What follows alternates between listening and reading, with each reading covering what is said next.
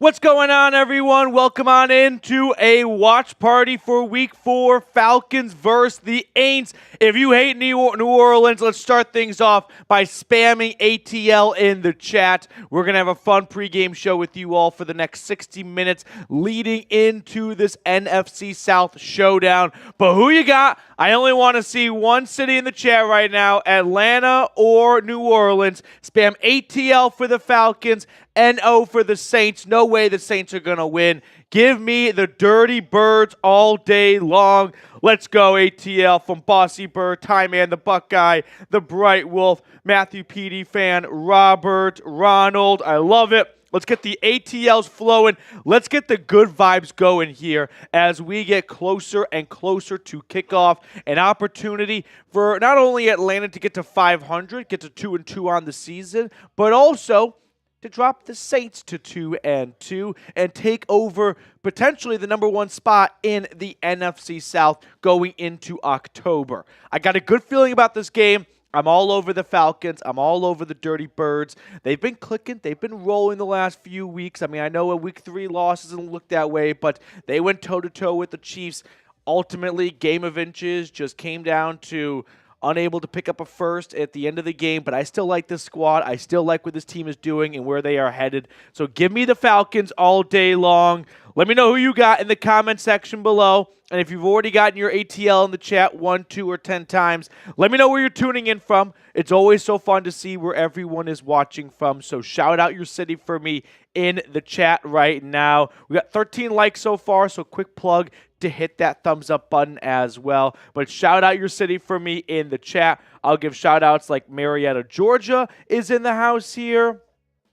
Where else is everyone tuning in from? We've got Quincy, Illinois. I've got Tucson, Arizona here. Somerville, Georgia. Kenneth is in Atlanta. We got Arkansas in the house. Atlanta from Iowa here. Reginald is in Jonesboro, Georgia. I've got the Bright Wolf over in Stone Mountain. I've got Robert in Atlanta. Shaylin's in Dallas. Love to see it. Big Dog is in Leesburg, Georgia. Let's see. Robert, like I said, in Atlanta, Georgia. Keep getting those cities in the chat right now. We're going to put it on screen for everyone watching to see. So don't be a stranger. Don't be afraid to pipe in the chat every so often.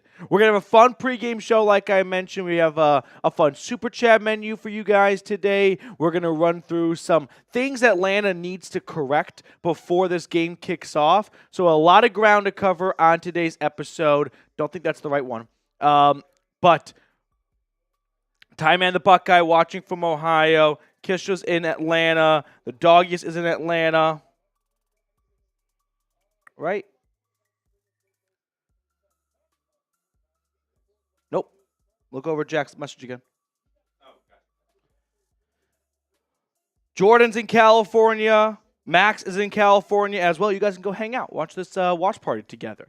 Now, while you're getting your cities in the chat, I'm going to take a quick moment of your time to tell everyone watching about a great sponsor, which, by the way, calls Georgia home, and that is PrizePicks, America's #1 daily fantasy sports app with over 5 million active members, where all you do is pick more or less on 2 to 6 player stat projections and watch the winnings roll in.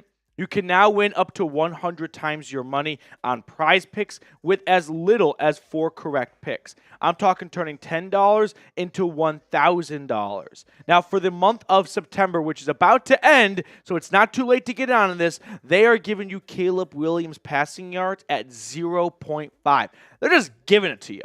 Take the more on that, and then all you've got to do is get one other stat prediction correct, and boom, you are 2 for 2 and you are done. So these are my selections for a little bit of the Falcons game and also just the noon slate in general. So if you like my selections, feel free to ride with me. Download the PrizePicks app today and use code CLNS and get $50 instantly when you play $5. That's code CLNS on PrizePicks to get $50 instantly when you play $5. You don't even need to win to receive the $50 bonus. It's guaranteed. I put all that information because I love you all in the comments and description of today's video. PrizePicks, Run your game. Okay, let's talk about some of the corrections I want to see Atlanta make going into week 4. First correction is third down offense. The Falcons are one of the worst in the NFL. They have gone 2 for 9 on third downs for 3 straight weeks. Now, it's kind of easy to say stuff like this. Be better on third down. Don't turn the football over. But how do you actually do that? If you want to get better on third down, you got to get better on first and second down. Don't put yourself in third and long. In the NFL, that's just way too difficult to convert at a consistent rate or even at an acceptable rate. So, if you want to get better on third down, let's get better at first and second down. The next part about getting better on third down is you've got to find a way to become unpredictable, okay?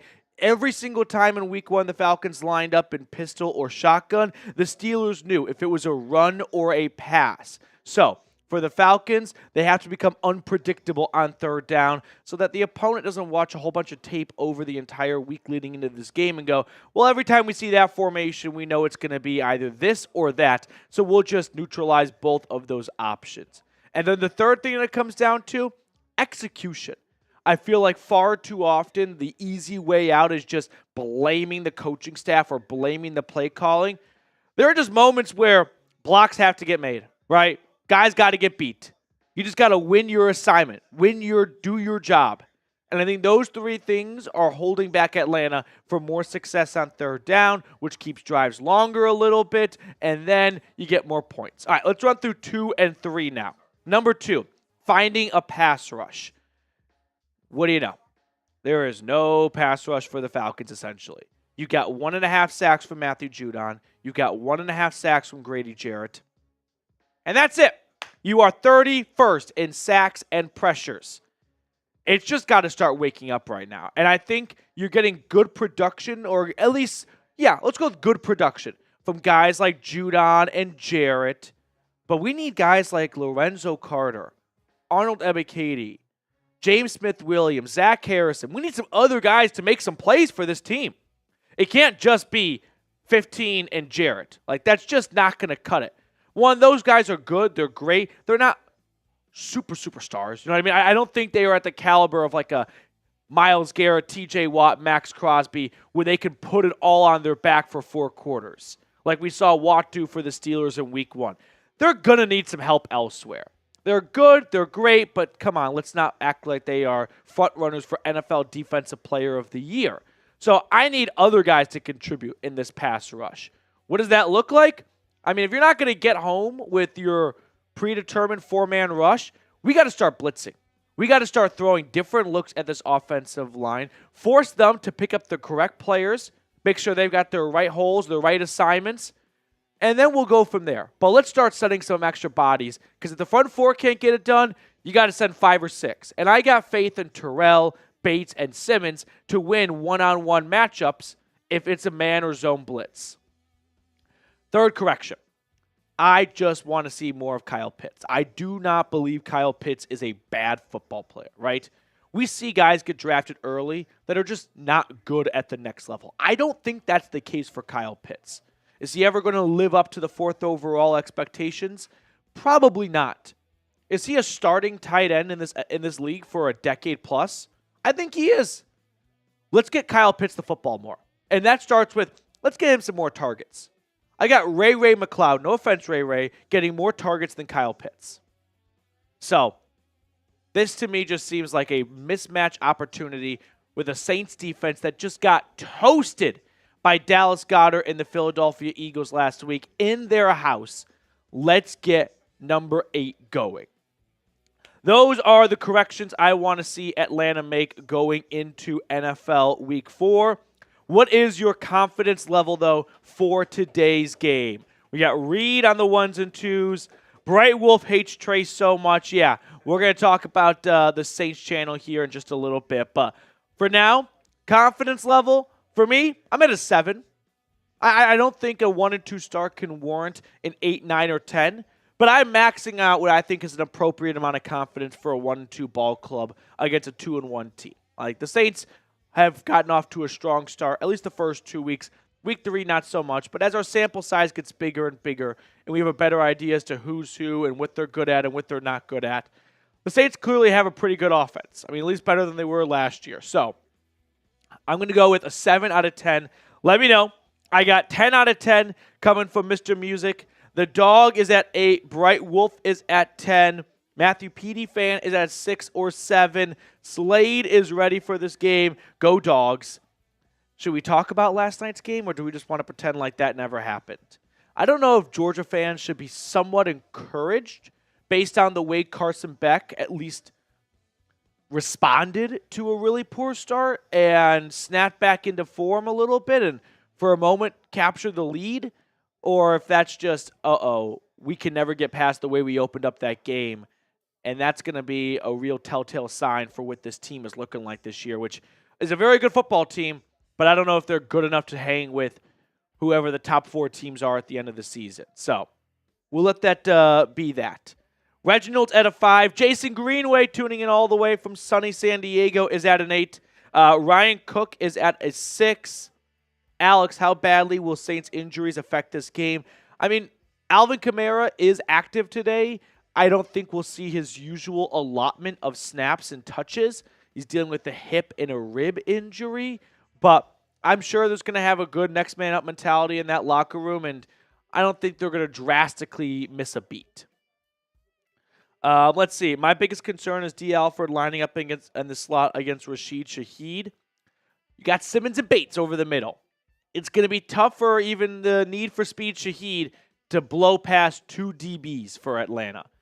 And I'm sure Jesse Bates and Justin Simmons have done plenty of tape and film work on Shaheed to go, okay, he's more, I would say, completely a one-trick pony, of just a guy that can run really fast and just a track star. Like, he's got more tricks in his bag, but as long as you don't let him get past you in the second level, you're going to be in an okay position with him and his speed. 6.5's coming in from Austin and from Bev. I'm calling it right now. Derek Carr pick. Derek Carr pick. By? Jesse Bates. Jesse Bates. I like it. I like it. He's gonna try. He's gonna try something, and it's not gonna work. Mm-hmm. Like you can't throw on this defense. We have 23 likes. We have 3x plus the amount of people watching than that, though. So if you have not liked the video yet, we're going to be going head-to-head with the Saints channel pretty much in every single measurable metric. Likes, super chats, subscribers, and then most importantly, the score. So if you want to help take down the Saints in every single facet, hit that like button, hit the subscribe button, and if you're able to, super chat, because we have a fun super chat menu for today's watch party. I think you guys might get a kick out of it, so we'll throw that on screen here. Drake, Chris Olave is expected to play. However, I don't think he's going to be nearly at 100%. So we're having a super chat battle with the Saints channel here at Chat Sports, hosted by Trace Gerard, who is, I'd say, top 5 in the world of hating the Atlanta Falcons. This is a guy that every single day walks in, and he just looks at the world as a way to try and disparage the Falcons. Everything ultimately goes back to the Falcons suck. It's like that Wikipedia thing where you're 6 clicks away from Hitler. Like, he is always just 2 clicks away from, and this is why Atlanta sucks. So if you want to take down Trace and the Saints and you're able to super chat, $2 super chat, we give you a shout out. $5 super chat, we're all going to spam F New Orleans over in the Saints live stream of this watch party. So we'll all hop in there, myself included, and just start spamming F the Saints. Every $5 super chat, we're just sending the cavalry. We're just going to bombard them. We're going to blitz them all day long. The MVP, by the way, of today's watch party, which is whoever sends in the largest super chat, is going to get a Falcons jersey. And we got some cool Chat Sports merch. We're going to send you a Chat Sports hat as well. So you pick the player, and then we'll send you a hat for whoever sends in the largest super chat. And, of course, we have our Dirty Birds Club $100 super chat. We'll add your name on screen, and we'll give you shout-outs for the entire 2024 season. Jose Santana, Ken Ballard, Trey1222, Jason Landino, Reese Atkins, Archangel, Angry Liquid, Jeebus H. Christ, Dictator JC. Appreciate you guys for being such loyal and dedicated supporters of the channel. If you want to get on the club, in the club, and then get shout-outs all year long, $100 super chat, and we'll toss your name on screen for shout-outs during our watch parties and then during our videos that come on throughout the week as well. Okay. We got 27 likes. Let's get ourselves to 30 likes here as we get closer and closer to kickoff. Falcons, slight favorites in this game. What was the closing line? I want to say 3. Falcons, let's check it out. Where did it go? Oh, it's right here. -2.5. I like Atlanta in this game. I do. And this is not just a homer bias take. I'm always sniffing out trap games, and I don't think this is one of those games. I think this is the Falcons starting to really put together what was a good body of work in a lot of ways, week 2 and week 3, and now they don't have to go up against an absolute juggernaut of the AFC and a really good team from the NFC. They can kind of, okay, let's just play our game here, and over 60 minutes, that's going to be enough to take down the New Orleans Saints. So I like the Falcons in this one. Alex, no ties. I hate ties. I mean, like, I like ties when it happens to other people, but computing just the standings and what you need to do to make the playoffs at the end of the year with a tie tossed in, it's so confusing. I hate it. I'd almost rather lose so I don't have to do the math of, well, when you're 8-4-1, are you behind a 9? Like, I don't want to do that. I don't want to do that. Jose Santana is in the house here. Good to see you, Jose. We got Ty Man the Buckeye. Nearly 100 people tuned in here. So if you're watching right now and you're able to get in the chat, who will score the first touchdown? Get your predictions in. I'll give you guys a moment. I'm going Kyle Pitts. Kyle Pitts? Kyle Pitts. Kyle Pitts. I like it. I like Pitts for the first touchdown. I'm going to go first touchdown. Can I interest you guys in a Tyler Algier? Maybe a little goal line touch, little 3-yard run. Atlanta goes up 7-0. Kind of like Algier. Slade says Drake London. White Lean is going Bijan first touchdown. Jason says Bijan is due. Bijan scored last week, did he not? Yeah. So, I mean, I hear you still. Josh says Jesse Bates. That'd be incredible. Matthew Petey fan says Darnell Mooney. I like that one. If you guys remember, I did a video before the season started about Falcons fantasy football preview. And I was like, my number one value pick is Darnell Mooney. He's not even getting drafted in like a regular 10-man league. And he's going to be the number 2 receiver in a Kirk Cousins heavy air-leaning offense. And sure enough, Darnell Mooney's out to a really strong year. A really strong start. Kolb is going with Charlie Werner. Kolb, you also the same person who last week had Charlie Werner in like their anytime touchdown parlay that did not work out as Werner has never caught a touchdown. Bright Wolf, I'm working on it. Christmas can get here soon. Let's see. First touchdown, Bijan from Mr. O. The dog says Bijan as well. I'm tempted to drop Drake London for my team and replace him with Mooney. That's a bad idea, Austin. Don't start panicking on London, who, by the way, has gotten off to still a good start. Like, he gets more receptions than anyone else on this team. So I still like Drake London. Ty Man the Buckeyes going with Bijan. Robert, game day meal today. Everyone's welcome to play along. We got at Chat Sports today quesadillas catered in. The only issue is they came like 10 minutes before we went live. That's mostly why I was like 1 or 2 minutes late, because I was just wolfing down 2 quesadillas. But pretty solid little breakfast treat. Little steak quesadilla.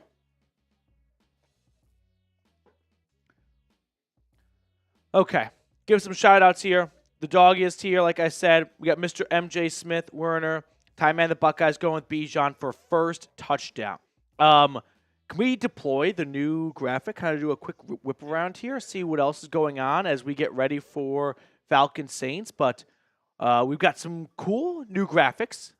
You guys are going to be somewhat of the guinea pigs of it as we unveil it today. So Hopefully everything goes smoothly. I'm sure it will. But we got a couple of fun matchups here. Okay, so as always, some good matchups in the NFL world. Andy Dalton and the Panthers getting ready for the Bengals.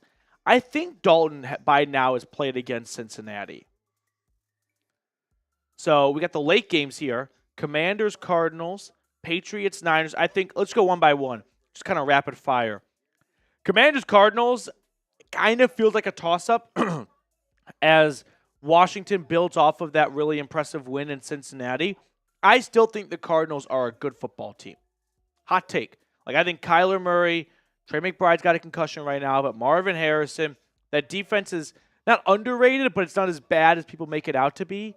I like the Cardinals in that one. I think the Niners are going to roll the Patriots. Like, they're going to win by 30.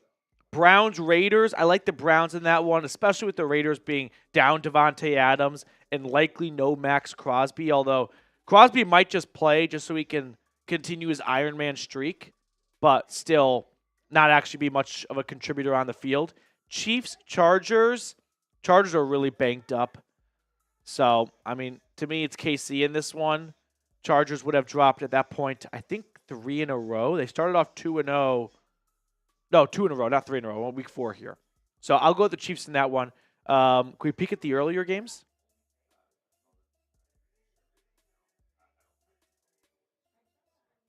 Okay, maybe ask Sam. It doesn't sound right.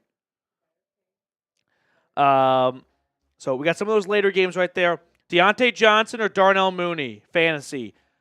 No Adam Thielen, so I'm going to go with Darnell Mooney still. I kind of like Deontay just because of the amount of targets he's going to get and the way Andy Dalton moved that football last week. All right, let's go Deontay Johnson. That way, if Mooney doesn't have a great week, you're not like in double suffering for him not playing well and for your fantasy team. Let's go Deontay Johnson. Jose, final answer. Deontay Johnson. If he only has one grab for 9 yards, I might have to quit my job. 119 people watching right now. We're at 37 likes. Can we get to 50 likes? 13 likes away. Help us get to like a baby milestone. One of my friends was in Berlin today running the marathon, and I was up late last night because I had to go to Austin, Texas for a friend's engagement, and I had to drive back home that night for, obviously, the watch party this morning. So I was kind of loosely following his marathon duties or marathon achievements and milestones.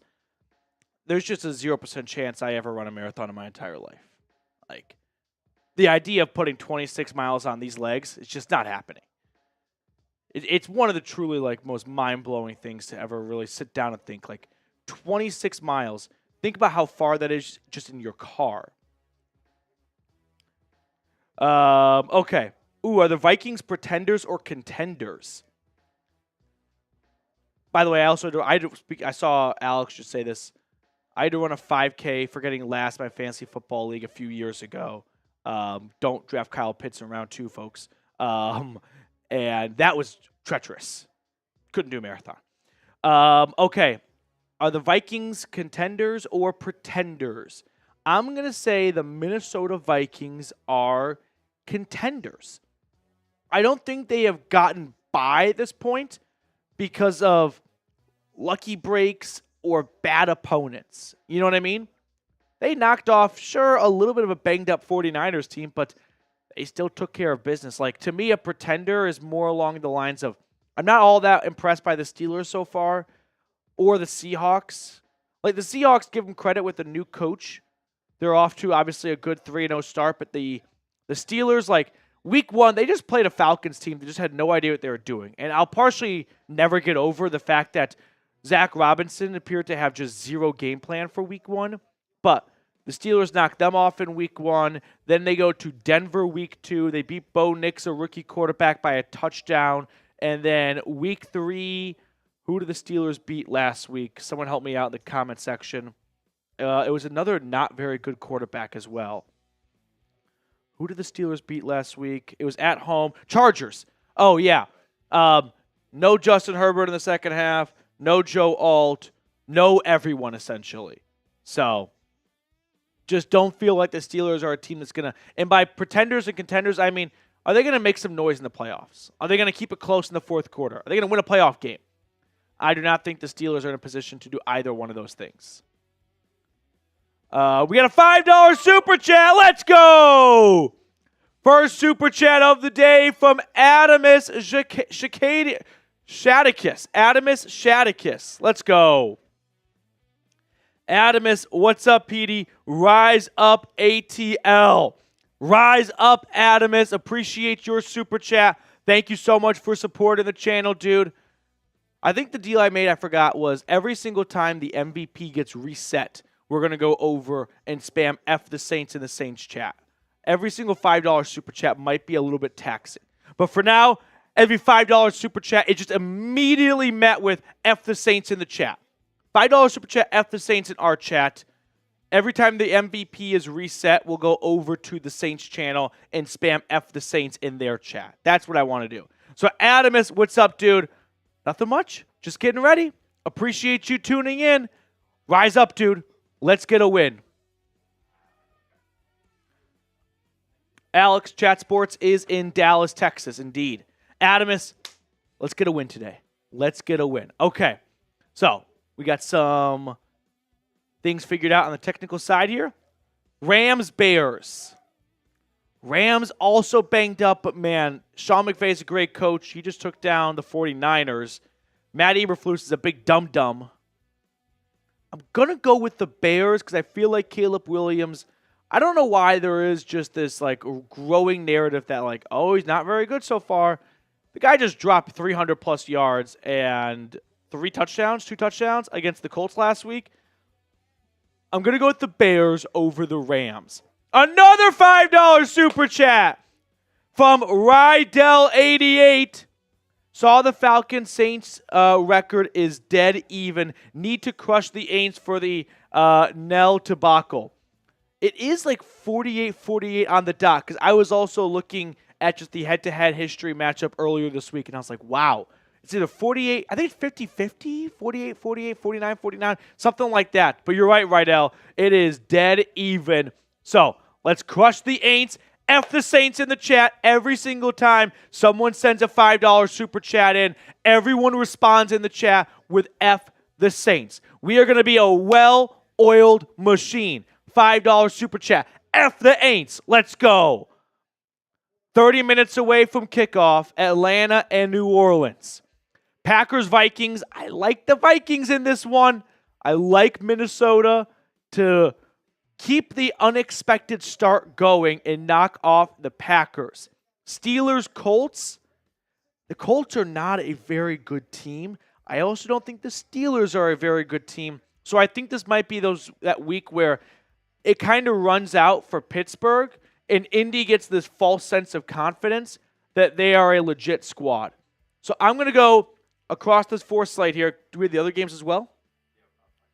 Okay. I'm going to go Falcons, Bears, Vikings, Colts. Screen record that right now. We'll circle back in 3 or 4 hours. All right, quick shout out to our wonderful sponsor, PrizePicks. PrizePicks is America's #1 daily fantasy sports app with over 5 million active members, where all you do is pick more or less on 2 to 6 player stat projections and watch the winnings roll in. 1 Caleb Williams passing yard gets you 1 win on PrizePicks every week in September. That's right, only 1 yard gets you an automatic win every football weekend in September. Now here's the deal, y'all. It's September 29th, so we are running out of time. These are my selections for today. I really like this Tyler Bidet one. More on 15.5 rushing yards. I also like the more for Darnell Mooney. I took it at a Goblin, which lowers the stat projection, so easier to obtain, but just not as big of a payout. And then I took the less on Chris Olave at 4.5 grabs. AJ Terrell and Olave banged up. I like the less there. So download the PrizePicks app today and use code CLNS and get $50 instantly when you play $5. That's code CLNS on PrizePicks to get $50 instantly when you play $5. You don't even need to win to receive the $50 bonus. It's guaranteed. PrizePicks. Run your game.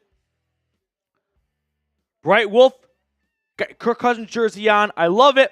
Austin's getting CLNS in the chat. Ben, rise up. 183 people tuned in at the moment. If you have not hit that thumbs up button, we have to assume you're an enemy of the state. You're a fan of the New Orleans Saints. You're going to get a big FU from the chat. Let's run through some of the other 12 p.m. games, or 1 Eastern, 12 East Central. Broncos, Jets. I like the Jets in this one. I'm not really blown away by either team so far this year. Like Denver 1-2, the Jets 2-1, but have the Jets looked like, a tough squad just yet? I don't think so. So I'll take the Jets at home in the rain. Eagles, Bucks. Got a fun little playoff rematch here. I'm going to go with the Eagles in this one. I just think they are a better team. They tend to have drama surrounding them, but the talent, I think, can be enough to lift them over Tampa Bay. So, sorry. No, go for it. Go for it. Yes, they are talented, but not today. A.J. Brown, Devontae Smith, Lane Johnson, all out. To me, that's almost a good thing. And let me tell you why. Underdogs. They are now like gritty. Underdogs. Everyone's counting us out. Yeah. No one's giving us a shot. I didn't realize Smith and I didn't realize Brown was out. A.J. Brown's done. So no Brown, no Devontae Smith, no Britton Covey. If you guys remember when we played Philadelphia 2 weeks ago, that was their shifty little white slot guy. He's on IR. Yep. So I don't know who's catching the football for them. Jahan Dotson. Jahan Dotson and Saquon Barkley and Johnny Wilson. Johnny Florida State. Yeah. So I'm still going to go with the Eagles. I actually like them more banged up. If they were healthy, I would take the Bucks. Bengals have to win this game, right? Like, you always get a little bit of a bump when you get an interim head coach or a backup quarterback. They got that bump last week in Las Vegas. It comes crashing down. I'm going to go with the Bengals. And then Jags, Texans. Unpopular opinion. Not overly impressed really with the Texans so far. Right? Week 1, they go to the final minute of the game almost with the Colts, who I don't think are very good. Week 2, they beat the Bears by a touchdown. Week 3, they lose to the Vikings. I think the issue with the Texans was people got in bed with them way too quickly. They won 9 games last year. They would not have been in the playoffs if they were in a halfway decent division. And because of that, it got them an opportunity in the dance to make some noise, which credit to them. Winning a playoff game is not easy at all. They went right down to the wire with the Ravens, who kind of choke in the playoffs anyway. I don't think the Texans are just nearly as good as everyone seems to think they are. So I'm taking the Jags in this one. Trevor Lawrence gets his first win of the year. Give me Jacksonville over Houston. Taylor Elwell, F. Nollins. Hashtag bacon sweet potato pancakes. Hashtag fight me. Is that your breakfast order? I've never heard of bacon sweet potato pancakes. I do like bacon pancakes. They kind of drizzle bacon bits into the batter. But that's a new one for me. Taylor, thank you so much for your super chat and for supporting the channel. Rise up. Nearly 200 people tuned in right now. Getting closer and closer to kickoff here. Who you got? Falcons or Saints? We asked it earlier, but with a whole bunch of new bodies in the stream here, we'll revisit this question. Atlanta or New Orleans in our first NFC South matchup for the Dirty Birds. I'm taking the Falcons. Arthur Smith, he's going to be stalking the sideline. Which, by the way, I saw some hilarious tweets last week. Sometimes you see funny tweets and you're like, why didn't I think of that? Because that didn't seem like that tough of a tweet to think of. But it was like, the Falcons tweeted out, like, Arthur Smith is going to be inducted into the Falcons Ring of Honor tonight. And it's like, man, I wonder what Arthur Smith was like when he got that phone call. Like, he called himself. He put himself in his own Ring of Honor, which is a little cringy-ish. But when you're a billionaire and you're 80 years old, I'd probably do the same thing. Okay. Are we talking about Carson Beck? That was a rough first half. If you don't know, I'm a Tennessee grad. So last night, I wasn't really rooting for either side to be successful. There was never a moment where I was like, yes, touchdown Alabama, or yes, touchdown Georgia. I was more of rooting along the lines of what's the best outcome where both teams don't look very good. And I kind of got that last night. Like, Georgia was awful in the first half. Alabama was bad for much of the second half. So both teams kind of showed some vulnerability. But yeah, Carson Beck, he is not an NFL quarterback or a Heisman contender, in my opinion. I think what sucks. Did I say Arthur Smith? Arthur Blank. My mistake. He's still haunting your memories. I think with Carson Beck, it was so funny. Marshall Green from our Giants Now channel. Bless you. I think the issue is I get like I wouldn't say a cold, but there's a fan that blows on me, and I need the fan, otherwise I get kind of hot. Yeah. And I feel like that just gives me like a runny nose with like just a direct stream of cold air just right to my face. So I don't really know the solution. Just don't sneeze. I'll try not to. Carson Beck, from according to Marshall, is Daniel Jones with tattoos. Yeah. It doesn't It's help. Not great. He also just like, he doesn't really strike me as like an NFL quarterback from a size standpoint. Really lengthy. He's Jake Fromm again. Jake Fromm had some meat on those bones. But I'm saying, like, in terms Like, of Carson Beck looks like a coke addict. Like he's just not he's not eating anything. Gotta get some protein on him. Beck just threw another interception. That's funny. I like that. Okay. Here we go. We got some other questions you wanted to ask or throw on screen? I don't know where he's going with this. Tim Green, good to see you, my guy. You know it, my man. Robert, most important player today. Great question, Robert. I'll go one on offense, one on defense. Most important player on, let's start with the offense. I'm going to say against this Saints defense, I'll say Bijan Robinson. I just feel like last week Saquon provided a blueprint to, attack the vulnerabilities of this New Orleans run defense. I'd love to see Bijan get to 100 yards on the ground for the first time this year and really just run all over New Orleans and put together some explosive plays. So I'm going to go with Bijan offensively. I know it's kind of basic, but I do feel that way. And then defensively, we're talking about slowing down Derek Carr. I think A.J. Terrell needs a really solid outing. He hasn't been bad or anything like that the first few weeks, but he just hasn't looked like a top 5 highest paid corner, which he is. So I'm going to go with Terrell to really silence and muzzle the New Orleans passing attack through the air. Give me Terrell on defense, Robinson on offense. Jason says need Troy Anderson to have a better game.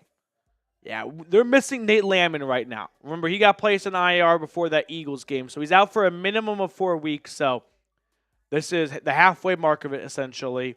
And once he comes back, we might see him, if he's healthy, in for a large role immediately if Anderson doesn't start to put together some solid weeks here, because he hasn't been bad or anything, but he hasn't been great. How about that? Let's say something nice here. He hasn't looked like, oh, that's going to be the focal point of the middle of your defense. Who you got? Falcons Saints here. Hand me that. I don't know. I swear it's the fan. It's got to be the fan. Well, maybe it's just the studio. Maybe we got a dust or something. And they're interviewing Saquon. Oh, how are we feeling today? Oh, trash can. Okay. Oh.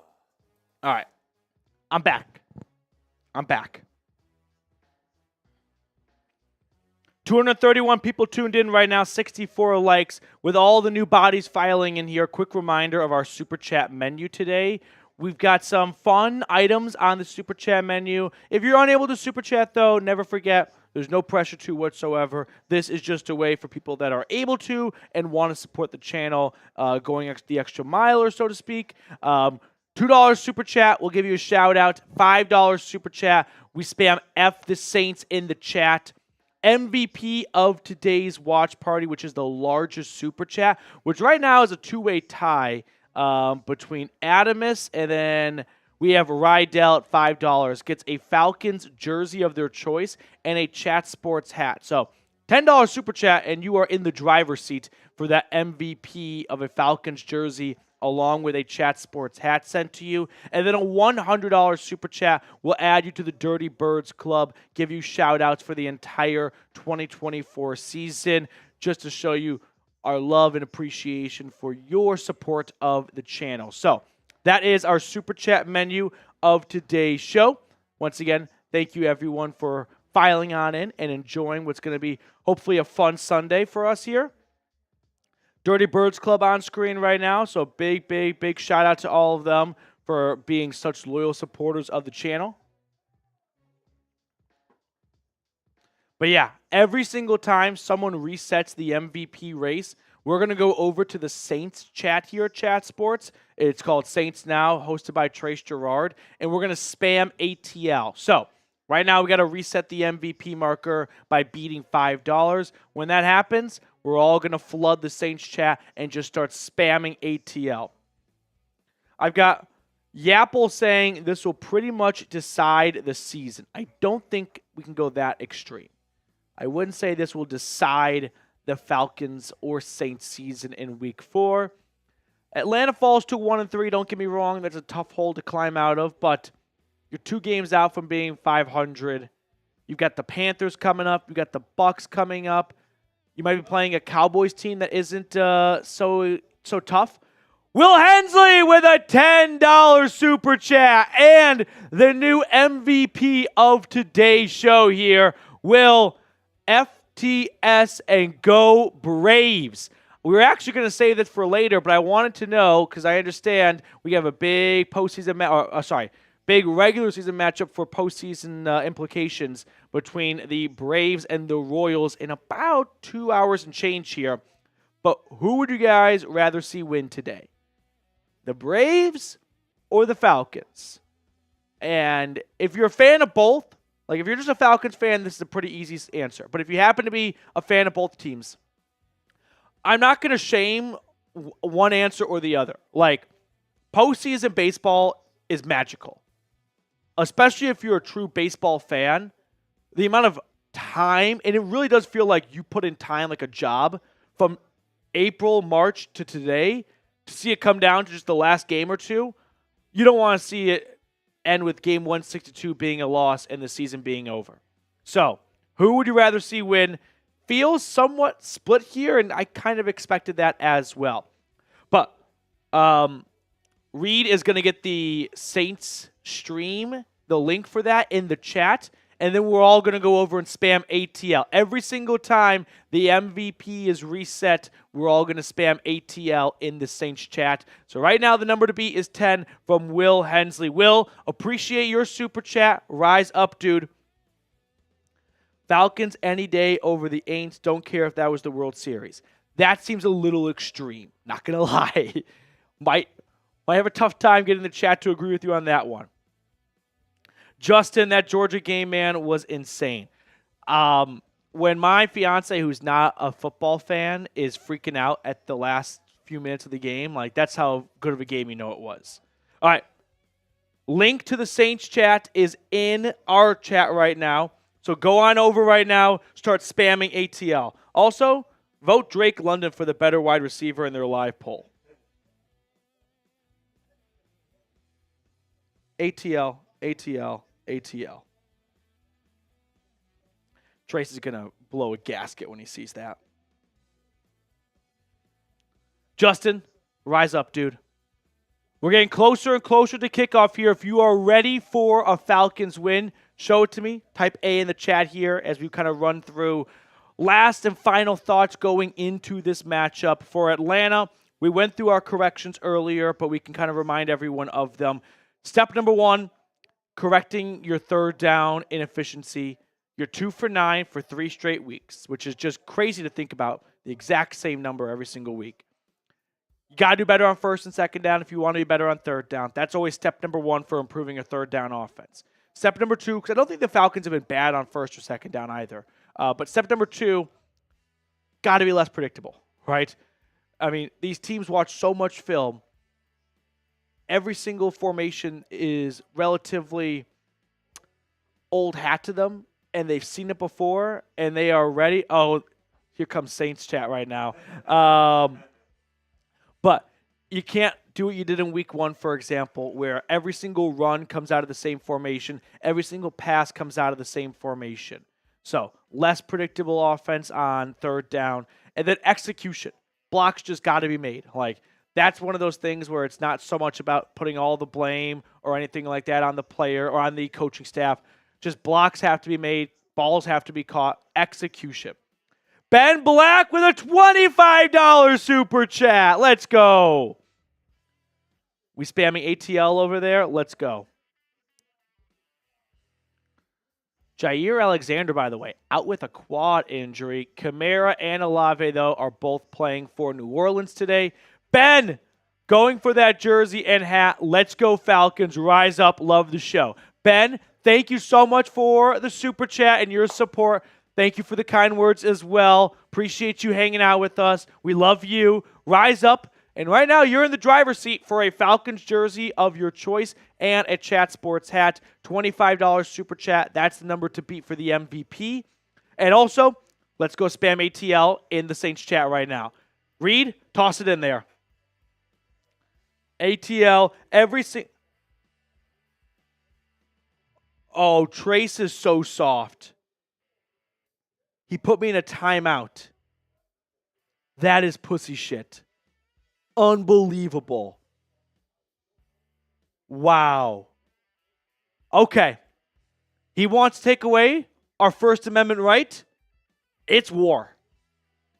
Spam ATL over in the Saints chat right now. Click the link. It's in the chat. Spam ATL for me. He won't let me. You have been placed in timeout by the owner of this video. Unreal. Reed's doing it. I've got Matthew Petey fan in the chat. I'm giving shout-outs to everyone who spams ATL over in the same.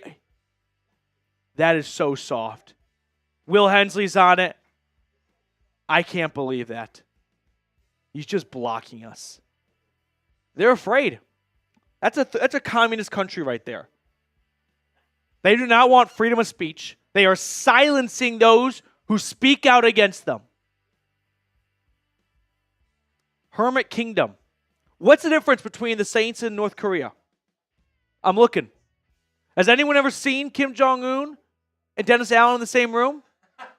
I don't think so. That's embarrassing. You know what we're not going to do? We're not going to silence them.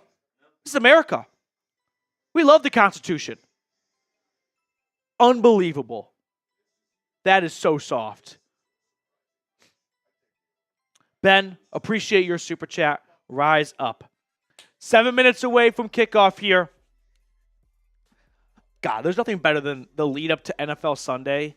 Like, college football lead up is fun because, like, college football lead up is just watching game day. I wouldn't say stress free, but NFL lead up is just pins and needles. It feels like your entire week is about to be determined by the next 30 minutes. Yeah. Which team do you hate the most? There's only one answer, but I thought we'd toss the other twos there just to keep things spicy. Aints, Bucks, or Panthers? Let Trace know. Whoever his producer is, let him know they're soft for doing that. I don't know who it is. I'm guessing Tex. That seems like a... Oh, I think you're right. He is on Vikings. Who would be soft? Could we call it? No, he's on Bears right now. Is he going solo? It's Smitty. That's right. Smitty. one of my closest and most trusted confidants. It's right in front of me at work. I didn't realize I was sitting next to a big pussy. Unbelievable. Derek Carr is playing. Derek Carr is indeed playing. Hey, we're at 79 likes. Let's get ourselves to 100 likes before kickoff. So if you have not hit that thumbs up button just yet, please go ahead and do so. I liked Smitty before. No longer. It's going to silence us. No longer. Dude, they're that afraid of the wild. Falcons. They're afraid. They are dead. They are actually afraid. Throw the house on the Falcons today. I mean, if you're Because scared, bad you juju. can't play. Roger. He's doing the same thing to me too. We're going to come back later. Adamus, we're going to come back with, we need our Trojan horse. We need our Trojan horse. I think we got to get in there, just compliment Bourbon Street, let them kind of think we're friends of theirs, and then blitzkrieg them. Just start spamming ATL. Okay. Adam is with a $5 super chat. Am I about to jinx it, but are they working kind of? Oh. Adam is, what's going on, buddy? Saints fans going to be real quiet when Jesse Bates and Simmons pick off Carr for the 10th time. I can't wait. The 10th time? I am so excited to lose my voice for a Justin Simmons interception. It's going to be like a cartoon in here. This is a green screen behind me or a green wall. There's going to outline of me, a little silhouette, running through that to go over to the Saints studio and make fun of Trace and Smitty. Remember, every time we get a $5 super chat in, it's like a roll call. We're at camp right now. $5 super chat, automatic F the Saints in the chat. F the Aints in the chat the moment someone sends in a $5 super chat. Okay, here we go. Kickoff just 4 minutes away. Spam A if you've got the Falcons winning this one. 8 likes away from 100. Let's get the good vibes going here. Get some good mojo here as this defense prepares for a banged-up Saints group, but I don't want people falling asleep at the wheel because one of the biggest mistakes people can make in the NFL is when guys are injured and they just assume the backups are awful. This is the NFL. The backups are still very good. I remember an interview that I think it was Dan Orlovsky, and he was obviously not a good NFL quarterback. So I don't think he was talking about himself too much, but he just talked about the difference between starting quarterbacks in the NFL and backup quarterbacks isn't so much about like arm talent. It's just the ability to make the correct decision a little bit quicker. Sure, there's probably a little bit of like, oh, he's got a stronger arm, but it's not like the backups have noodle arms and just can't push the ball down the field. So I think the same can be applied to a lot of different backups where, yeah, if you're missing a starter, it's not great, but it's not like the game's over before it begins. Okay, here we go. Getting ready for kickoff, though. I just love the dun dun dun dun dun dun dun. Power rank the intro theme songs. Fox is number 1 for me. No, I don't know. You were doing like ESPN. You were doing ESPN Monday Night Football. Dun dun dun dun dun dun. I like Fox number 1. I can't play them otherwise get copyright. But CBS is good. I like NFL Network has like the clocks chiming. Dun dun dun dun. Dun. Like I can't repeat it, but you know it. That's a good one, especially because like that's like a Saturday in December. Dun dun dun dun dun dun dun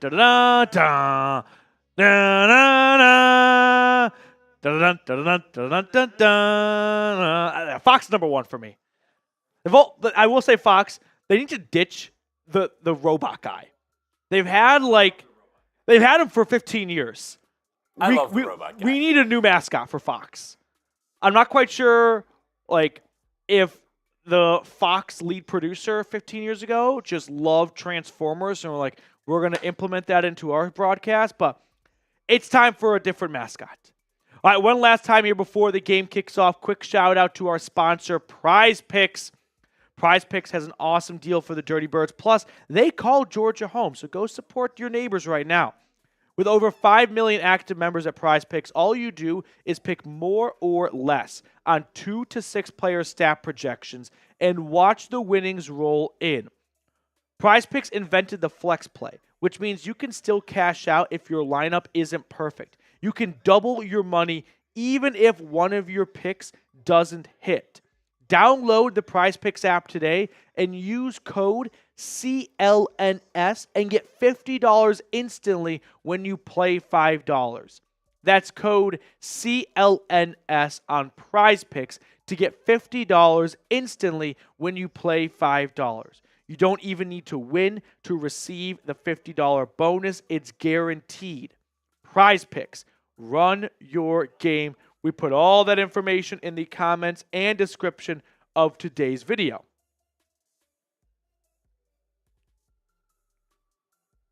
We got a $5 super chat coming in from Mr. Bentley. Let's go, Bentley. Predict the score, though, while we get that up. Falcons versus Saints. Final score predictions right before kickoff. I'm going to go Atlanta 24, Saints 14. Falcons win by 10, 24-14. Falcons over the Saints. Rise up, over or under 2.5 Atlanta touchdowns. I'm going to say over. I just took them 24, so give me 3 touchdowns. Give me a Bijan Robinson score, a Tyler Algier score, and a Kyle Pitts score. And then 1 Younghoe Koo field goal, and that's 24 right there. It is time for kickoff. Let's go. I get my red zone fired up. We are going to be cooking with gas here.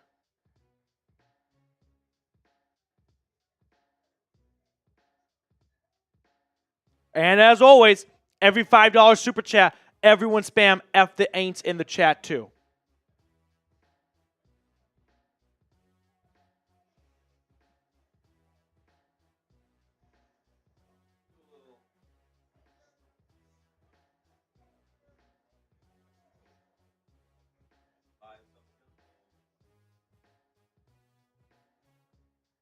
I like it. I don't know. There we go. So the goal for us today is to get to 26,000 subscribers. We're closing in on that number, 301 subs away. Get it to 25,700, and then we're going to try and get to 26K by the end of the show. So, key injury news, though, at kickoff, no Drew Dahlman. We know that he's on IR. Also, no Caleb McGarry. Not a big surprise to me. MCL sprain last week. Always felt like a very, very big long shot to play this week. Jeebus H. Christ with a $5 super chat right here at kickoff. Falcons will receive. They've got their throwback unis on right now, the retro logo. It's one of the best in the NFL, to be honest. As we are live from Atlanta, kickoff is going to get kneeled down for the Falcons, so they'll have 1st and 10 from their own 30. So that's where Kirk Cousins and company will start. Send the Saints home coping, please. I love it. I love it, Jeebus. F the Aints in the chat. I've got red zone on over here, so we'll keep you guys up to speed on all the other scores around the league. Yeah. So here comes Kirk Cousins. 1st and 10 Atlanta. Let's go, baby. Let's go. Under center from their own 30, Cousins. Takes the snap. It's a handoff to Robinson, and not a lot of room for Robinson. Just a gain of 2. Tried to go left. Nothing was there. Cut it to the right. Nothing was there. Not much of a pickup on 1st and 10. Ryan Nuzul at center, and Storm Norton at right tackle, filling in for the 2 injured Falcons offensive linemen. Everyone else is healthy.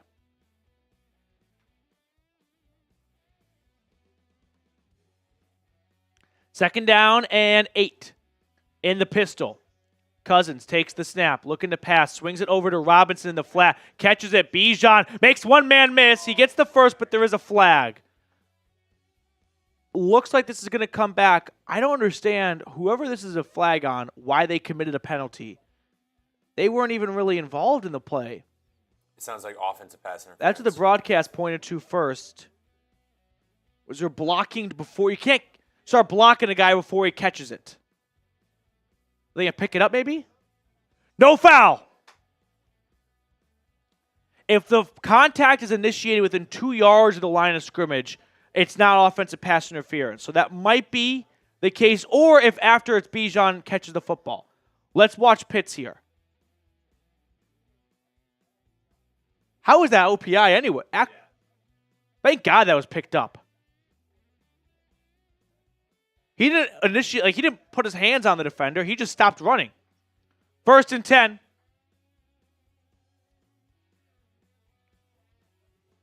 Out to their own 43. Cousins under center again. It's a play fake. Looking deep. Right sideline. Oh, incomplete. Looking for London. Just good coverage altogether.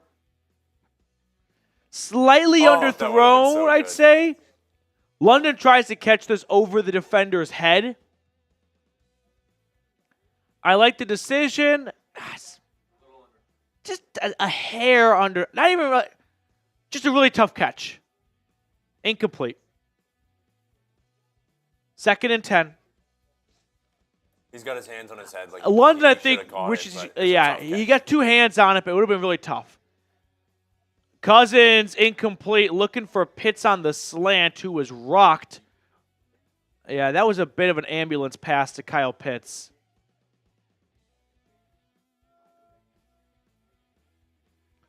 So, Pitts doesn't even really catch this to begin with, but still, it was not a good outcome. So 3rd and 10, snap to Cousins. Kirk looking, has time, throwing. This is caught, 1st down. Finding Drake London, who makes a really nice catch as well. There we go. Get those ones in there, baby. Let's go.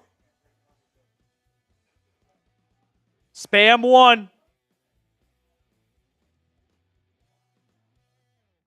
In the pistol, Cousins hands off to Robinson, who gets nothing.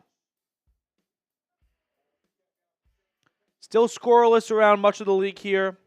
No early scores in the first few minutes.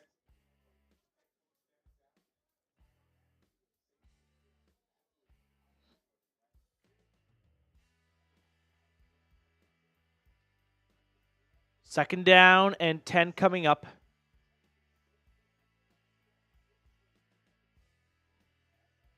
Kirk in the gun. Takes the snap. Cousins surveying, throwing over the middle. This is caught, 1st down. Finding Ray McLeod. A Saints helmet flew off at the line of scrimmage. This might be illegal hands to the face.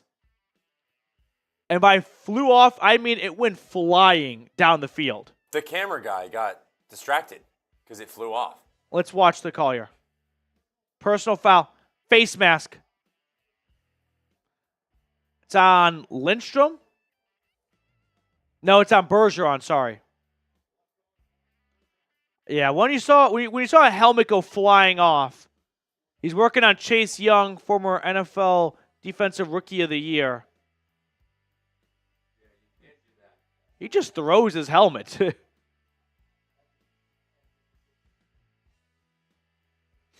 So, about a 35-yard swing. You go back 15 yards instead of going forward 10 yards, and they're back at their own 41 now.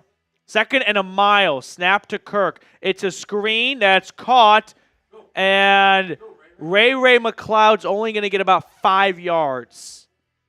So it'll be 3rd and 20 now. Man, that face mask really killed that drive.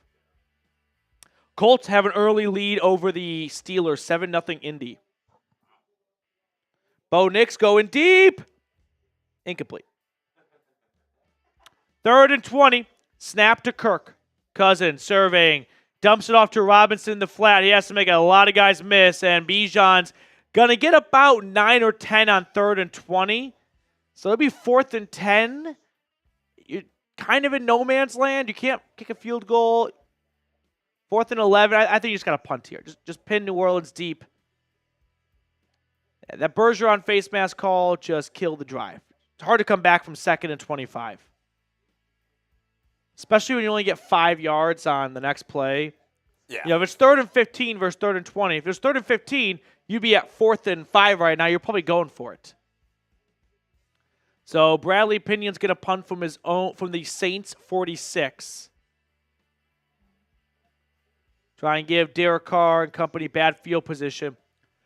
Oh, he bubbled it in the end zone. That's got to be touchdown. Touchdown. Touchdown. Yes!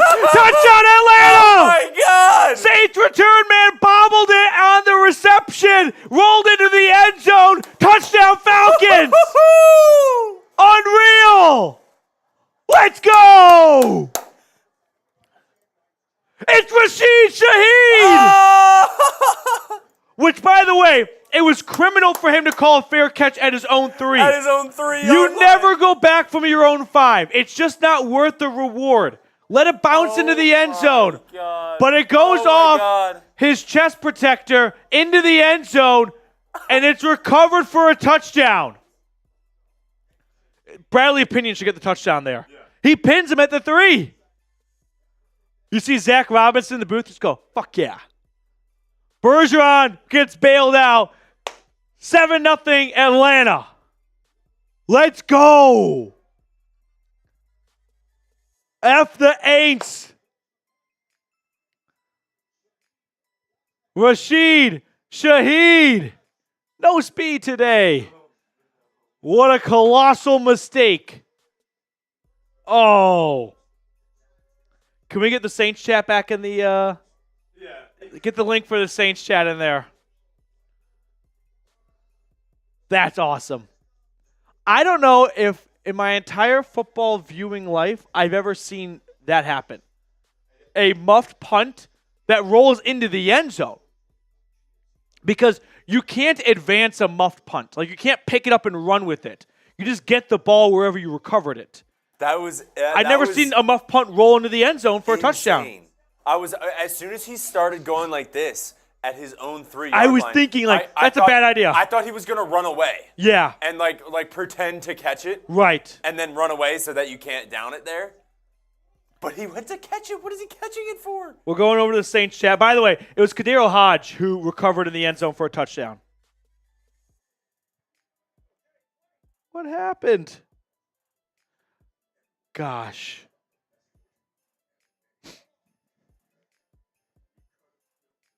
I'm telling Smitty, you're so soft.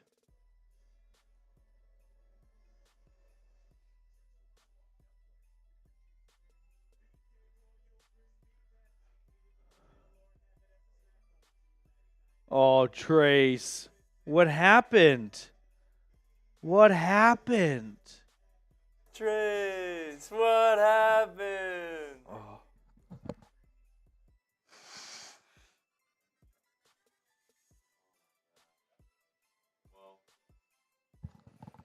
Austin, Kadero Hodge is good for one thing and one thing only, special teams. And we saw it right there. I'm curious to see how this touchdown is credited. Like, what does the box score even say for that play? Red zone peak here. I got to see what the box score says for this. Ooh, Bucks up 7. I can't believe, guys, I can't believe that just happened. Holy crap. What a way to start. What a way to start this game. I was like, damn, that face mask. We were driving so well. That's what I was thinking. I was like, we were driving so well. Well, that's a bummer, but it's a long game. You know, this game should not be determined by the first drive. I also agree with Lav.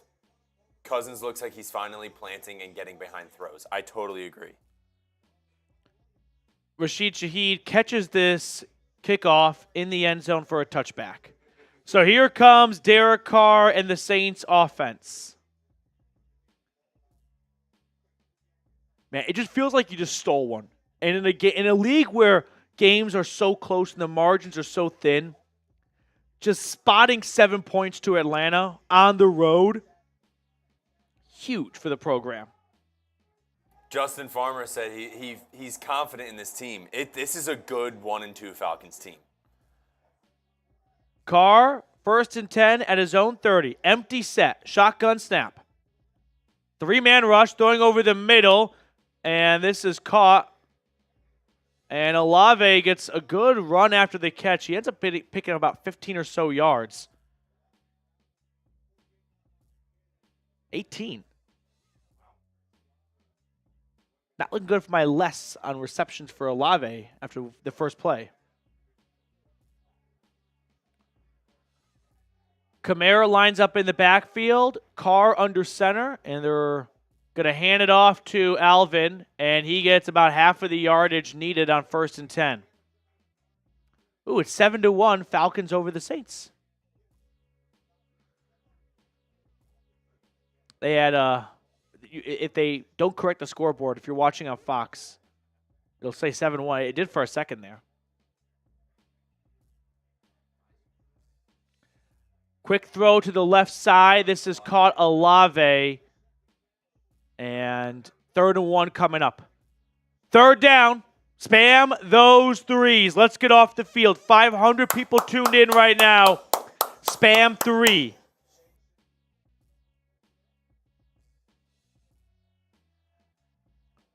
I would expect a run to either Jamal Williams or Kamara here. Let's see who they prefer in this short yardage situation. I see Taysom Hill in the backfield. That's the last guy we want to see. Taysom Hill is at running back right now. Carr will pitch it to Hill, who is going to get it. Yeah, wow. They had him like twice, and he just keeps going. Bounces outside for a first down. Look, it looked like they had him stopped for a 3-yard loss and then a 2-yard loss. Right there, Terrell just misses the tackle.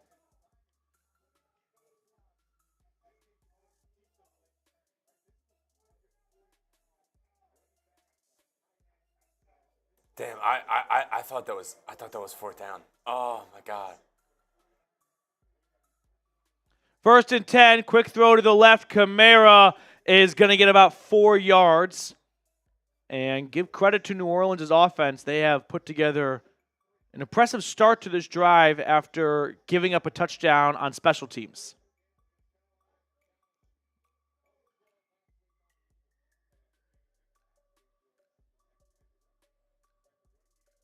Second and 7.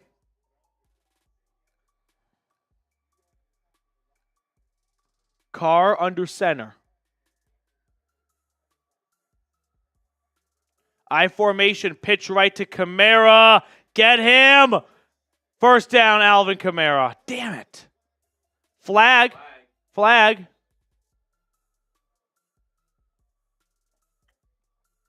Defense looks slow right now, I'm not going to lie. Defense looks like they are lagging themselves. Holding. Defense.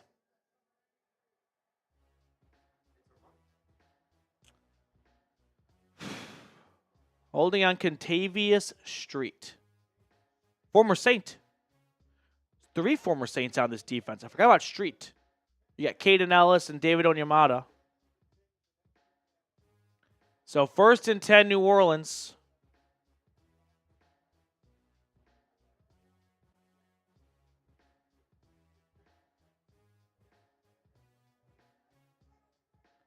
Snap to Carr. It's a designed quarterback run on 1st and 10. Oh, it's Taysom Hill. That's why. I was like, you're running with Carr? And they put Carr in motion. It looked like he was out at wide receiver. 2nd and 7.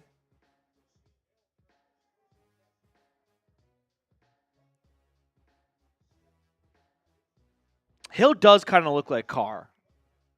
Similar body figures. Inside the PrizePicks red zone.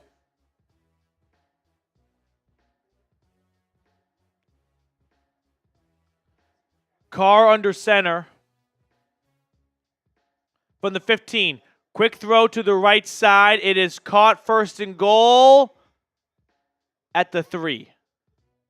Rashid Shaheed repenting for his blunder earlier. And it's going to be 1st and goal, New Orleans from about the 3. Jesse Bates making the tackle.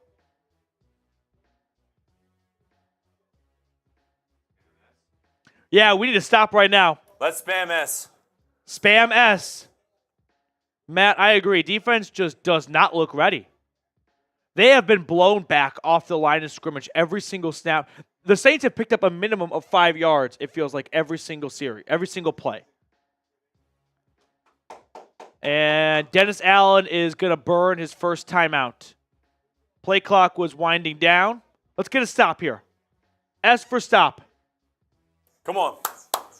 Here we go. All right, hold them to a field goal here would be huge. Yeah, especially at the goal line. But defense right now just looks like they're getting blown off the football. This is why I don't like reading too much into injuries. Like, New Orleans is down 2 starting offensive linemen. Offensive line does not look like they're missing a beat. They are winning at the line of scrimmage.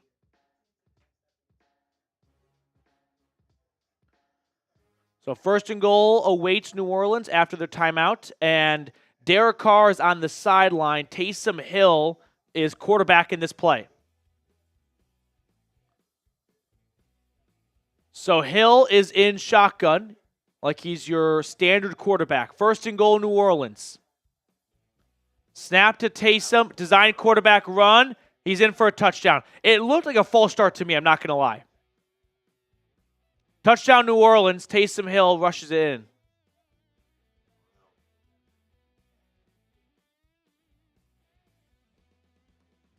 Doesn't it look like the left tackle or guard jumps a little bit?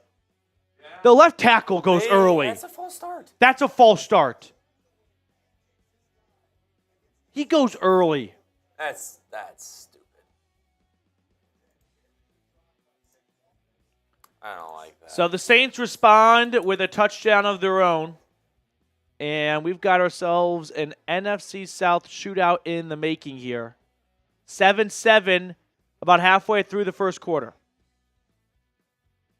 So, we'll have Atlanta football when they return. While they're gone, quick shout out to our sponsor, though, PrizePicks, America's #1 daily fantasy sports app with over 5 million active members, where all you do is pick more or less on 2 to 6 player stat projections and watch the winnings roll in. PrizePicks can help you turn $10 into $1,000 with as little as 4 correct picks. So download the PrizePicks app today and use code CLNS and get $50 instantly when you play $5. That's code CLNS on PrizePicks to get $50 instantly when you play $5. You don't even need to win to receive the $50 bonus. It's guaranteed. I put all that information in the comments and description of today's video. PrizePicks. Run your game. Not a good start defensively as we run through some of the games across the league here, but every single play the Saints won. I mean, the Falcons never made a stop. They never pushed him back. They just marched down the field. It kind of looked like a SEC bye game. You know what I mean? When the school of Deaf and Blind or the Citadel come to Tuscaloosa. And it's like, well, they just marched down the field with ease. Defense has some work to do on the sideline here. Red zone peak, though. Rams 3-0 over the Bears. Colts still leading the Steelers 7-0. Vikings on top over the Packers 7-zip. How about the Buccaneers, by the way? They are taking it right now to the Eagles. 2 first-quarter touchdowns. Jags, Texans, 7-7. I like the Jags in that one. Not popular, but I'm fading the public. Panthers, Bengals still looking for their first score. Same as Broncos, Jets. I mean, a lot of football left here, of course, but like, this game will come down to, I think, Atlanta's defense if the Saints drive down the field every single time that way. Okay. Come on, defense. Get your shit together.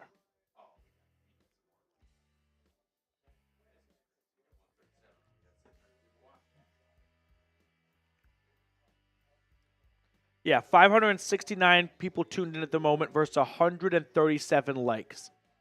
Just not going to cut it. Not going to cut it.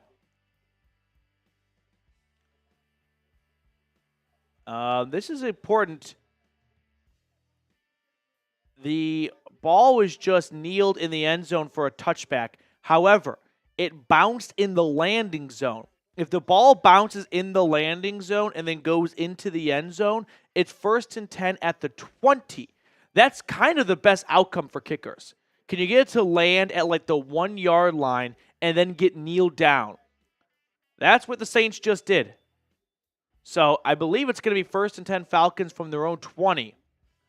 Yeah, 1 yard short on the kickoff results in 10 yards back for the Falcons offense. Cousins under center. Play fake. Throwing to his left. It is caught by McLeod. He's able to get out of one tackle for a moment. Just gets about 3.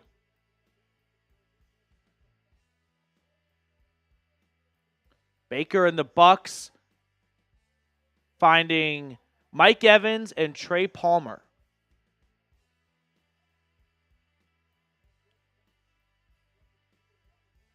Second and 7 for Atlanta. A lot of passes so far. Cousins 5 for 7, 40 yards. I think just one Bijan run, maybe 2. Here's another pass for Cousins. Throwing to his right side. This is dropped by Drake London. He has it, and then Alontae Taylor swats it out of his hands. That's just good defense. Yeah, it's a nice breakup by Taylor. The ball might need to be a little more outside. This is just a play where London needs to have stronger hands, right? He's got it, and it's just quickly swatted down. It's a little bit inside, so it gives Taylor an opportunity, but it's still a play that has to get made.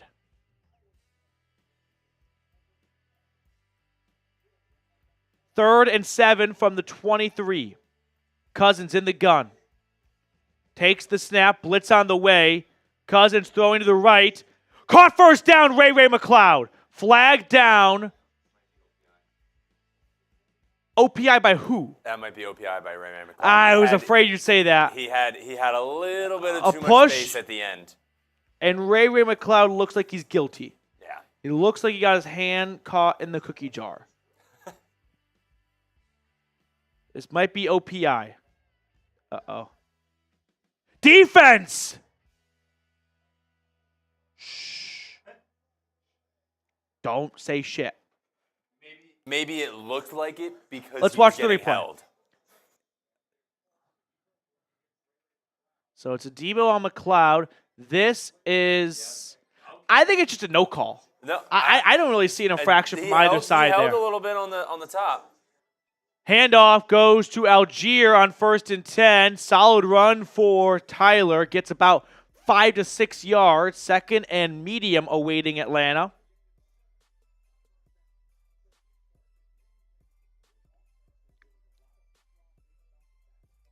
Second and 3.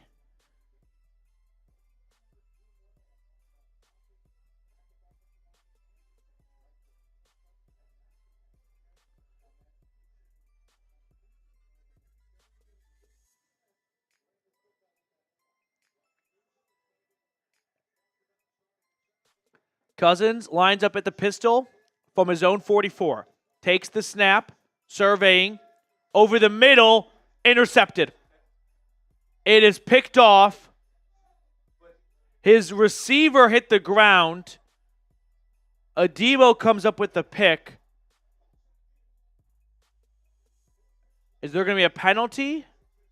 No. It looks like McLeod either gets tripped or just slips. But McLeod doesn't run. He does not finish running the route. Adebo finishes it for him because McLeod's on the ground. Interception. Saints football around midfield. Damn it.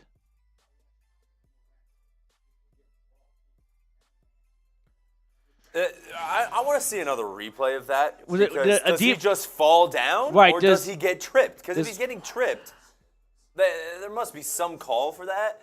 But if it's both just going for the ball and he just trips before, but still, if your feet get tangled up, like, I think McLeod just got sniped. taken down by the turf monster. And Adebo just does a good job of finishing the receiver's route. Like, okay, well, if you're not going to run it, I'll run it for you. Frustrating. Damn.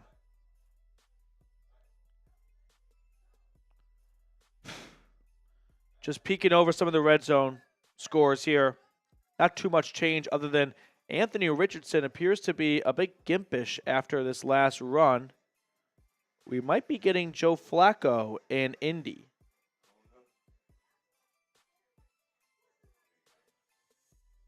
Super Chat menu with over 600 people tuned in right now. The MVP of today's show gets a Falcons jersey along with a Chat Sports hat. The MVP is whatever the largest Super Chat is. Right now, the largest Super Chat is Ben Black at $25. So 26 and above will get you in the driver's seat for the MVP. Every $5 Super Chat, we spam F the Saints in the chat, though. And every $2 Super Chat, we'll throw it on screen for everyone watching to see. So if you enjoy the free content and you want to get on screen and support the show, Super Chats do go a long way. Here's the Dirty Birds Club as we watch this Ray McCloud route. Does he go down on his own? He's kind of helped to the ground by Adebo.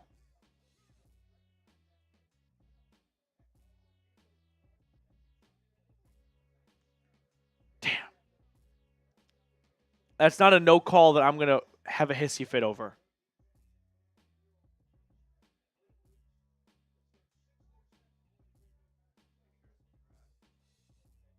First and 10. Saints have it at their own 48. Quick throw caught to Olave. Yeah. Second down coming up.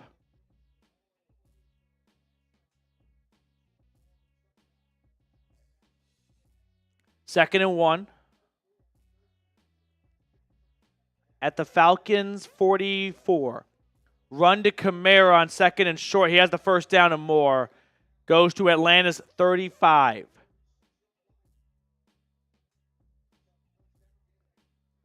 I would love to see this Falcons defense just hold them to no gain on a play. Carr's 4 for 4. They have moved forward every single time they've snapped the football. They're not standing still. Here's another moving forward. Rashid Shaheed. Hughes makes the tackle after 5 yards.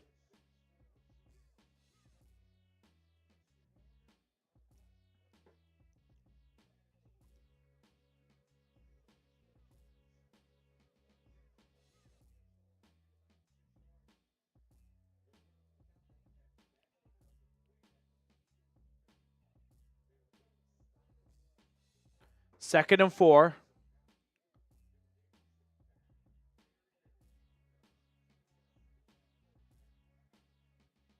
Carr lines up under center, I formation. Takes the snap, pitch right to Taysom Hill, and Hill's going to get about 2 yards. So it'll bring up third and short. We're trying to get to 26,000 subscribers, by the way, so I invite anyone to subscribe that is not already. Lock yourself in for some of the best free Falcons content available. Third and 2.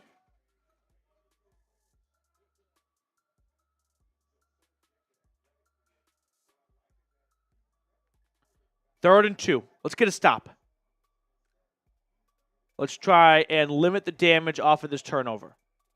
Carr, shotgun snap, handoff. Kamara's not going to get there.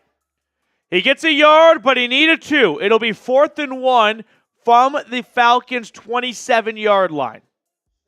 What do you want to do, Dennis Allen?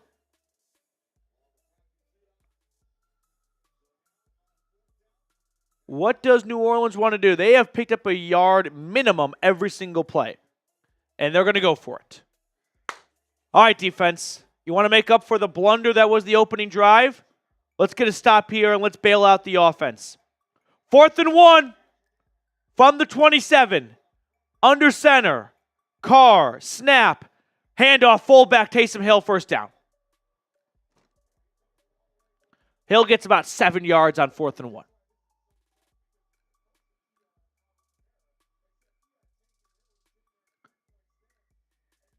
there's just the Red Sea getting parted for Taysom Hill. There are very few instances where I ever say I could have done that. I could have gotten the first. I wouldn't have gotten much more, but that's how big of a hole Taysom Hill had to run through. 1st and 10, New Orleans, inside the PrizePicks red zone. Carr in the gun, takes the snap, 4-man rush, throwing to his left. It is caught. Shaheed, pick up a 5.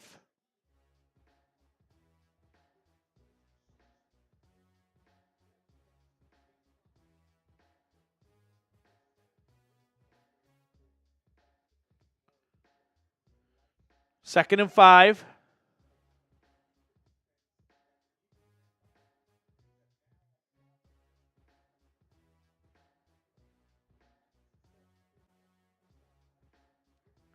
Carr under center. Pitch right for Kamara. And he's just going to get back to the line of scrimmage. And what very well could be the last play of the first quarter. So it'll probably be 3rd and 5 when we start quarter number 2. My guess is they go to the line of scrimmage. They try to get Atlanta to jump.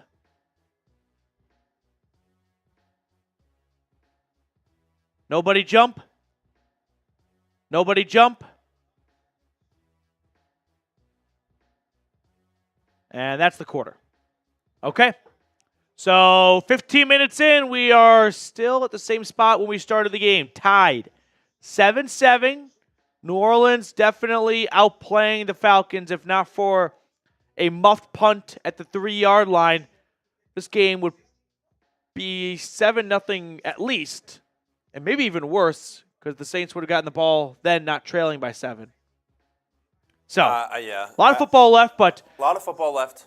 Defense needs to pick up their game first. That's the biggest thing, I think. Sure, the offense turning the ball over, that's not good, but the offense has made some progress. They have picked up a first down or two here and there. And that's also not I don't want to say it's the offense's fault that they threw the interception, but he fell down. And yeah, he got pushed. It's a little bit of a fluky-ish play where it's not one that I think you have to go like rewatch the film on the tablet and start all over. But the defense is letting the pass defense and run game. They're just getting ran and passed all over. Mm-hmm. Looking around the red zone right now, it is scoreless in what looks like a lot of rain or at least bad conditions in New Jersey between the Broncos and the Jets. Bears and Rams 3-0 LA. And Colts Steelers 14-0. I definitely not going to go 100% all my picks this week, but I did hammer the Colts. I was like, this is the game where the Steelers come crashing down to earth and the Colts actually think they're good. They're still not good. Sam Darnold and the Vikings. I picked the Vikings. 14-0. I went Falcons, Bears, Vikings, Colts for this little foursome right here. And then I went for the next foursome, Jets, Eagles, Bengals, Jags. So if I'm missing one, I'll take it. Oh, no, I'm missing two. Sorry. I've got the Bears who are losing, and I've got what's the other foursome? I have Eagles. Everyone else is either tied or leading. 753 people tuned in. I really appreciate all of you guys for hanging out with us here, especially going into what's a pretty big Atlanta sports day. I mean, you got the Falcons playing, of course, but you got the Braves and Royals, the final game of that series. Atlanta looking for the sweep in Kansas City. And then you've got the Mets with a doubleheader tomorrow to decide a lot, for sure. 3rd and 5.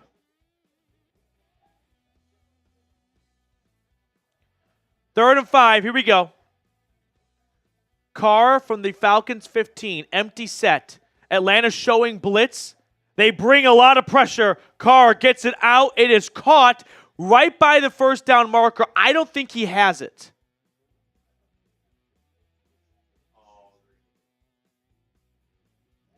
I would like to see a replay. I don't think he got it. I thought he was short, but not by much. But I still thought he was about half a yard short.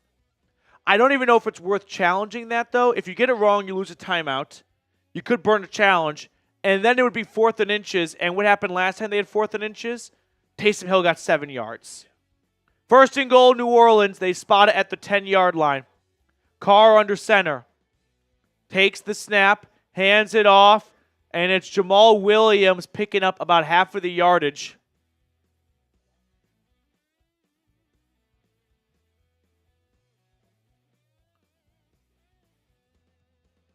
Defense, I mean, Carr has not thrown an incomplete pass yet. He's going to finish the half probably 16 for 16 for 135 yards. No, 160 yards. 2nd and goal. Carr under center from the 5. Takes the snap. It's a handoff to Hill. He's going to be in for a touchdown. He walks into the end zone on his 2 feet. Does no one want to play football today? Does no one want to play football? No one wants to hit? It's flag football in Atlanta for the team in black. Watch this. Everyone's standing up. No one's in the play. Caden Ellis is the only guy that gets even a fingertip on him.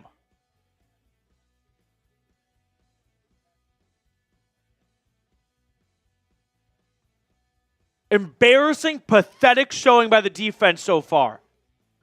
They're not being outmanned or outgunned. They're just not bringing the physicality to this game. Look at Anderson. He's on his butt in the end zone. Ellis watches this play from his knees.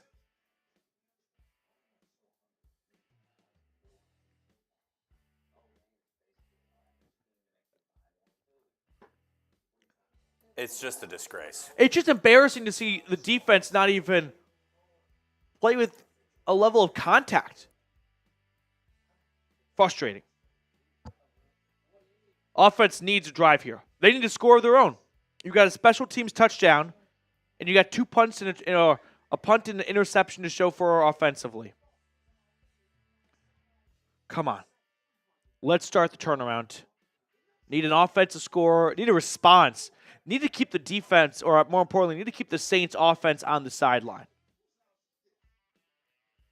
Give the defense a little bit of time to regroup and discuss and strategize, because right now the current game plan is not working. They have been just dog walked so far by New Orleans.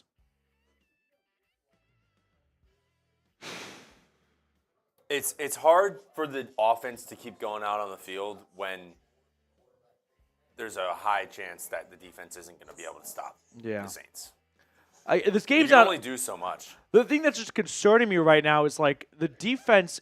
It doesn't look like they're even at the same level of the Saints' offense, which credit to New Orleans' offense, but also like, are we going to all of a sudden pretend like New Orleans has a run of the best offense for 5 straight years? Like, they're just getting bullied at home.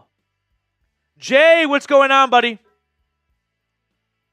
Is it working a little bit? We'll get on screen for you in a moment, Jay.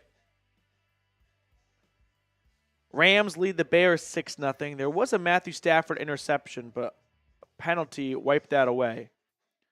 Oh, fair catch from the Eagles, muffed, but penalty on the Bucks. It'll be Philly ball.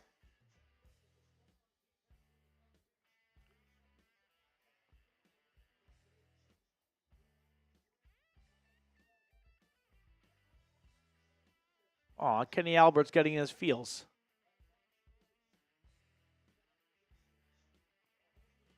Okay.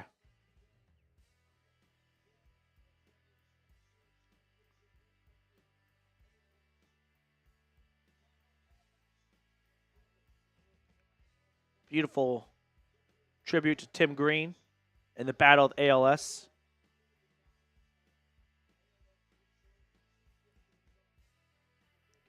Saints kick it off, and return is across the 15 to the 20. And stop. Ball came out at the end. Looks like Atlanta has it. Or he... Well, I don't know. I think... Falcons ball still. Okay.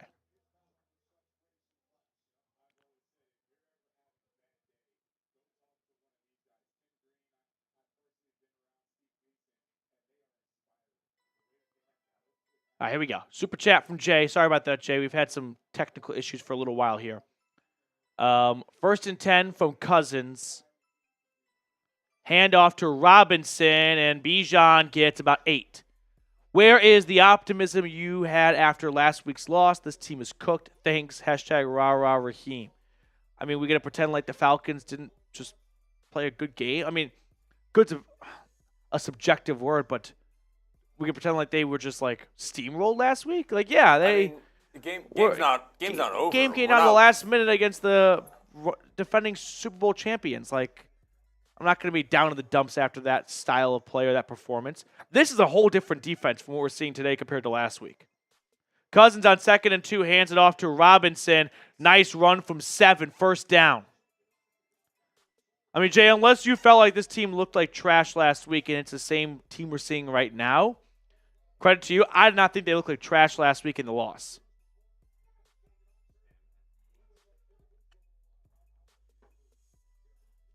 $5 super chat. F the Aints in the chat.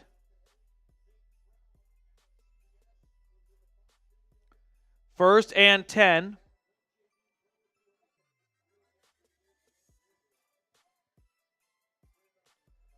Cousins from his own 36. Play fake. Good pocket. Throwing to his right.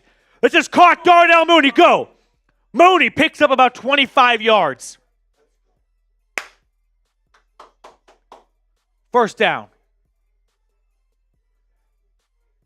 Good pocket. Good throw. Good anticipation from Cousins as well.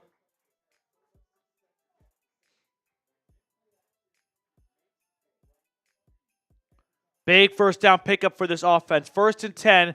They're out to the New Orleans half of the 50. Pistol snap, throw to the right is caught. Kyle Pitts, nowhere to run. He gets maybe half a yard. Flag on the play.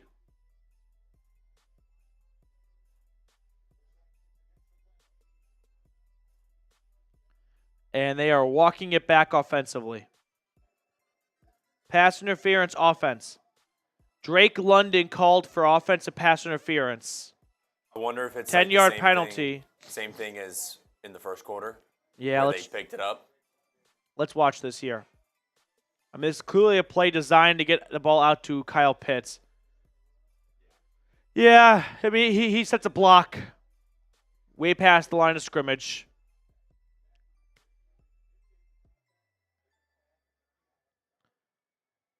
So 2nd down and 20. Snap to Cousins.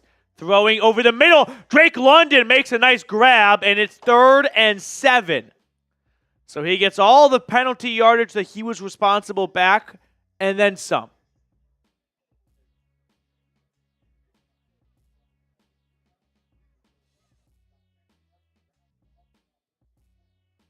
There we go. There we go.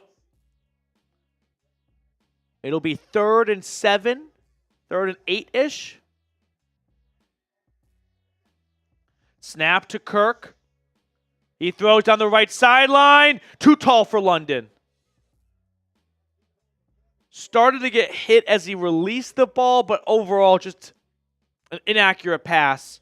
And it'll be 4th and 6. He had London. It's just off the mark. That's a pass that London can catch, that Cousins should make. So now you're at 4th and 6, and the offense is going to stay on the field. It would have been about a 53-yard field. I'm sorry, is it not 4th and 6? 3rd and 6. I got lost. Quick throw to the right, caught by London.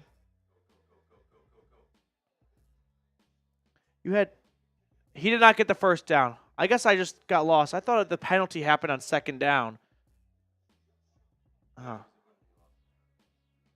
No, I thought the penalty happened on 2nd down, I'm saying. But I guess not. This is the 1st down, by the way. This is the 1st down.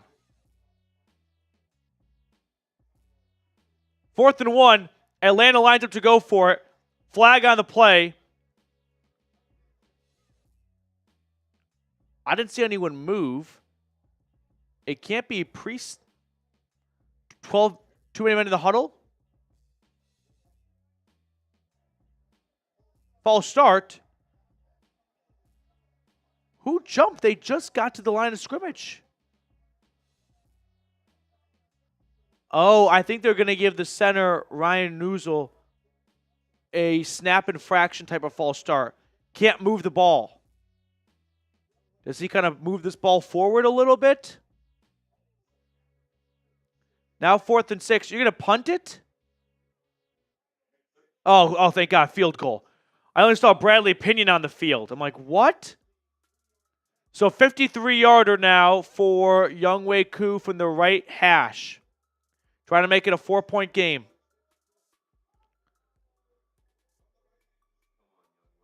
Koo. Kick is up. It is good. Perfect. A much-needed response offensively. 14-10 New Orleans with about 10 minutes to go in the first half. We've got $5, no, excuse me, $9 super chat from New Zealand. Ronan Tyrell. Constant mistakes while in possession. Our own worst enemy, Pitts, needs to wake up. First off, thank you for staying awake all the way from like Auckland or Christian. I'm blanking on the other city. But, yeah, a lot of mistakes. I mean, you had the face mask by Bergeron. That just wipes away a good drive, which still resulted in a touchdown, but you can't bank on muff punts every single time you punt the football away. And then you get offensive pass interference, like a lot of big penalties offensively that just really kind of kill. And then you get a false start. So you're not wrong. Christchurch. But appreciate you for staying up. What time is it in New Zealand right now? I'm guessing it's 1:51 Eastern. It's probably like 4 a.m. That seems appropriate for the other side of the world. Thank God, by the way, Younghoe Koo bounced back from that preseason. Who remembers watching the preseason games with us here? That one Ravens game? Yikes. 7 a.m.? That's not so bad then. PrizePicks. So, today's show is made possible thanks to our friends over at PrizePicks, where all you do is pick more or less on 2 to 6 player stat projections and watch the winnings roll in. PrizePicks invented the flex play, which means you can still cash out if your lineup isn't perfect. You can double your money even if one of your picks doesn't hit. Now, download the PrizePicks app today and use code CLNS and get $50 instantly when you play $5. That's code CLNS on PrizePicks to get $50 instantly when you play $5. You don't even need to win to receive the $50 bonus. It's guaranteed. I put all that information for you guys in the comments and description of today's video. PrizePicks. Run your game. So we are back for the start or for the continuation of the first half. 14-10 New Orleans. Younghoe Koo field goal. What's going to happen on this next drive for New Orleans? They have yet to go backwards. Every single play has been positive. And Koo just angles this ball perfectly, nearly out of bounds, and the return is going to get out to the 30. So pretty much a wash. What I think he was shooting for was, can I get to bounce into the end zone for a touchback to the 20?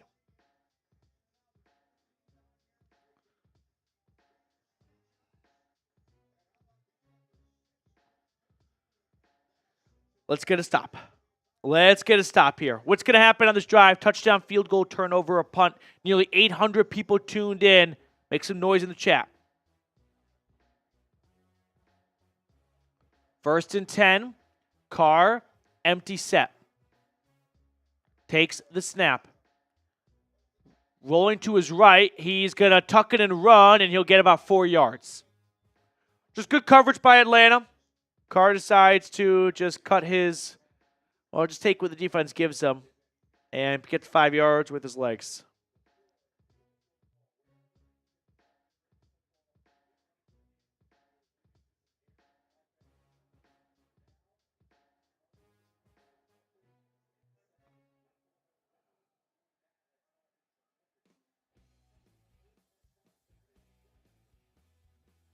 Second and 5. It's a run for Kamara, and he gets about 6 yards and a first down.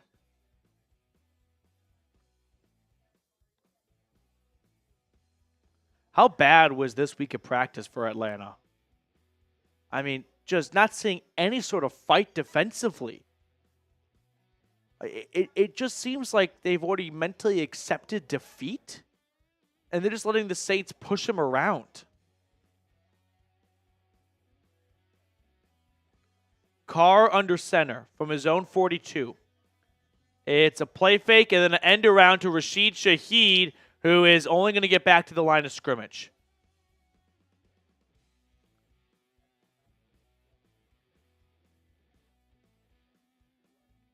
Second down and 10.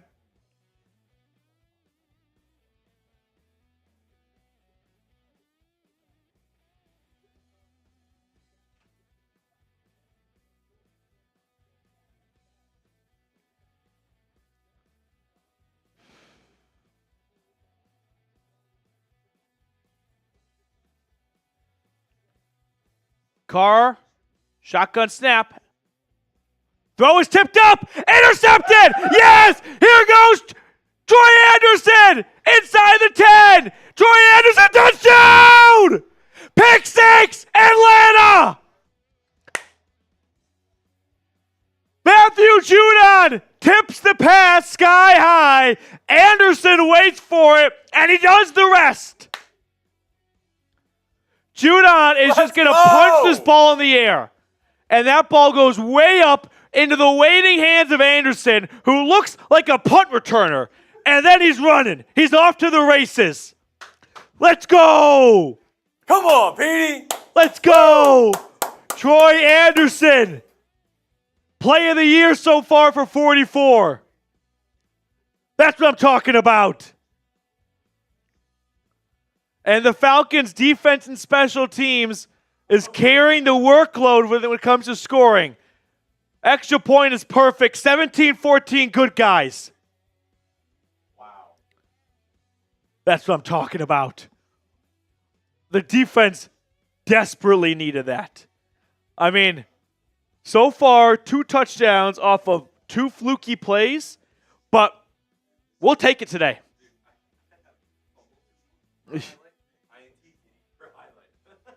Incredible. That's awesome. There we go. Wow. We needed that. Holy cow. Cole, did I say pick 6 vibes? Did I say Derek Carr? I think I said Derek Carr pick 6 vibes. There it is right there. The best part about that entire sequence, by the way, was everyone watching knew, oh, this is an interception. And we just got to wait for this football to fall down to Troy Anderson. How's the Saints chat holding up? Oh, it's silent. Silent. Let's get in there. Dead silent right now.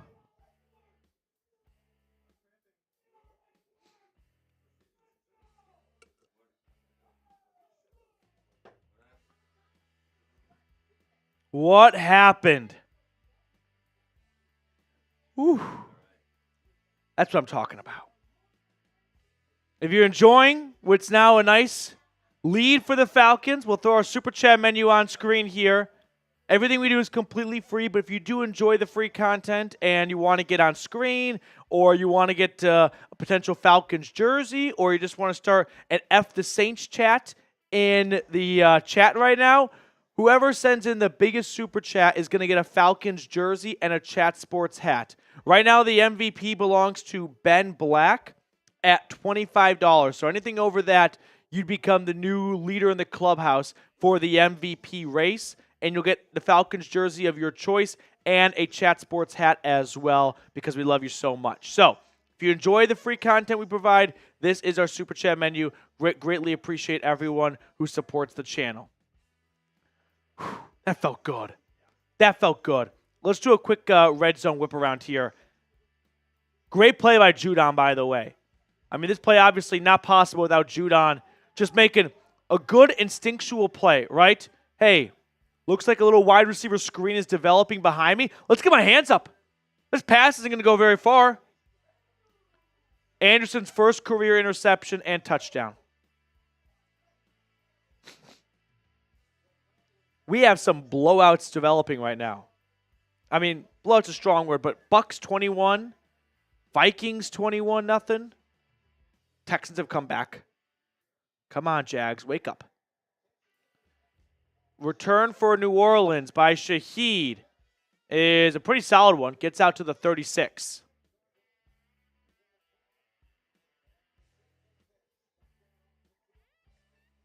So here comes Derek Carr in the offense. Man, you're right. I forgot I said major pick six vibes from Derek Carr today. Yep. I called it. He was going to throw an interception. I didn't call the right person. We were all over that. I knew this secondary is too good. But it wasn't even the secondary. It was Matthew Judon. 1st and 10. We got a banged-up Falcon. That's Antonio Hamilton, the veteran corner, able to run off the field.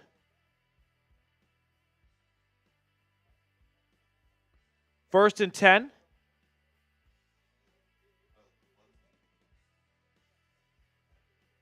You're welcome, Steve. He said his internet's out, or his TV is still out from the hurricane. So he said thanks for doing this. Of course, Steve. 1st and 10 for New Orleans at their own 36. Run for Kamara. It's a good run. It's a first down and more. He's across the 50 on the first play. So much for Kamara being banged up.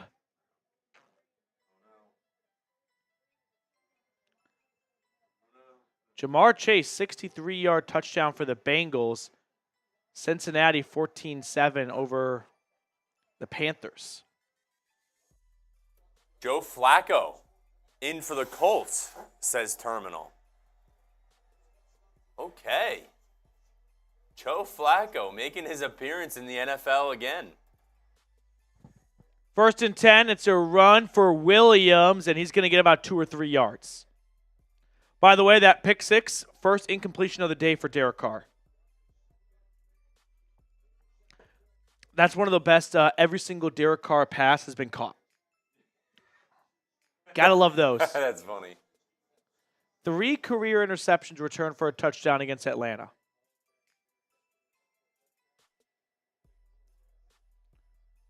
Carr breaks the huddle, lines up just on the Falcons' half of the 50 in an I formation. Under center. Snap. Handoff. Williams. And he gets about half of the yardage needed. So it'll be 3rd and short coming up here. Here we go. You got a good opportunity to go from pick six to make a defensive stop, right? Really suck the air out of that Saints offense, which has been rolling to open up the game.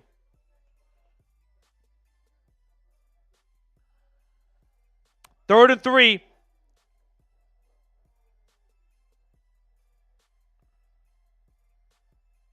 Carr in the gun on 3rd and short. Takes the snap. Pitch right to Kamara. He's got some blockers. Get him! He's going to get dropped for a loss. That's Troy Anderson, by the way, who's just going to work laterally, right? He's going to go step for step, east and west with Kamara. And then when he sees his chance, he's going to fly up north. And he's going to slow down Kamara enough for the reinforcements and the cavalry to come in. And it's a loss of 3, 4th and 6.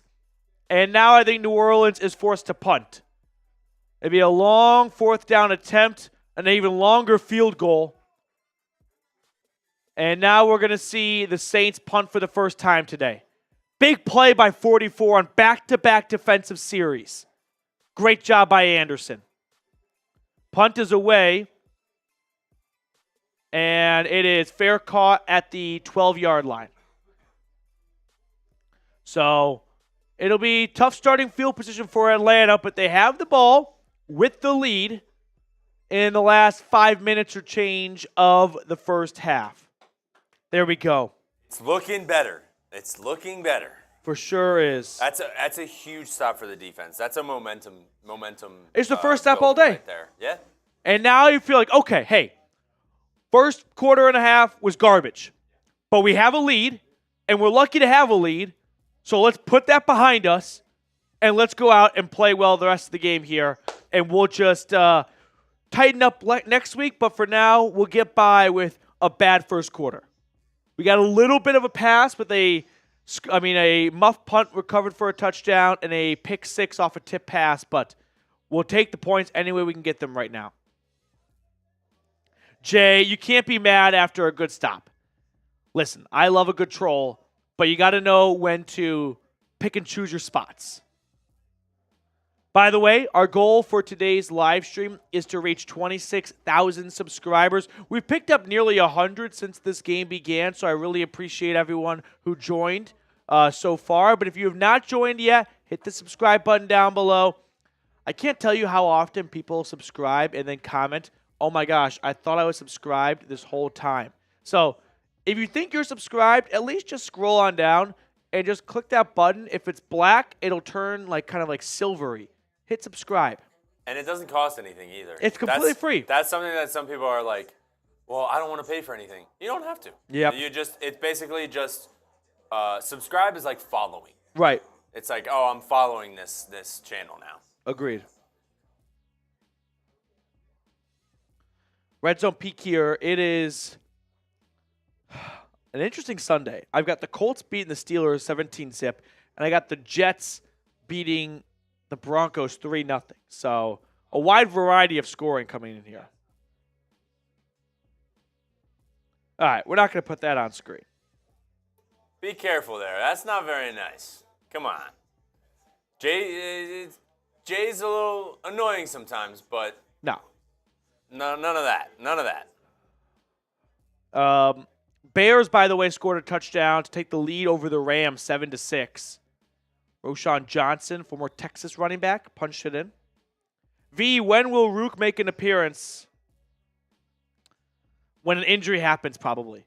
A run for Robinson on 1st and 10. A flag comes in at the end, but for the time being, it's a 2-yard gain. Flag was in the backfield, so likely in the neighborhood of holding.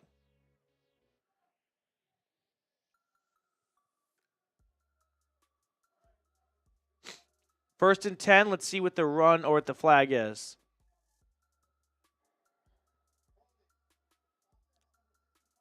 Holding on Bergeron. That's his second penalty of the half.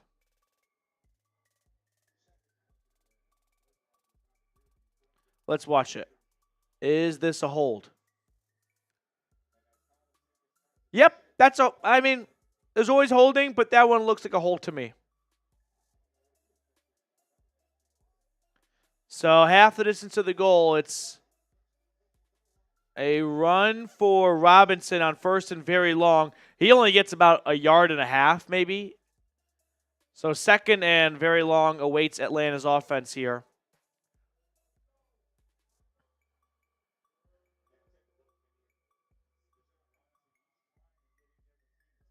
Jay, I'm not going to put it on screen. I do appreciate you being a good sport. But the issue is I don't want to open Pandora's box of people just saying horrible things to one another. We're all big boys here, so I'm not going to have a temper tantrum over it, but I don't want to start that trend of this just becomes yik yak. 2nd and 15, throw over the middle, and a nice play by Ray McLeod. He gets about 9 yards, so it'll be 3rd and much more manageable.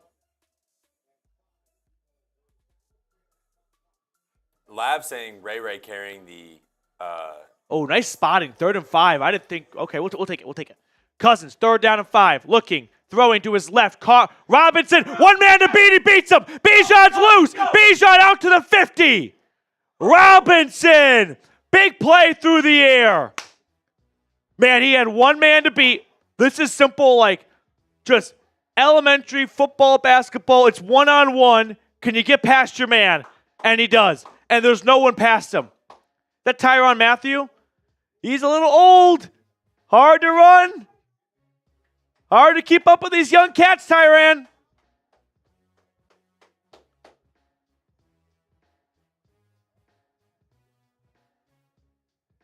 First and 10 from Atlanta's 44. It's a play fake. Cousins throwing over the middle. This is caught. Drake London. I think it's a catch for about 15 to 20 yards. Does he catch this football, everyone? No. I would snap quickly. Run a play. Run a play. I don't think he caught that. And I think a challenge flag might have been thrown. The Saints challenge it. I think this one could be coming back.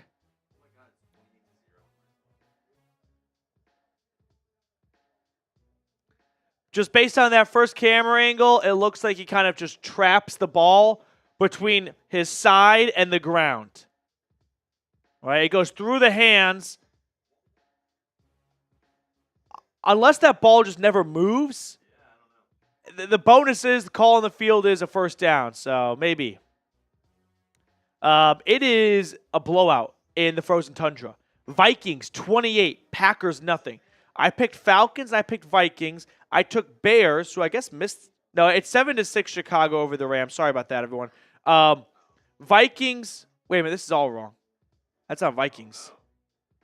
We are melting here. It's Colts 17, nothing over the Steelers. We're going to fix that. We try to, yeah. And Broncos are trailing the Jets 3-0.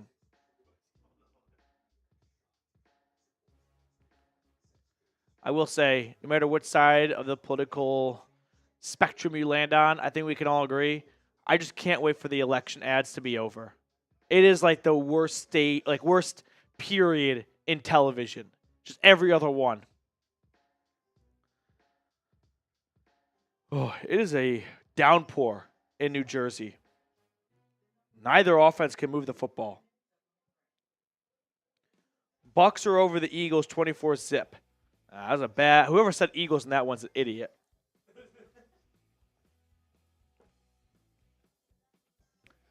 The commentator on the Steelers game just. I need a verbatim message of what he said.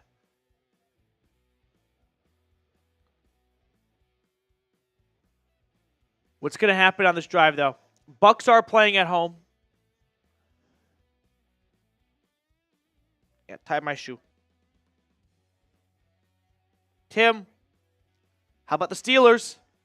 Getting blown out. Colts up 17-0 with the football to close out the half. Call was reversed during the commercial break. I'm not surprised, and I'm not going to throw a hissy fit over that. He doesn't catch it.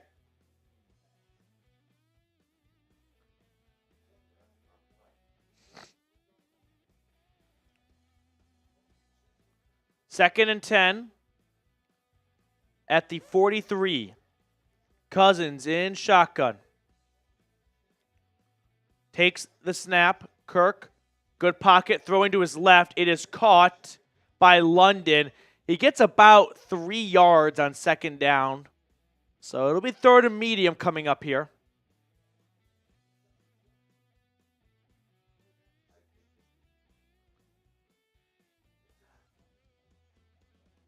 I would consider taking this to the 2-minute warning. Just in case you don't give it, you don't want to give the Saints the 2-minute warning on offense.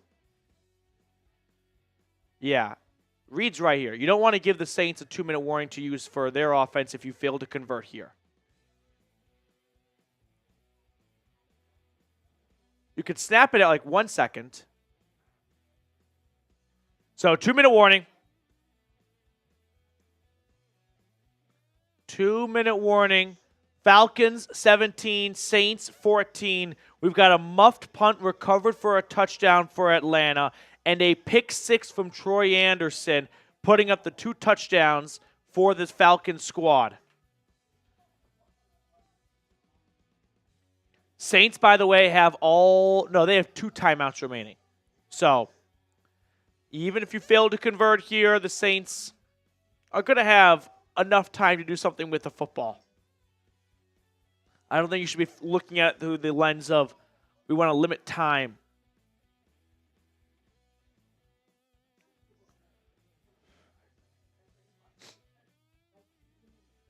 We got James Earl Jones. I love these Falcons and Saints rivalry games. It's a great rivalry. It may not be like a famous NFL. I mean, not famous, but you know what I mean? Like, it may not be as popularized as other ones, but it's still good. Yeah, we'll just roll with that one.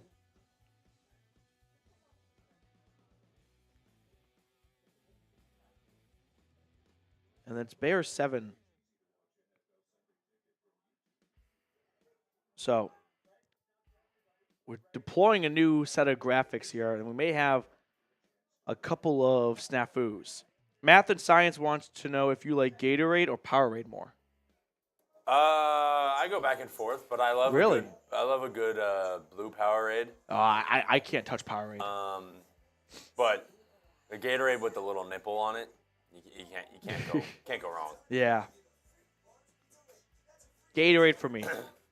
Favorite Gatorade flavor? See, do you say flavor or color? I use flavor to be more technically sound there, but I usually say color in a much more casual sense. If I ask someone, hey, can you give me a Gatorade? And they said, what Gatorade? I would just say the color back. Yeah.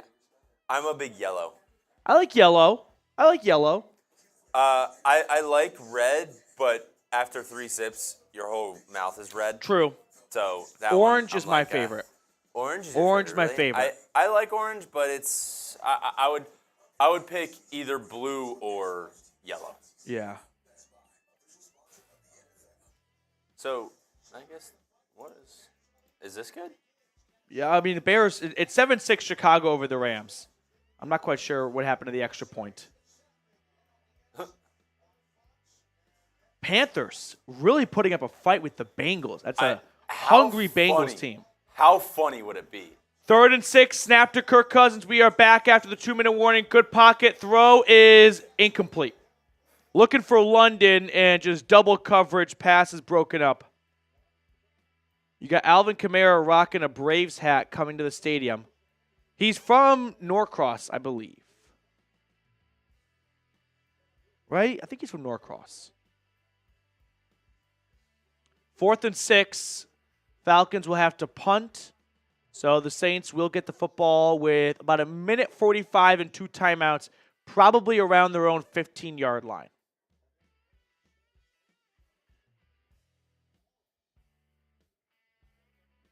Punt is away from Pinion, and the fair catch is made at the 11-yard line with 1:49.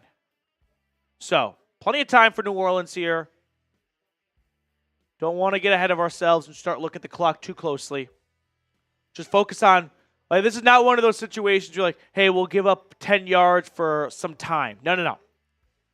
I would play this just straight up. Don't get too cute. Don't try and play this game of, well, we don't want to give up the big play.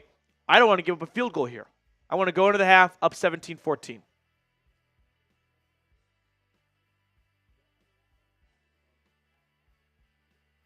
Yeah, quick reminder, by the way, biggest super chat today, which right now is $25 from Ben Black, gets a Falcons jersey plus a Chat Sports hat. So the number to beat is $25 if you want to get a Falcons jersey. It's a run for Alvin Kamara on 1st and 10. He gets about 7 yards. Saints in hurry-up mode.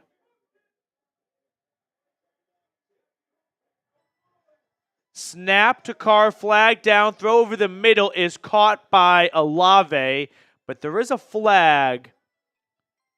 Could be a false start. I think it's against New Orleans. Illegal formation.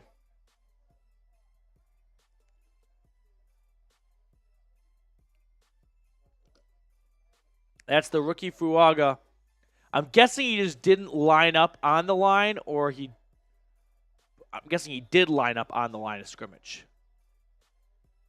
So 2nd and 7. Snap to Carr. Pressure coming through. He finds Kamara in time, though, who gets about 10 yards and out of bounds with 1:21.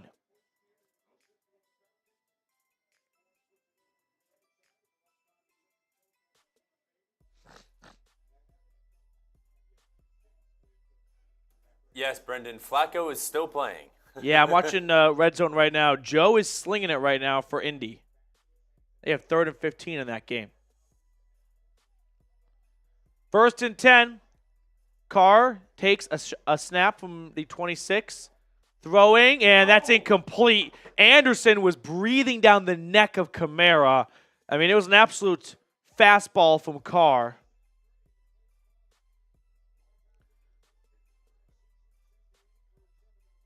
Yeah. So, just want to show some love to those MVPs and biggest super chats through the first 3 weeks of the season. Again, whoever the MVP is of today's video, which is the largest super chat, gets a Falcons jersey and a Chat Sports hat. Snap to Carr, pressure coming. He's got to get on the screen to Kamara. Great tackle, Anderson from behind. Troy Anderson, if he does not make that tackle, that's a 1st down and more for Kamara. But Anderson does a great job of reading the screen. There is a flag. He is all over the place today. What's the flag?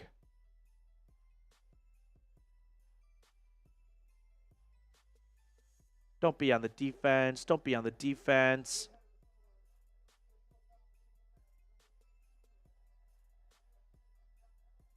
Judon, after the play was over, unsportsmanlike conduct or unnecessary roughness.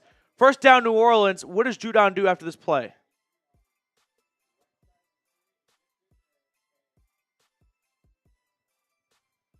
I guess he kind of looked for a little bit of a cheap shot on Lucas Patrick. It's just unnecessary. I don't know if he was settling a score from earlier in the game. It's not egregious. He just kind of pushes him from the back. He just, as a veteran, can't do that at this stage of the game here. You're about to get your defense off the field, and instead, you give New Orleans 1st and 10, and they jump out to midfield. It's like chutes and ladders. You just let them climb a ladder halfway up the board. 1st and 10, Carr throwing to the right and is caught. Gain of 7, and the ball is at the 50-yard line now. Under a minute to go. Clock's ticking. 2 timeouts, NOLA. 2nd and 3. Snap to Carr. He's flushed out of the pocket, and he's out of bounds. Found his man in the flat, but he was out of bounds when he caught the football. 3rd and 3 now. 43 seconds left. Yeah, he's out of bounds. So he just catches this out of bounds to begin with.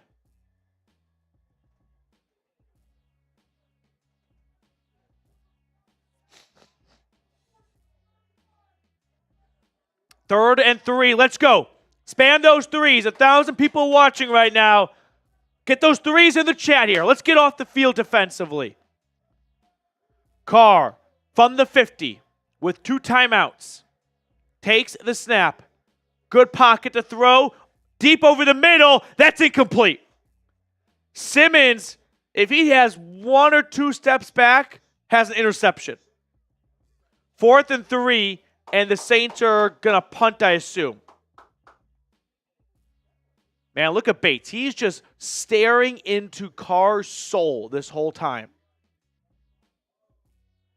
I think he definitely doesn't overthrow. I don't know. He's looking for Shaheed. It kind of looked like pressure. It looked like he changed his mind halfway through the throw on a short versus long pass, and he ended up with a medium pass. 4th and 3, and the Saints are going to punt it to a Falcons offense that has all 3 timeouts in about 30 seconds. Oh, it's a great punt. Down at the 10-yard line with 29 seconds. I think you run this ball and see what Bijan can do. Yeah. You've kind of Maybe a couple screens. This feels like a prime. Kirk Cousins could fuck this up. So I don't want to see him be too aggressive. As soft as that sounds, it's just with 28 seconds left, field goal range would be great. But you don't want to rock the boat too much. You got a nice 3-point lead going into the half. Let's not give the Saints any kind of spark or anything like that.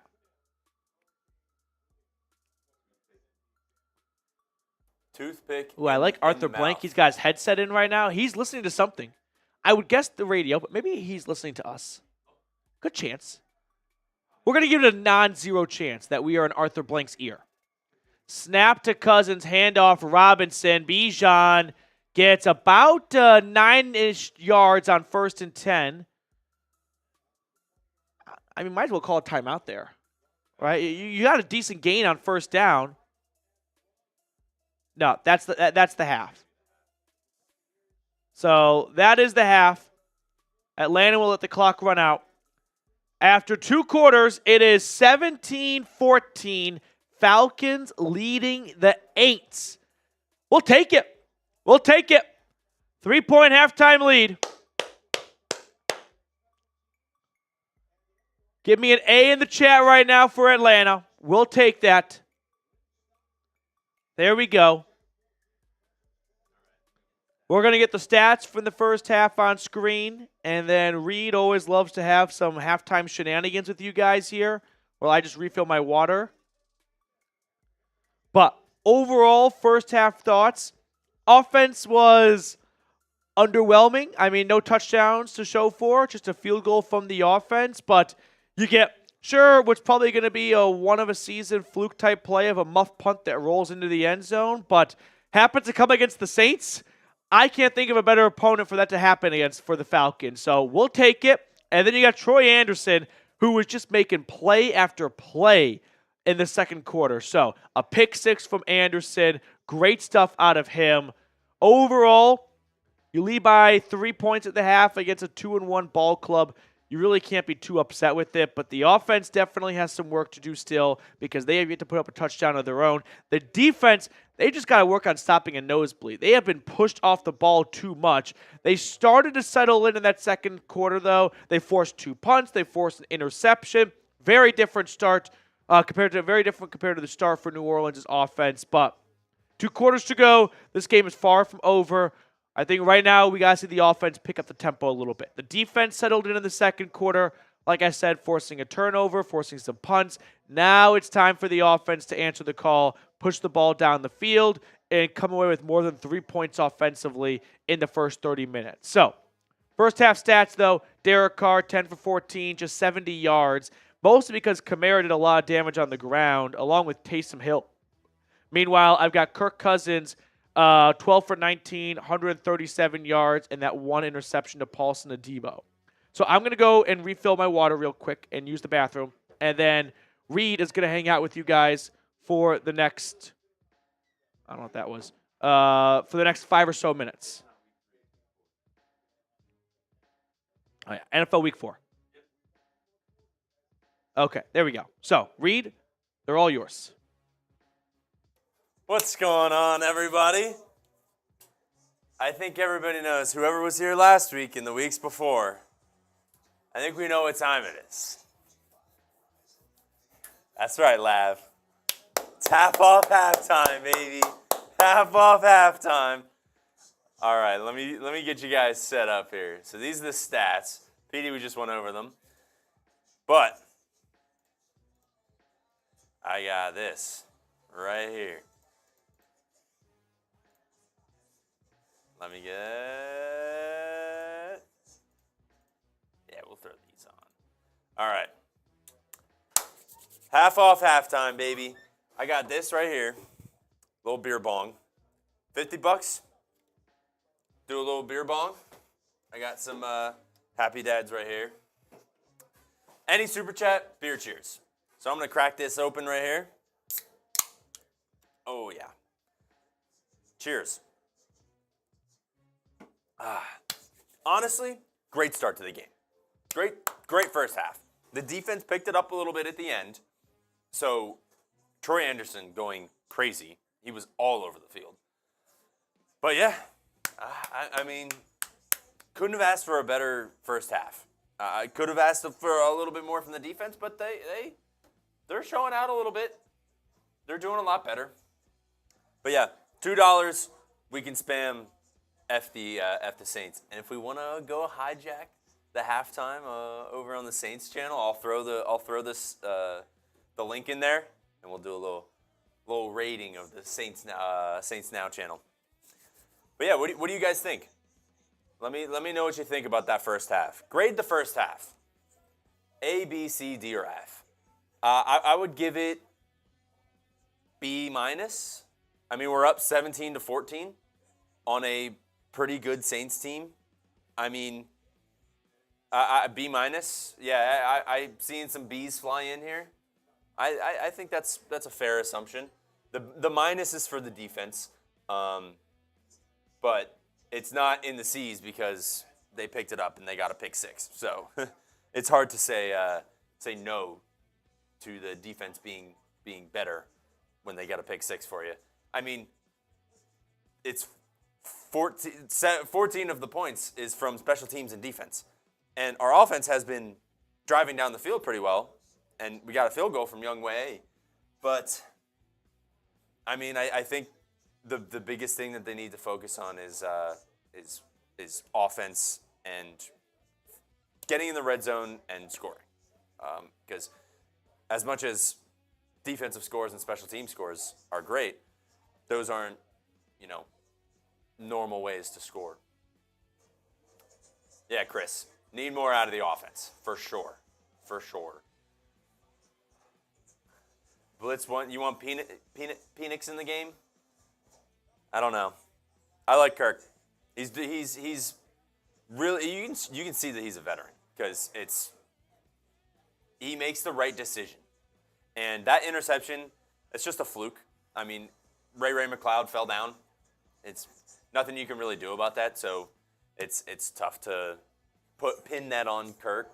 But obviously it's going to show in the stat line that he threw an interception. But I think they should have called a flag on it. Maybe it was like they tripped each other up, but I don't know. I think I'm going to turn myself down a little bit. Can you guys still hear me if I do this? Give me 1 second.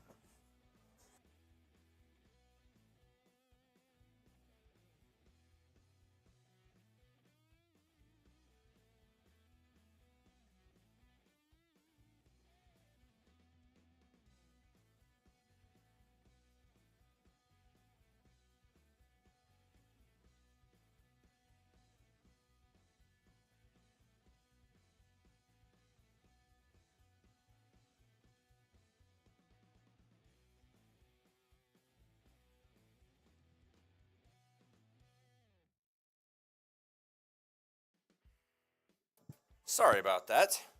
I got to turn the TV down a little bit because my mic is a little bit, you can hear a little bit more in it. And if you can hear the TV, Falcon, let's go with a $20 super chat. Oh, let's go. Love to see that. Let me put that up here for you. Falcon.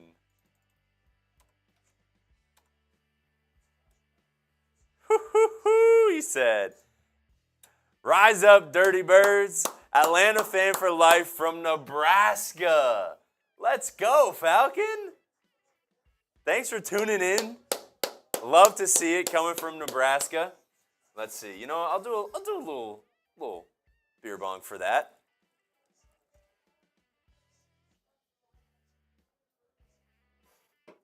Let's go, Falcon.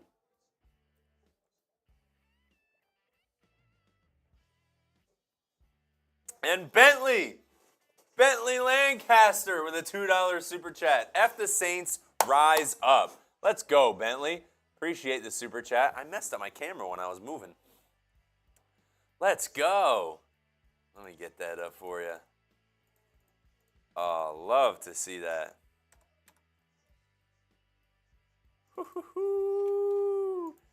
Bentley, you are a loyal watcher of Falcons Today. It's good to see you. F the Saints, rise up. All right, let's F the Saints in the chat right now. Everyone spam it. I'll put the comments up so we can see everyone. Here we go. All right, everyone spam it. F the Saints.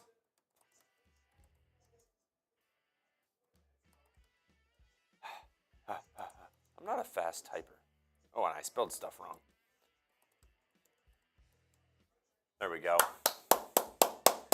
Spam F the Saints to see your name up on screen. You guys like this? Do you guys like the live comments? I always think this is pretty cool. Where you can see whenever you comment, you can see on where your comment goes. F the Saints. I'm gonna give some shout outs. Jacob, Christy, Javarius, Jonathan, Mick, Jacob. You guys are going too fast. Cade, Jacob, Javis, number 1, Bentley, ATL fan, Christian, Matt, Tom, Jason Greenway. Good to see you, man. Christy, T-Vaughn, Ty Man the Buckeye, Matthew Petey fan, the GOAT, Christian, the Bright Wolf, Rory. Shout out to you guys. We're having fun in this half-off halftime. All right, let's see if I have some fun questions I can ask you guys. Yeah, how about this? What year did you become a Falcons fan? What year did you become a Falcons fan? How much time, ATL fan, how much time left in halftime? I don't know. We're going to go until I see it pop up on screen. So I'll let you know when we're done. But I would say probably about like 3 to 5 minutes maybe. Maybe more, maybe less. I don't know. Let's see. 2001 from Blitz. 2017 from ATL fan. Very nice, very nice. Let me throw you guys back up on there. There you go. God, I love this. This is great. Isn't this great, guys? I'm having so much fun. Falcons ride up. When you misspell, instead of rise up, it's ride up. All right, let's see. 1969 from Betty. Very nice. 2024 from Christina. Welcome. Welcome. What made you become a Falcons fan? Was it just you're like, I love the Falcons and I like that bird and I like their uniforms? Speaking of uniforms, red helmets. Are you kidding? These are sick. I think that's my favorite, like, retro, or like older uniform. The red jerseys were cool. I liked the red jerseys. But saying Michael Vick made me love football, me too. Anyone else just watch Michael Vick like highlights? Bentley with another $5 super chat. Let me stop the chat so I can see that. Special teams TD, defensive TD. All we need is an offensive TD to complete the cycle. 2011 since birth. Very nice. I love it, Bentley. Thank you for the super chat. I appreciate that. Let's see. What is $5? You know what? Cheers. Yes, we do need an offense. Oh, man. I'm waiting for like a Bijan 70-yard run. Like, I feel like he's due, right? I feel like he's due for just a huge, huge run. He's so quick. It's insane. I got to move myself down a little bit. Looking down the barrel. All right. Falcons fans since 1985 from AJ Ward. Okay. Bentley, thank you for your super chat. I appreciate it. Sharon, I loved Michael Vick as well. I actually have, my parents still have it. It's a Falcons Michael Vick Christmas ornament. It's I used to, when I was a kid, I used to play with it as like an action figure. I loved Michael Vick. He was electric. ATL fan, could Reed possibly become a part-time host? Well, this is my part-time. I get my my half off halftime while PD goes to the bathroom, refills his water. He's talking shit to Trace. But halftime is over. PD's back. I'm going to put him on screen. You are unmuted, sir, whenever you plug in your headphones. We are back for half number 2. I take a little pride in having a couple of superpowers. This one doesn't really work anymore with just the way YouTube TV has developed, but I used to be perfect at nailing the previous channel between CBS and Fox on my couch growing up. Now I'm pretty good at just walking back into the studio right as the second half kicks off. This time I was just in the bullpen talking shit to Trace for banning us from the chat. He's like, I didn't ban you. I'm like, well, your channel did, and I hold you responsible. 1st and 10 run for the Saints. Offense goes nowhere. There we go, defense. Making some plays. I saw we had a fun, or I can tell we had a fun at least half off halftime. It always smells a little bit more like a fraternity house when I come back for the second half, and I'm like, that's some good vibes right there. I can smell 2017 right now. I just love talking to everybody. Bentley, appreciate you super chatting. It looks like Falcon Kalen. Thank you guys so much. Rise up, Dirty Birds from Nebraska. Love to see it. Big win for the Cornhuskers in West Lafayette. 2nd and 10. Snap to Carr. Surveying, looking, has all time. He finds Kamara, who gets the first. So gain of 11 or 12. I mean, Carr here just has all the time in the world. So Kamara is just going to hang out in the flat. And Lorenzo Carter's in on coverage, and that's not a good matchup. 1st and 10. Carr under center. Across his own 40. Hands it off to Kamara, but whistles stop the play.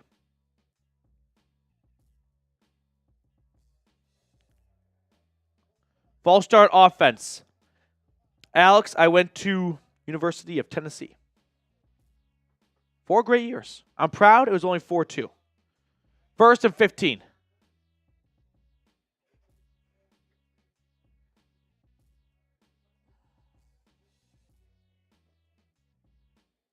By the way, half off halftime got us over $100 in Super Chats. There we go. The MVP right now is still Ben Black at $25. Whoever sends in the largest Super Chat gets a Falcons jersey and a Chat Sports hat. 1st and 15. Carr is going to throw down the sideline. He's got his man. There's a flag, though. This 30-yard gain is going to get wiped away. This is a clear hold. I think it's on the rookie left tackle, Fuaga. Holding. Offense. There we go. So about a 40-yard swing. It's actually on Trevor Penning, the right tackle. Maybe they could have called both of them with holding here. Penning, yeah, he completely mauls Judon. Another $20 super chat from Falcon Kalen. Let's go. Falcon Kalen, you're like $6 away in your next super chat from becoming the MVP. It's the largest super chat. Right now it's 25 to beat, but you are sniffing right around it. 1st and 25 for New Orleans. A false start and a holding call.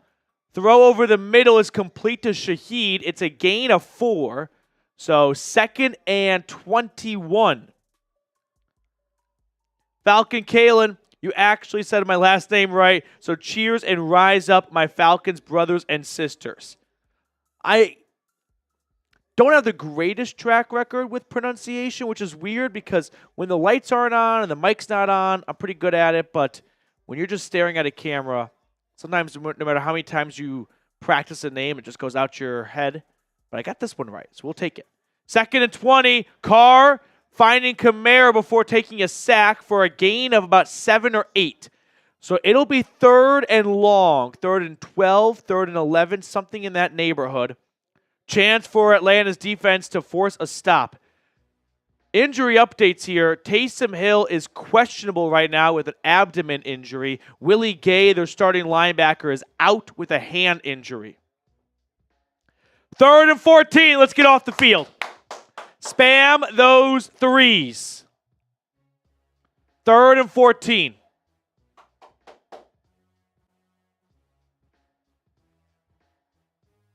From shotgun, snap to Carr, 4-man rush. He's going to dump it off, and on 3rd and 14, he's not going to get there. Great open field tackle by Mike Hughes. And it'll be 4th and 6 around the 45, and New Orleans will have to punt. Saints offense, I can't wait for this graphic that Fox is going to put on probably in about like 10 minutes of game time. First 2 drives, last 5 drives. New Orleans will punt it away from their own 42.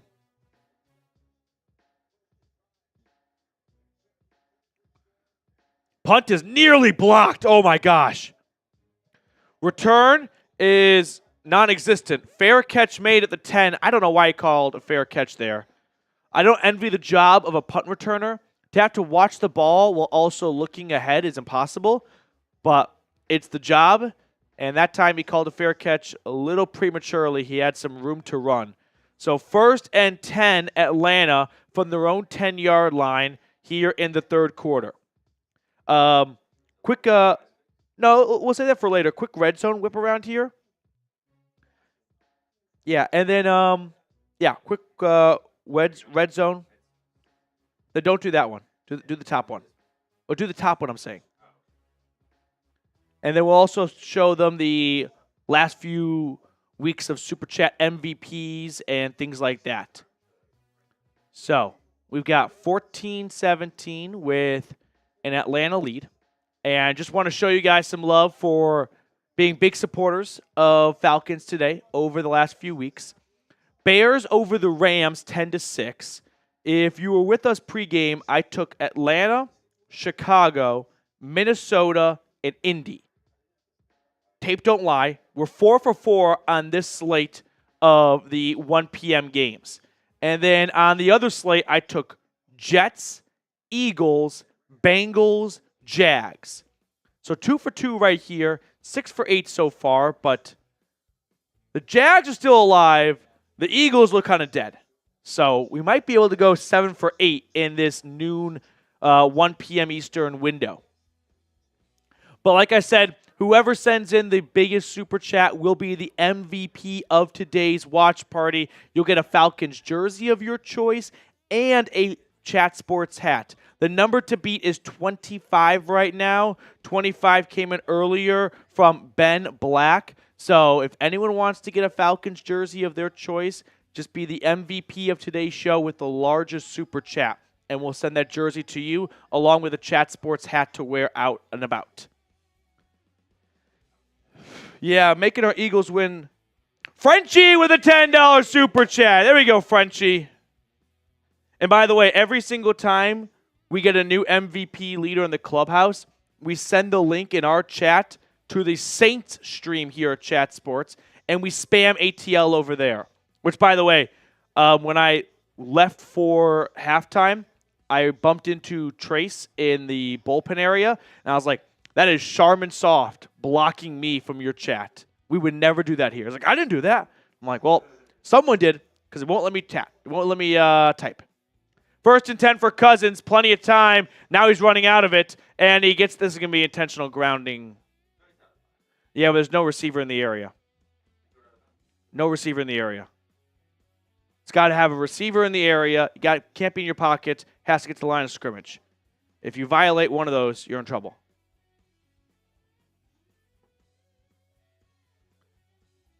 Let's see if Kirk avoids it.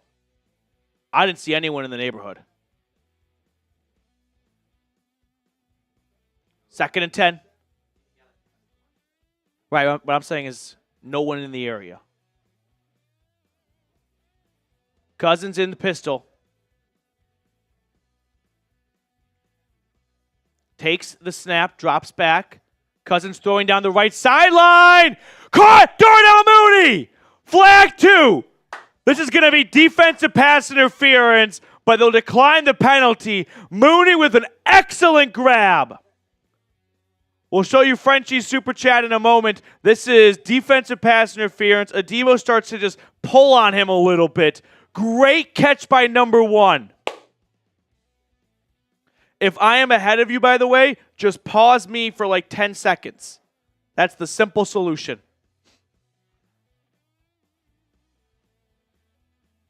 1st and 10 Atlanta. 36-yard pickup.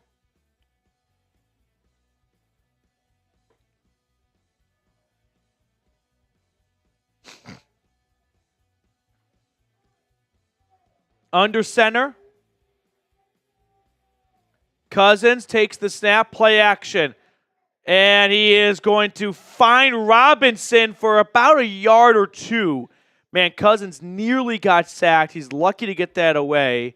And Cousins to Robinson, who scooped it up, just able to get maybe a yard on the play.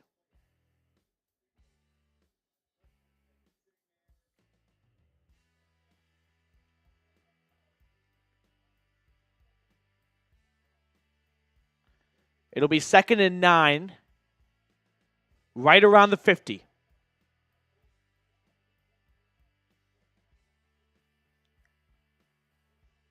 Shotgun snap to Kirk. His slant is broken up, targeting Kyle Pitts, and just a good play by the DB. Frenchie Droboy. Falcons fan from Tucson. Salute to Bijan, the city. Proud of you, bro. Yeah. Robinson, an Arizona, Tucson native, Hurricane. Frenchie, appreciate your super chat. Rise up all the way from Tucson. You love to see it. Hope you're having a good one, man. Hopefully we can get a win for Robinson and this squad. 3rd and 9. Cousins takes a shotgun snap. Good pocket. Finds Algier in the flat. He has a couple of guys to beat. Algier beats him! Tyler Algier with an incredible run after the catch. Man, it looked like he was going to get stopped. Probably be like 4th and 5, 4th and 6. Okay, breaks that tackle. Maybe 4th and 2, 4th and 3. Wait, he's got the first down, and now he's got a whole lot more. Great job by Algier. Let's count the missed tackles. 1, 2, 3. I mean, no one wants to take him down. It's as if the Saints, it was contagious. The Atlanta lack of physicality in the first quarter has transferred over to the New Orleans sideline. I'm convinced he's a bowling ball. 1st and 10, but an injury on the play. I think that might be Alante Taylor, if I'm just reading the last name upside down correctly. Algier is just a bowling ball, dude. It's insane. Like, he as soon as he starts going head first, it's hard to stop him. You love that out of your running back, too. Like, you got Bijan, who, quick and shifty, but also Algier, when you need a switch up on 3rd and 1 or something like that, he just... Absolutely. Commercial break for the injured Saint, Alante Taylor. While they're at commercial, we're just going to take 60 seconds of your time to tell you guys watching about PrizePicks. That's America's #1 daily fantasy sports app with over 5 million active members, where all you do is pick more or less on 2 to 6 player stat projections and watch the winnings roll in. 1 Caleb Williams passing yard gets you 1 win on PrizePicks every week in September, which is coming to an end, of course. But PrizePicks does these fun deals throughout the entire year. So don't miss out on the next one right now. Download the PrizePicks app today and use code CLNS and get $50 instantly when you play $5. That's code CLNS on PrizePicks to get $50 instantly when you play $5. You don't even need to win to receive the $50 bonus. It's guaranteed. PrizePicks, run your game. All that information is in the comments and description of today's video. All right, as we await the game to resume, let's do a quick plug here, or a quick request to see what everyone's having to eat right now. As we get our Sunday fix in here on the couch, watching football all day with you guys. What are you having to eat? What are you munching on? I'm watching Red Zone for a moment as the Rams were stopped in the red zone, and they're going to attempt a chip shot field goal to make it 10-9, but Chicago leading still. Joe Flacco, 9 for 14, 84 yards and 1 touchdown since replacing an injured Anthony Richardson. Algier, I think, just broke Alante Taylor.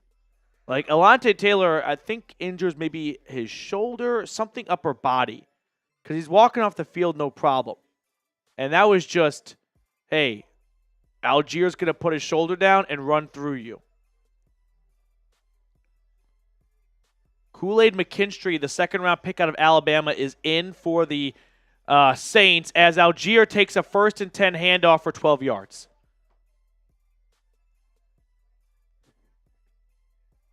By the way, I believe the Falcons have picked up more third downs in this game than possibly the rest of the season combined.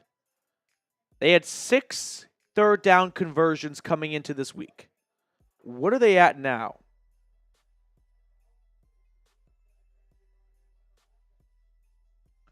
First and 10, run to the right for Algier, and he's going to get about 6 or 7 yards.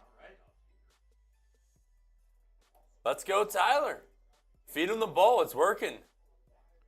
Tyrann Mathieu on the sideline for some reason. Atlanta is 4 for 7 on third down. So not quite surpassing their weeks 1 through 3 total, but they're getting close. They've doubled what they did last week, and we're only halfway through the third quarter. Second and 4. We got over 1,000 people tuned in. Just 296 likes, though. Can we get ourselves to 300 likes as we approach the PrizePicks red zone? Snap to Kirk. He throws down the right sideline. Ooh, incomplete. Looking for Mooney. This is just a back shoulder throw, right? Hey, you're going to run to a spot on the field. We're going to call that the marker. And that ball is going to be on you when you get to the marker. And you just can't quite hold on. Falcon Kalen with a $10 super chat.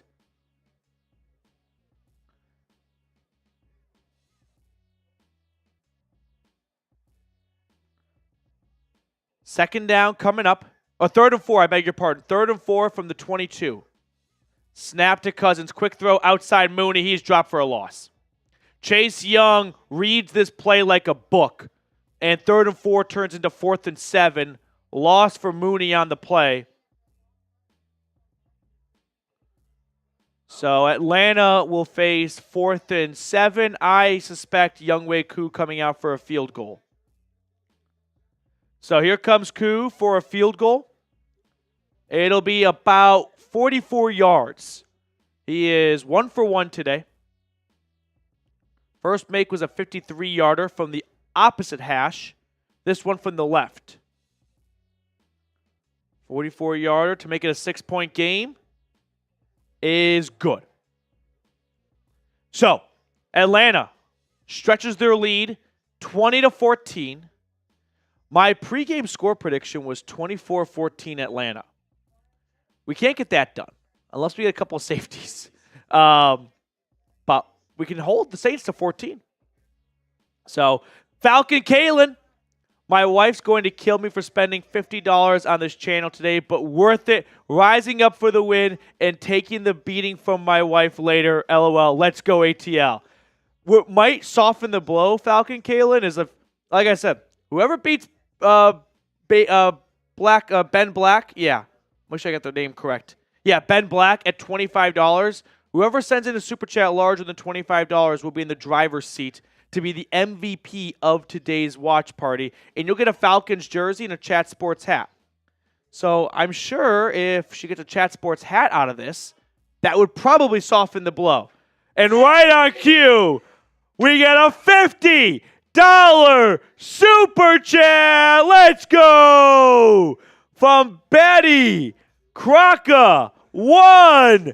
First time super chat. A little 2-clap action. A little 1-2. Betty Crocker. I challenge all viewers to match this. Let's go Falcons.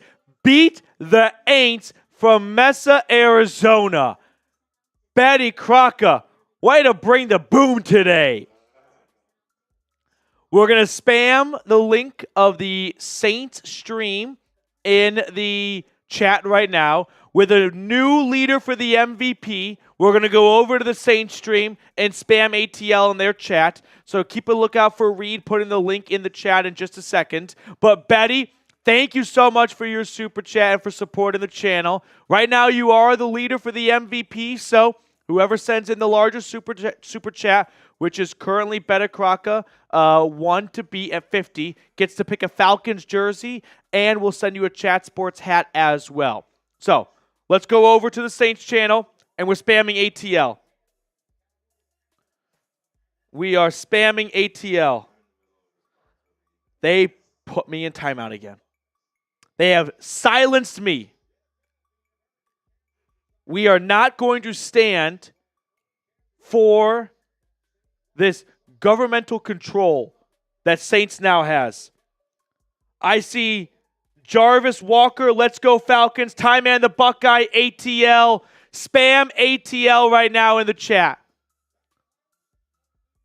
Let's take over their stream right now. Betty, thank you again. Rise up from Arizona. We've got a lot of Arizona viewers today. I don't know if this is just like a growing family from the Bijan Robinson area or just a little bit of a pipeline from Atlanta to Arizona. We've got Trace chugging Tito's because he's so distraught about the Saints.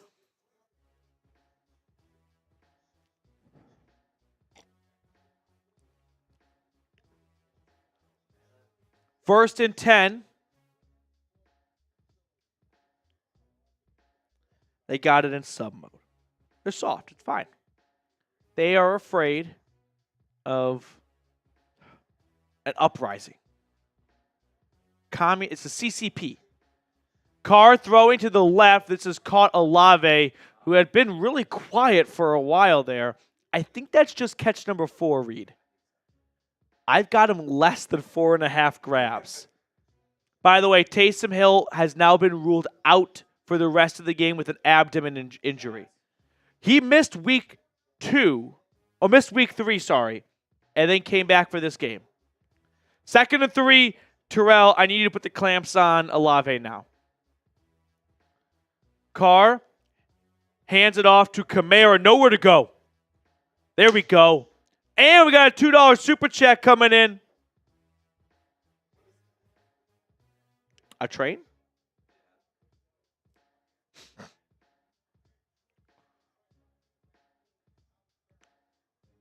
Third down. Let's get off the field. 3rd and 3. 3rd down. Spam those threes.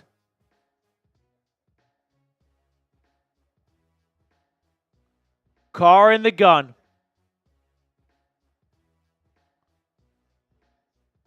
Bootleg to the right, throwing that way. It is caught by Shaheed for the first down. Damn. It's a good catch by Rashid Shaheed, and it is 1st and 10, New Orleans.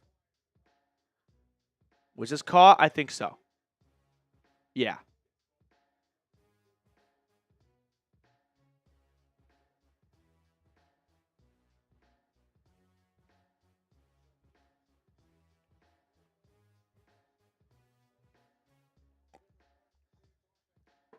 First and 10, New Orleans, trailing by 6, under 5 to go in the 3rd quarter.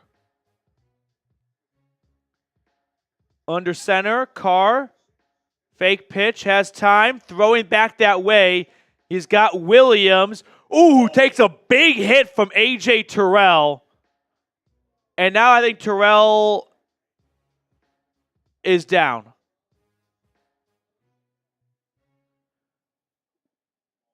Jamal Williams is not a small dude. Zach Harrison and A.J. Terrell kind of make like a Jamal Williams sandwich. Both these Falcons players just kind of throw their body at the guy. They don't really wrap up. And I think Terrell, just being the smallest of all three of those guys, probably took the biggest impact. You know what I mean? Yeah. Terrell kind of just like moving his arm like this as he walks to the sideline. So Atlanta's number 1 corner, who I don't think has missed a snap all year. Maybe a few here or there, but I can't think of one. Is on the sideline.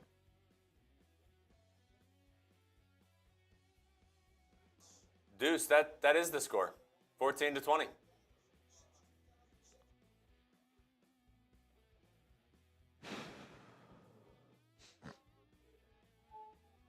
2nd and 6.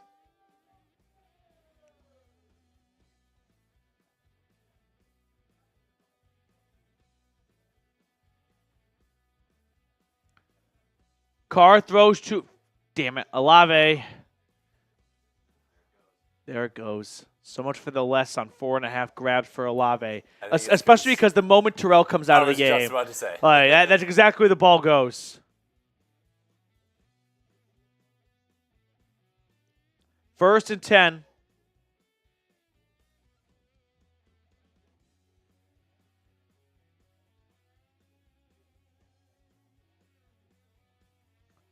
Carr takes the snap. Play fake. Throwing over the middle. Has a man wide open. There's Shaheed. And he gets about 25 yards on 1st and 10. And the Saints are in business. How is he so wide open? Man, he was the only one on screen. Like, the entire camera angle was made up of just one player. It looks like it's just a zone defense because I think I see Antonio Hamilton gesture all right, he's in your jurisdiction now. The issue is he was pointing to nobody. I don't know if this is a Richie Grant or Clark Phillips or what. 1st and 10, they're at the Atlanta 24. I formation, pitch right to Kamara. They got him for a loss. I feel like Alvin Kamara's last, 8 runs have probably produced about 10 yards. 2nd and 13, James Smith-Williams, nice TFL on the play. We got over 1,000 people tuned in, trying to get ourselves to 400 likes. We are about 46 likes away.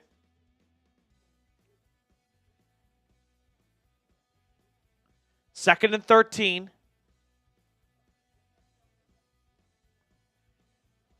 Carr in the gun. From the Atlanta 27. Drops back to pass. He is sacked!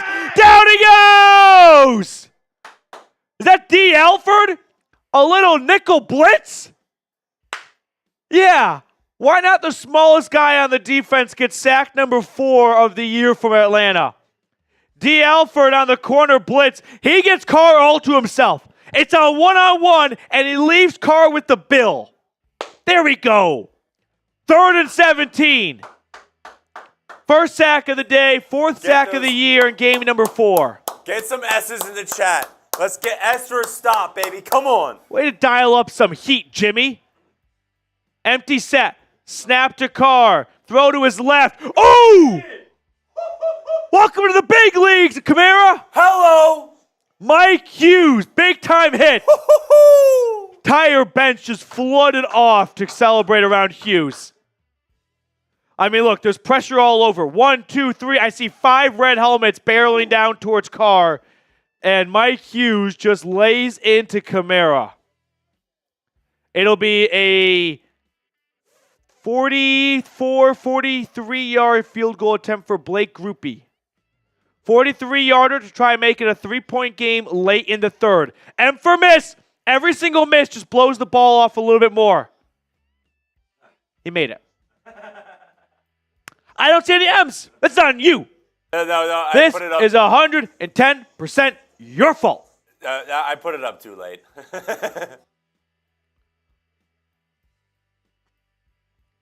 You got D. Alford and Mike Hughes, by the way, making. I went to the play of the game or anything for Atlanta's defense, but play of the second half. You're on your heels. Saints have moved down the field. And then D. Alford off a corner blitz. Mike Hughes, an excellent open field tackle on Alvin Kamara. One of the toughest guys to bring down in open space. We'll take it. We'll take it. Get the offense back on. 2017 good guys. Super chat menu, by the way, with over 1,100 people tuned in. Every single time someone sends in a $5 super chat, everyone else gets in the chat and spams F the Saints, F the Aints. So if you want to start a little bit of a rallying cry here, $5 super chat, it's F the Saints in the chat immediately afterwards. And then the MVP of today's video, or today's watch party, which is whoever sends in the largest super chat of the day, will get a Falcons jersey and a Chat Sports hat. Right now, the number to beat is Betty Croca at $50. So Anything over $50 will put you in the driver's seat to be the MVP of today's watch party, and you'll get a Falcons jersey of your choice along with a Chat Sports hat. And, of course, a $100 Super Chat gets you added to the Dirty Birds Club with Jose Santana. Where's Ken Ballard, by the way? Biggest Saints hater on either side of the Mississippi. Looking for Ken today. Trey1222, Jason Landino, Reese Atkins, Archangel, Angry Liquid, Jeebus H. Christ, and Dictator JC. Appreciate you guys for supporting the channel so many times. And then last request, or I wouldn't say request, but we'll call it a request. We're trying to get to 26,000 subscribers. Goal. I like that much better. Our big goal for today is to get ourselves to 26K. We're 155 away. There's 1,135 people tuned in right now. I know 150 plus of you are not subscribed. So let's get ourselves to 26,000 subscribers. The Braves game, by the way, is about to start. If we get there by the end of the game, I'll do a beer bong. Where's the Braves? I had it in my sights. It's the last game of the day today, and it starts at 2:20. I just not scrolled down enough because I thought it wouldn't be that far down. So that's underway in 10 minutes. We'll do score updates for that too.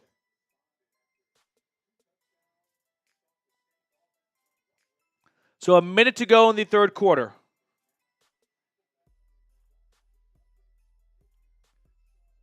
New Orleans will kick it off to Atlanta to restart the game.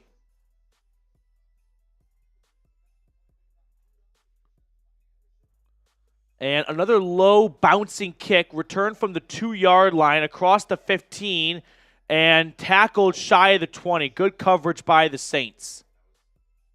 That is what the kickoff should look like. Yeah.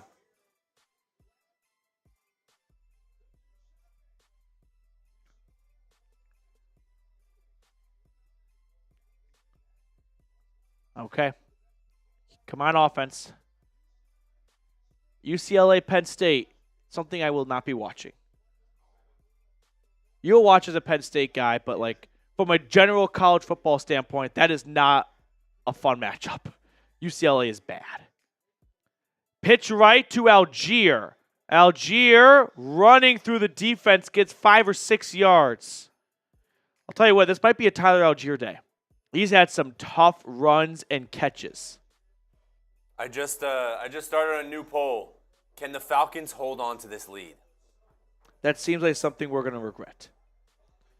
I hope you didn't jinx us. 2nd and 4. Cousins hopping around the pocket, has all day, throwing, has a man. Let's go. Ray McLeod gets about 15 yards on 2nd and 4.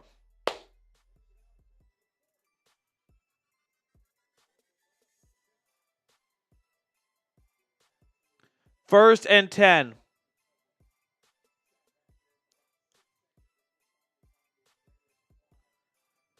$5 super chat coming in. Everyone spam F the Aints in the chat. Every $5 super chat, we spam F the Aints. And that takes us to the end of the third quarter. Going into the last 15 minutes, 2017 Atlanta over New Orleans. Let's go. We're going to get Jordan's super chat on screen in just a second.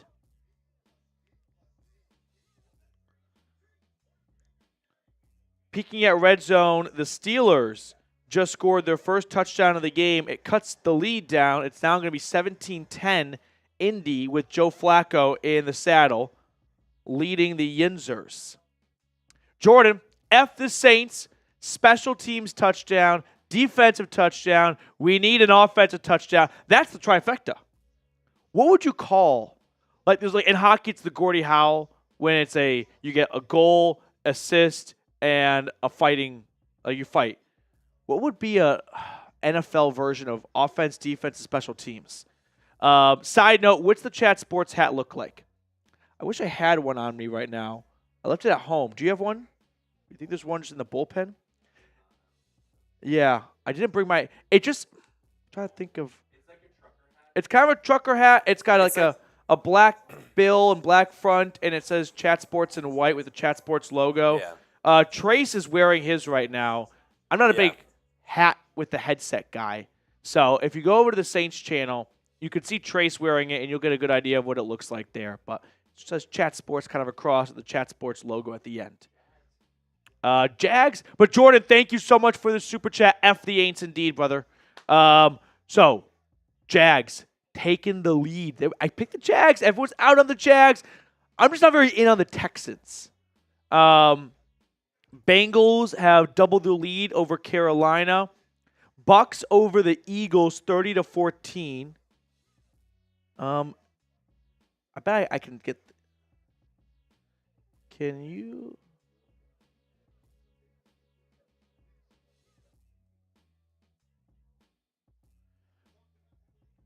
I know someone who's wearing the hat that's not on camera right now. I asked him to bring it to F so I can show Jordan what the hat looks like. But yeah, whoever sends in the largest super chat is the MVP of today's video or today's watch party. And right now that's $50 to Betty Croca. Falcons jersey of your choice and a Chat Sports hat. 1st and 10.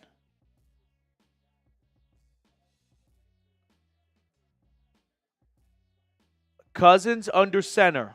Takes the snap. Handoff to Algier. Nice cut from Algier. A nice 11-yard pickup.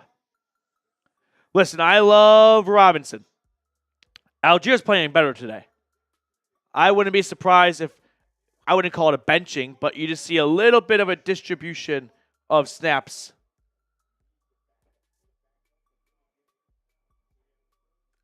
First and 10. Matthews out with an injury.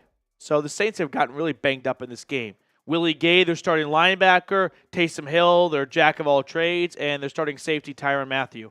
It's a run for Algier again. Another first down run for Algier. Tyler Algier is running all over the Saints defense right now. Punch it in for 6, please. Give yourself a 10-point cushion in the fourth quarter. And the Saints offense, by the way, hasn't produced squat in the second half.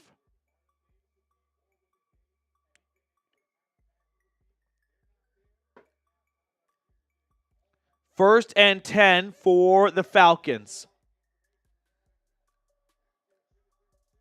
In the pistol, Cousins, I'd run it again.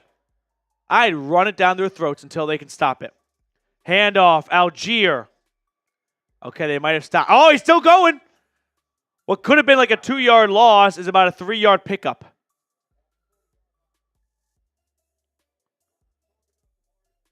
I'd still run it again. I'd get to 3rd and 4 at worst, it feels like. It's working. It's working. It's working. Algier just got a breather. He went to the sideline. Robinson's in the backfield. -3 rushing yards in the second half for New Orleans. Run it. Run it, run it, run it. Back in the pistol, 2nd and 7. It's a pass. Cousins throwing over the middle. Carr, London, first down. I mean, pass Gain of 13. I mean, pass it. There we go. 1st and 10, Atlanta.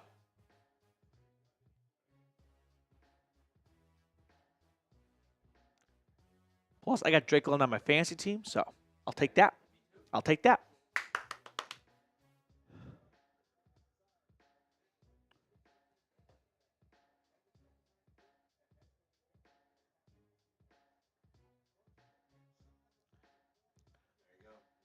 Inside the PrizePicks red zone, first time all day. And it goes back to Robinson. He's got some blockers. Bijan! Touchdown! There is a flag.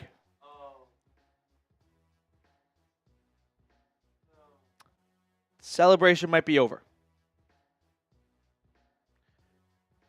A 19-yard screen to Robinson might be for nothing. Holding offense. Is that Jake Matthews? Say 70? Yeah.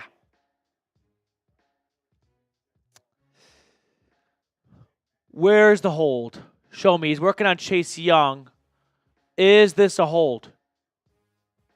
That's not a hold. That's bullshit. That's not a hold. That's not a hold. That's BS.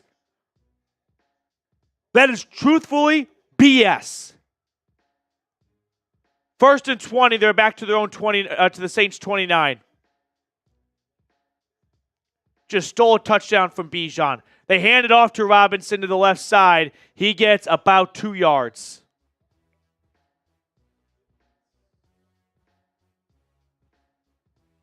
Infuriating.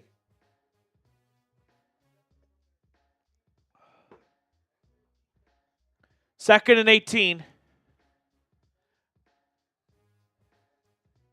Snap to Cousins. He is strip sack. Recovered by Bergeron. All the way back to New Orleans' 40. Strip sack recovered by Matthew Bergeron. Atlanta ball. 3rd and forever from the 40. Jake Matthews just got his lunch money taken from him. And wow. I don't see, yeah. New Orleans defensive tackle Saunders should have had this one.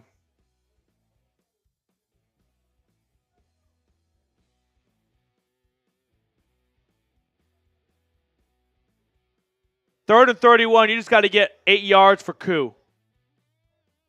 It's caught, layered nicely to London. Gain of about 12 or 13. A 4th and probably 15. So you give Koo a lot more room for a field goal. Why is the offense on the field? Okay, never mind. London's just running off the field. Thought he was running into the huddle. That was not holding. It was not holding. It was not holding. That was just not a hold. So here comes Koo trying to go 3 for 3 on the day. It's a 42-yarder. Push the lead back to 6. From the right hash. This is a sham. Kick is good. Just stole 4 points from Atlanta.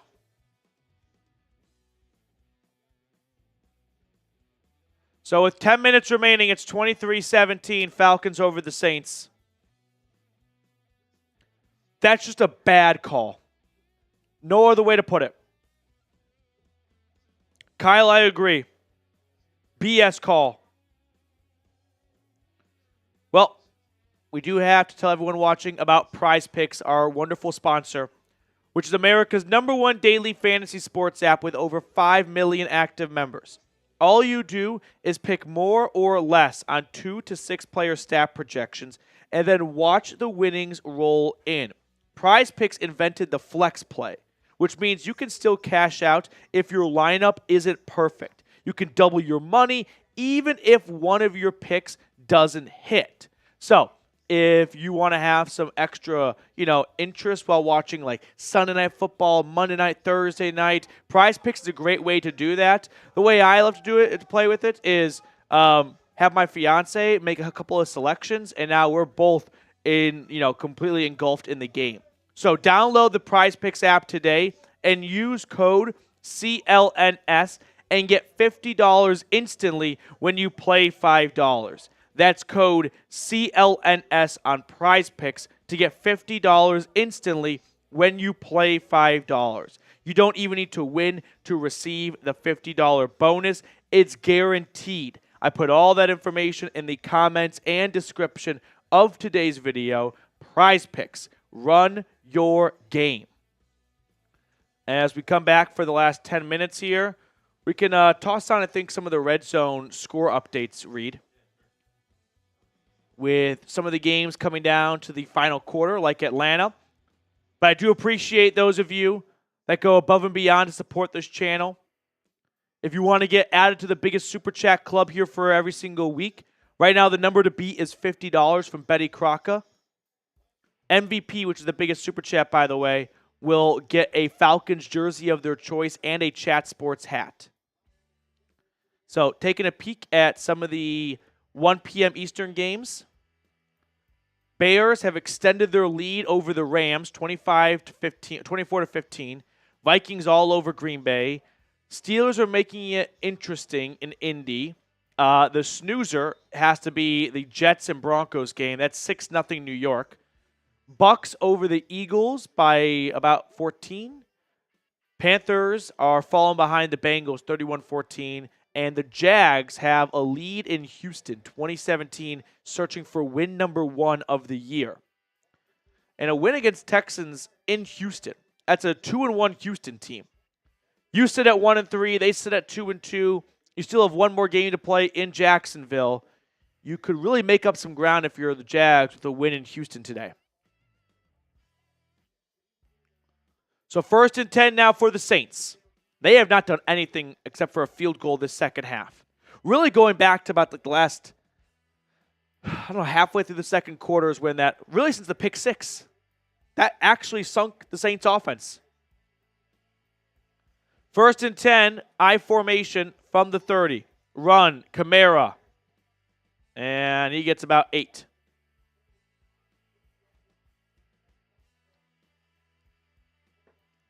Second and 2.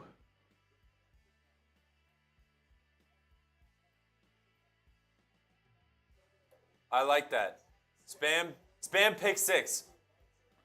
Spam pick 6. Let's go. 2nd and 2. Carr hands it off to Kamara again, and he gets about 3 yards and a first down. A pick 6 here would be awesome. It would be terrific.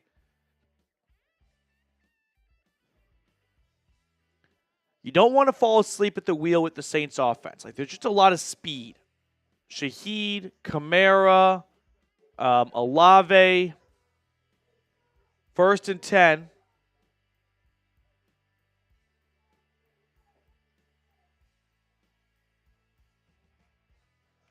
Carr finding a wide open Saints receiver. Shaheed for a gain of 20. 1st and 10.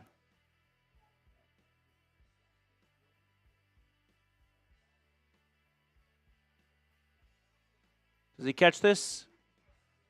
I think he does. Yeah, he catches this.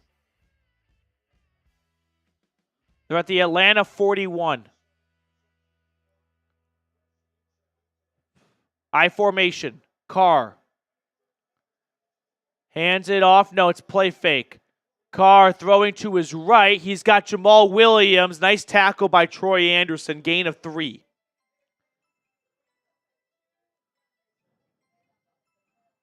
Very rare rushing touchdown for Chicago.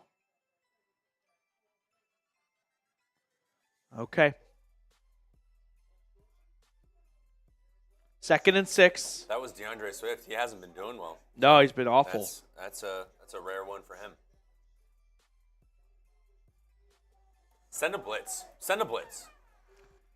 From the Falcons 36. Under center. Carr pitches it to Kamara. He's looking for some blocks. He doesn't get much, just a yard. 3rd down and 5. What's up, Joey? At the end of this game, yeah. Okay. If you can just take the Chat Sports hat off of Jack's head and just bring it here for a second so I can show it. 3rd and 6.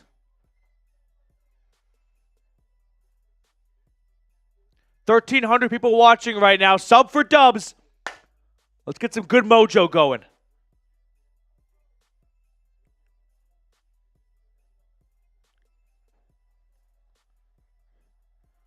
Carr takes the 3rd down snap. Throwing. Caught. Olave 1st down. Jordan, you asked earlier what the Chat Sports hat looks like. Bad boy Scott by me not having one on hand here. But this is it. It's beautiful. With a little snap back look. So, MVP of today's watch party gets a Falcons jersey of their choice and a Chat Sports hat. Just the largest super chat makes you the MVP. Number to beat is 50 right now from Betty Crocker. First and 10, New Orleans. They're at the Atlanta 24. Derek Carr under center. Takes the snap, drops back. Rolling to his right, throwing to the end zone. Caught but out of bounds. Olave was definitely out of bounds. I'm not even sure if he gets 1 foot in bounds, to be honest. It's incomplete for sure. Let's watch it, but I'm not concerned. Yeah, he's out of, he doesn't get 1 foot. Yeah. Incomplete. Like 0 feet in. Second and 10.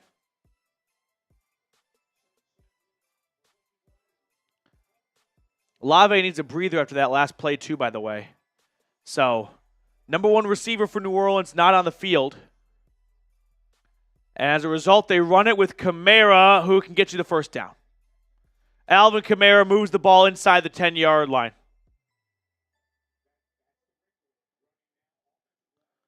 Man, I'm pissed about that.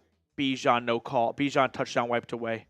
This game should be 27-17. First and goal inside the PrizePicks red zone. Flag on the play as Kamara runs it to about the 4. Someone jump. Someone jumped. My guess is they will accept the penalty and take first and goal from the 5.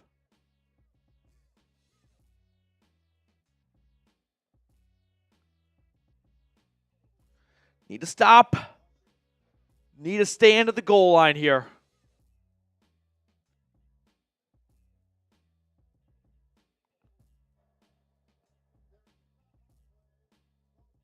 Two fouls on the defense. Illegal substitution. Offsides on Grady Jarrett. First and goal from the 5 instead of the run.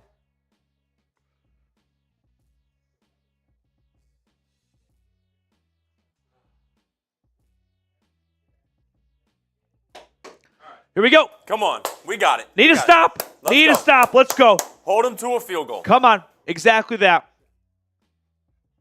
I'm guessing this is 4-down territory for the Saints.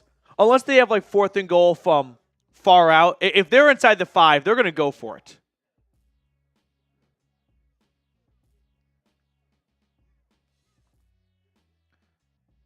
First and goal from the 5. Handoff. Kamara to the right. Nice tackle, Troy Anderson. No gain on the play. Second and goal from the 5. 1,400 people tuned in. Sub for Dubs here. Let's get a stop.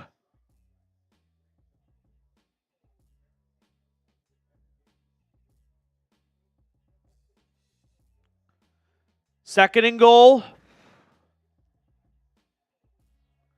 Once again, Carr under center. Fullback in front of Kamara. Handoff, no. End of the end, back of the end zone, incomplete. No flags. It duped me on the play action. I thought run all the way, and then Carr tries to just teardrop this to the back goal line.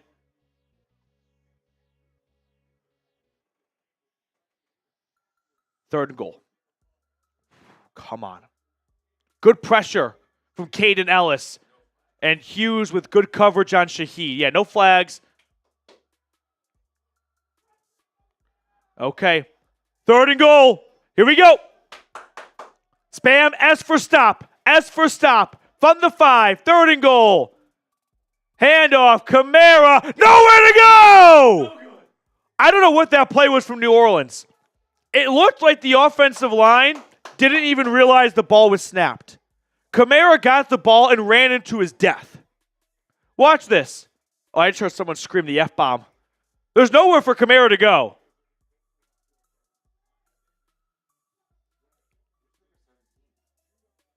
$17 for Atlanta. Ebiketie. Yeah, great play. Okay, Saints are going to at least line up to go for it. 4th and goal from the 7. I told you they might go for it, but I thought out here they'd kick a field goal. New Orleans lines up to go for it. 4th and goal from the 7. In shotgun and a whistle and a timeout Atlanta.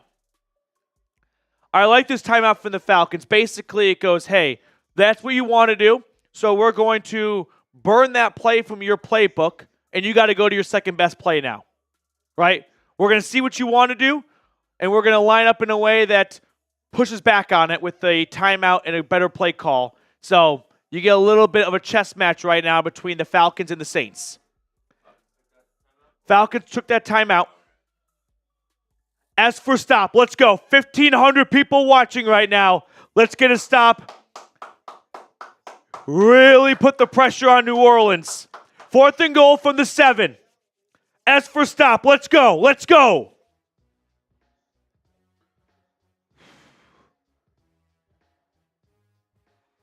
As for stop. 4th and goal.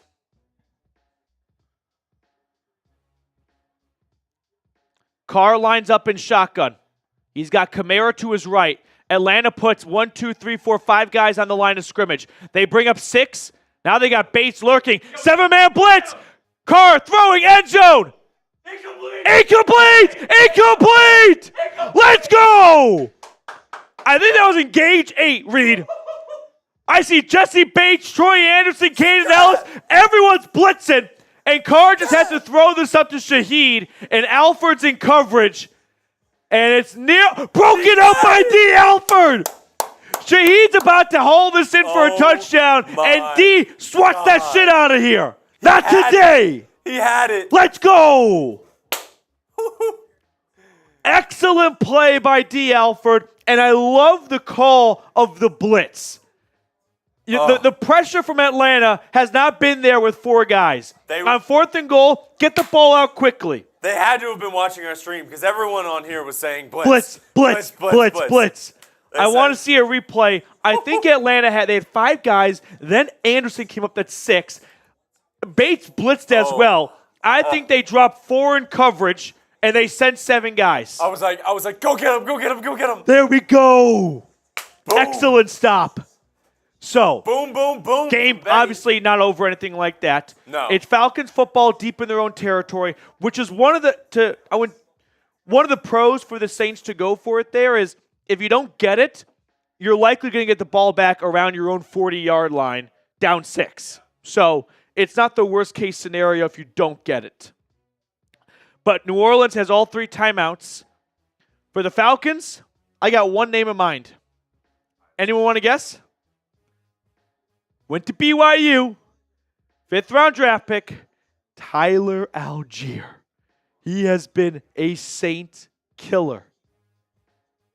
Run him over. Feed 25.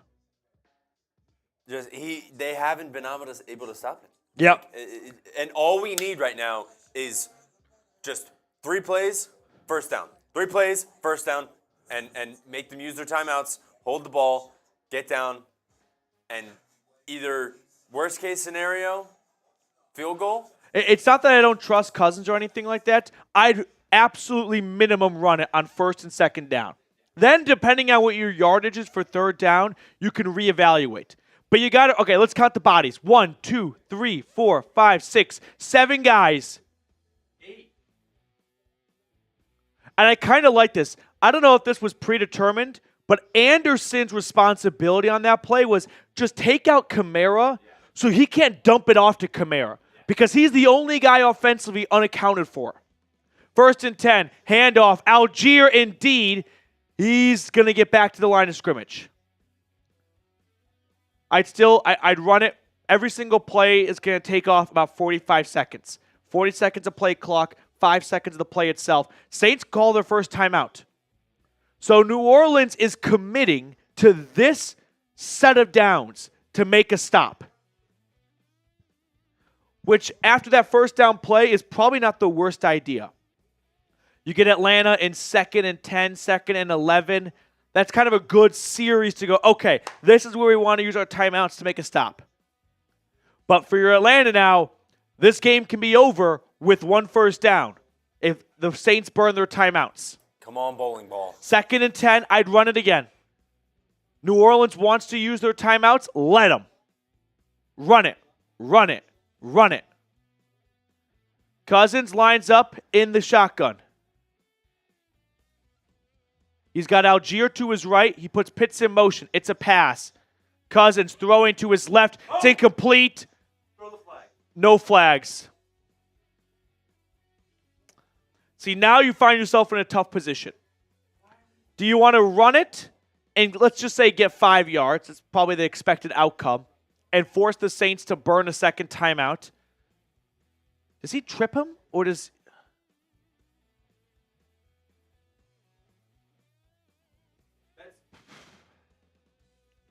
Third and 10.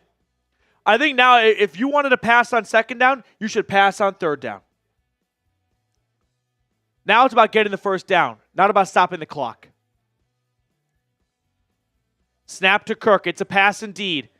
He flings it over to Algier in the flat. Algier, stay in bounds, Algier. Come on, dude.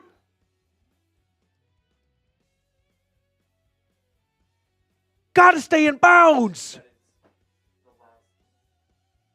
That's the last thing you want to do right You just there. gave the Saints a timeout back. Got to stay in bounds.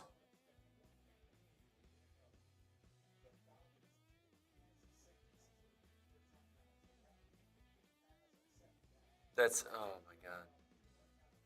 That's inexcusable.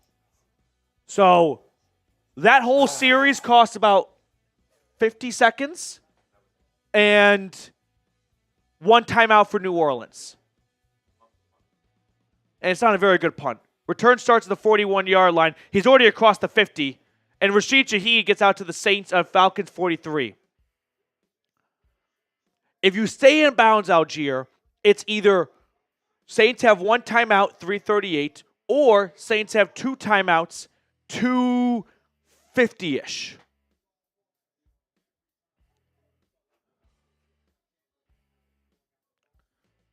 I mean, it's easy for me to say it from the comfort of my little studio here, but you just got to know in this situation when you break the huddle, a little bit like baseball. Like if I get the ball, where am I going with it?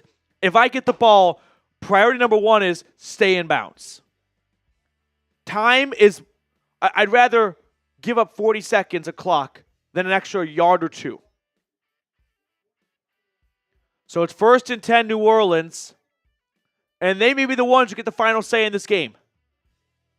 Down 6 with the football, and Troy Anderson got injured on the last play. So no Troy Anderson. You don't have Nate Landman, so it's going to be J.T. Bertrand in at middle linebacker. Anderson gets helped off the field on a punt. Here we go. It's not over. It's not over. Just get a stop. Yeah, exactly. Just get a stop. It's Let's just like get a stop. Stupid mistakes there. You did not make the Saints pay enough for turning it over on downs. And a flag before this next snap gets off. A false start on New Orleans on 1st and 10. They need a touchdown. So. False start. There we go. That helps. Let's sub for dubs. Let's helps. get the sub tracker up here just for a second. I just want to get us to 26,000. Kind of raise the morale a little bit.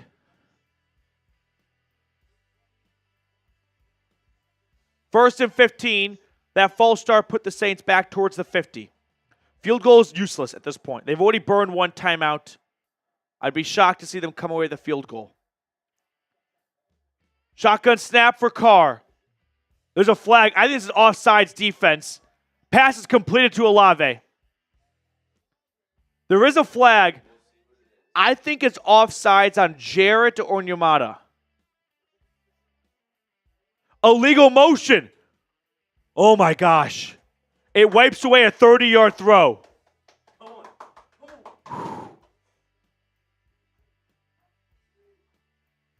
First and 20. Who moves? Oh, he's moving forward.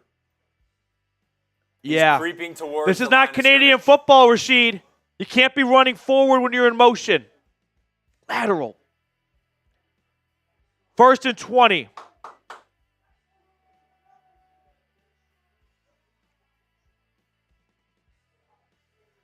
This is where you need Matthew Judon, right? They are an obvious passing. There's no run here. Get to the quarterback.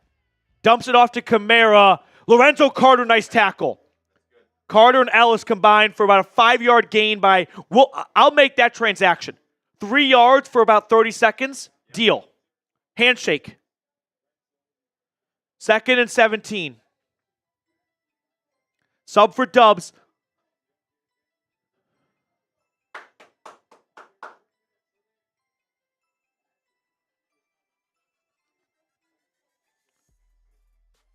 Carr in the gun on 2nd and 17. Takes the snap. Throws to his right. It's caught by Shaheed. He's got room to run. Terrell makes a nice tackle. It'll be about 3rd and 8. Shaheed did get out of bounds as well, so it stops the clock. What do you think, Reed?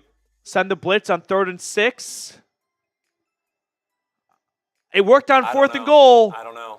That's a big roll of the dice, right? You could get burned for a big play. Because they need a touchdown. Exactly. They don't need a field goal. You're right. I'm not blitzing. I'm not going to give them even like a head start at a big play because of a one-on-one matchup from the blitz. Atlanta brings the blitz. Carr throws right side. It's caught. Olave, gain of 20. Out of bounds at about the 24. I mean, it's just one-on-one. Look at what the hell is Judon doing and dropping in coverage? You've got your number 1 pass rusher on 3rd down dropping in coverage. There's being, camouflage. Olave's banged up on the last play. He goes to the sideline. This is just a simple Jimmy's and Joe's. Send Matthew Judon after the quarterback. You didn't trade for him to drop in coverage on 3rd and 6 in the 4th quarter. Carr throwing to his left. It's caught by his tight end, who gets about 8 yards. And New Orleans will probably try and hurry and get a play off before the 2-minute warning. 15 seconds and counting. It is 2nd and 2. Or maybe not. I would think just run it here if I were them. Get the first and then go to the 2-minute warning. But they're just going to go to the 2-minute warning. So, 2-minute warning. When we come back, 6-point game. Quick reminder, the MVP of today's show is going to get a Falcons jersey and a Chat Sports hat. Whoever sends in the largest super chat will get the MVP honors. Right now, it's Betty Crock at $50, so anything above $50 would put you in the driver's seat for the MVP to get a jersey and a Chat Sports hat. But here we go. Need to stop on defense. Let me ask you this question. Would you rather be in the Falcons situation or the Saints situation here? Like, would you rather have the Falcons defense be the one that needs to make a stop to win the game? Or would you rather be down 6 with the offense in this exact situation? I'd probably rather be the Falcons offense here. I think I'd rather be trailing by 6 with the ball than up by 6 at your own 25.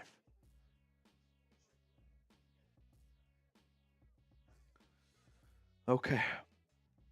Come on, defense. If they lose this game, I'm not going to get past Judon dropping in coverage on 3rd and 6. I understand you're probably trying to throw some different. I mean, that's clearly a zone blitz, right? Where you got guys sitting in zones. It's on a man-on-man. But just don't overthink it. It's Matthew Judon. He's your number 1 pass rusher.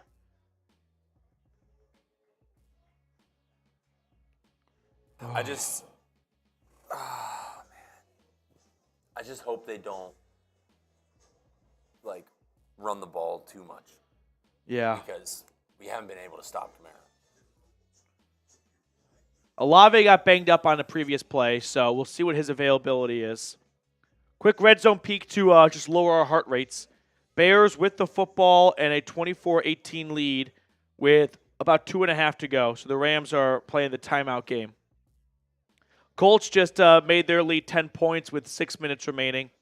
And the Broncos are about to attempt a 47-yarder to take the lead, and they successfully convert. 10-9 Denver over the Jets, 8 minutes to go in New Jersey. Okay. Can the Falcons win a game without a single offensive touchdown? It's going to come down to this next 2 minutes.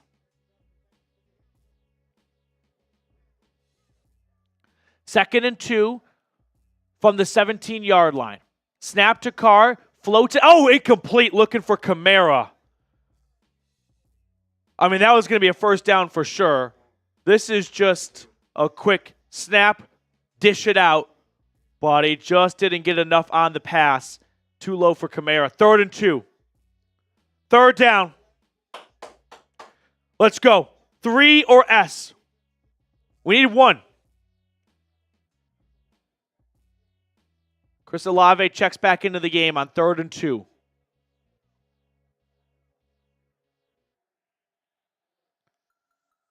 Carr in the gun. Takes the snap. Blitz coming. Throwing over the middle. Caught down at the 2-yard line. Chris Olave. No. Falcons should burn timeout potentially. Oh. I was saying. There's 7 guys that come, and this time Carr is able to find the open receiver. You can't blitz. On 3rd and 2.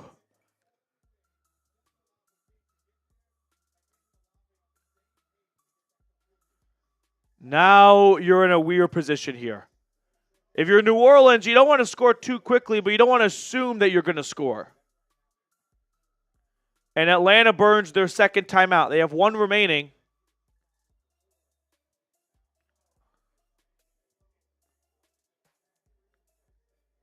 First and goal. You still want to believe you can make a stop here. But worst case scenario is New Orleans scores on 3rd or 4th and goal. It's at the 1-yard line. I formation. Carr under center. QB sneak. He doesn't get it. He does not get it. That was the worst jump I've ever seen in my entire life. He got like this much vertical. 2nd and goal, and Atlanta burns their final timeout.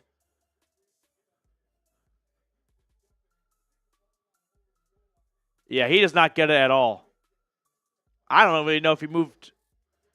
He picked up even like half a yard. 2,000 people tuned in. Sub for Dubs. Hit that thumbs up button. We need all the good mojo we can get.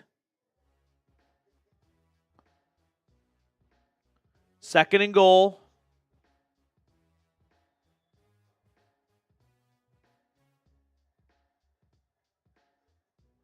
QB sneak again. I don't think he got it. No dice on 2nd and goal. Now it's 3rd and goal. Atlanta cannot stop the clock, though.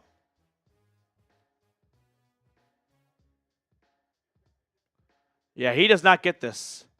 So it's 3rd and goal from the 1. Clock's ticking. The next snap will be around the 1-minute mark. It's going to come down to these next 2 plays. Need to stop. Need to stop. Timeout New Orleans with 1:03. New Orleans went from a state of we don't want to score too quickly to we got to score though.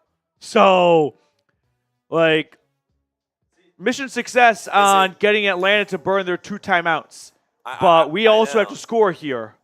It's like, let them. Should we have let Olave score? Like, time will tell if that was I would say the right decision.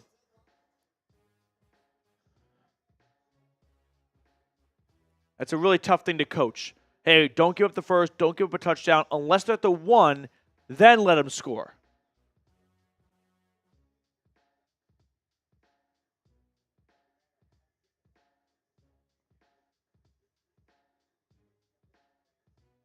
$94 people away from 26K. That's pretty cool. 3rd and goal. I formation. Carr under center from the 1. It's a handoff. Kamara. He's got it. Touchdown.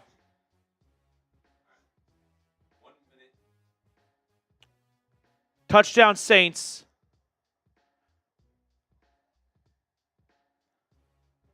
Was that Ellis who kind of rode Kamara into the end zone?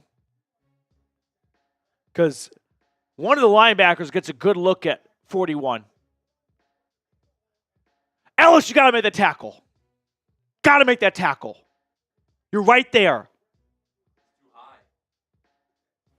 He just goes for a ride like it's a pony. Crucial extra point. With 1 minute remaining to take the lead. Miss it. Perfect. I think if the field goal posts were about this far apart, he'd still make it. 1 point lead with a minute to go.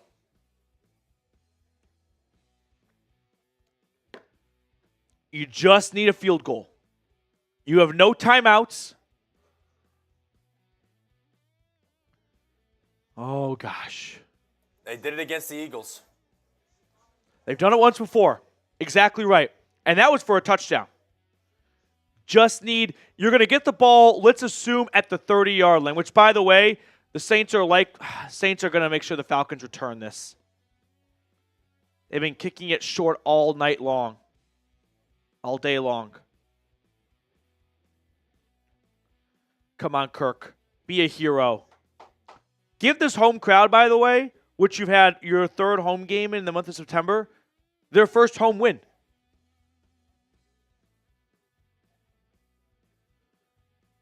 You need, if you get it to 30, about 35 yards, I'd say.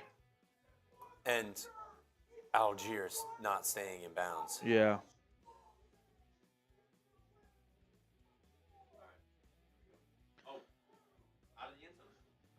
Wow.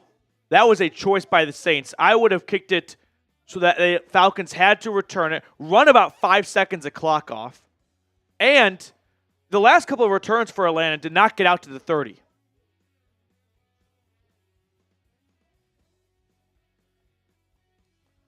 For a win number 56 for either side in the series. 1st and 10 Atlanta at their own 30. We're going to put the target field goal line at the Saints 38. Shotgun snap for Cousins. Awaiting us. Snap to Kirk. Throws it to Ray McLeod. He's going to get 5. It's a bad transaction. He gets 5 yards for, let's count it out, 10 seconds. 15 seconds. 5 yards for, offsides, I think, right? Oh, they're going to call a false start. And this is going to be a 10-second runoff. Any offensive penalty with the clock running and no timeouts is a 10-second runoff. So it's going to be 2nd and 10 with 31 seconds. As long as they call this a false start, which I thought he jumped off sides. Snap infraction.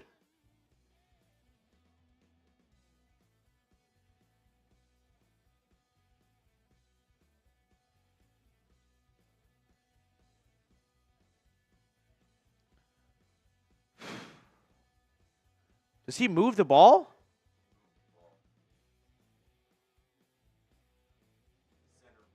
So, essentially, the Falcons have gained no yardage and burned 29 seconds. And it's been one play.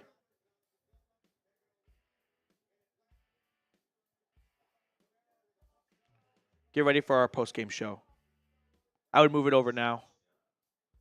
2nd and 10. Jay. Snap to Kirk. Cousins throwing deep down the right sideline. And pass interference. PI. Darnell Mooney draws the flag, and this is the correct call too. Mooney was about to catch this for a big gain. This should be a spot foul. Watch this. At the end, he's just going to grab him. He's just going to grab him and turn him around. There we go. Okay, there's life here. There is life. First and 10 Atlanta. They're at the New Orleans 40. And the Saints are going to burn their final timeout. There's no question in my mind that was PI. The broadcast just said it. And honestly, it's not a good PI by the defender, but it would have kept the clock running if they let him catch it.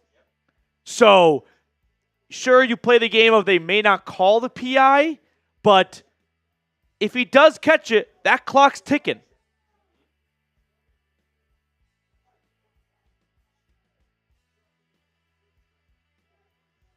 First and 10, it's right at the Saints 40.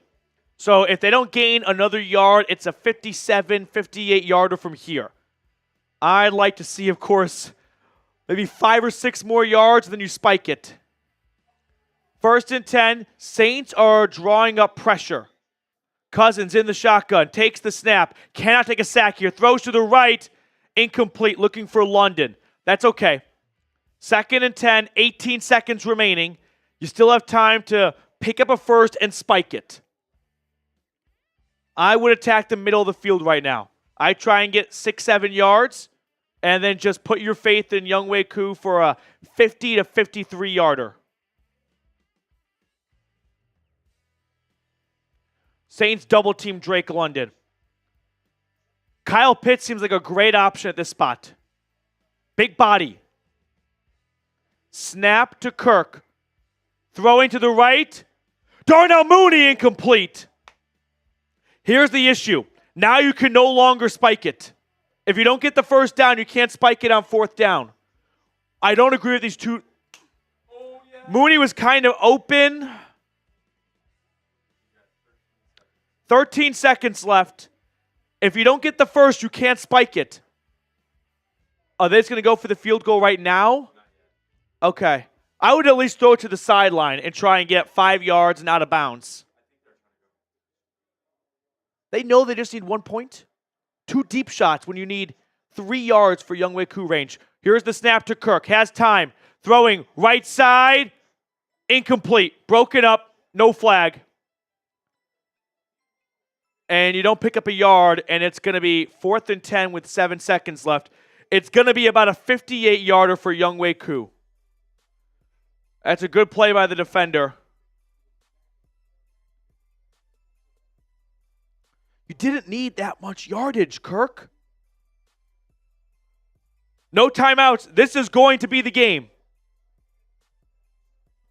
57-yarder to win it. From the right hash, 58-yarder. Koo, the right hash. The kick is up. It is good! Yes! He made it! Yes! Let's go! Younghoe Koo! 2 seconds! Atlanta leads! 26-24! That's what I'm talking about! Younghoe Koo! Never in doubt! Let's go! Yes! That is insane! Look at the celly! He walks off like MJ! Oh my God! Yes! That's what I'm talking about!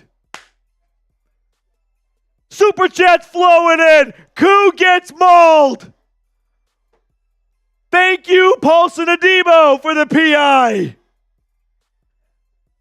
Now, there may be a flag on this. A lot of players took their helmets off. So it would be enforced on the kickoff, but I don't think they called anything. Ronan Tyrell, give me that jersey, baby. What? Right afterwards, Ronan, I'm sorry, you kind of got cucked. Jordan, Koo!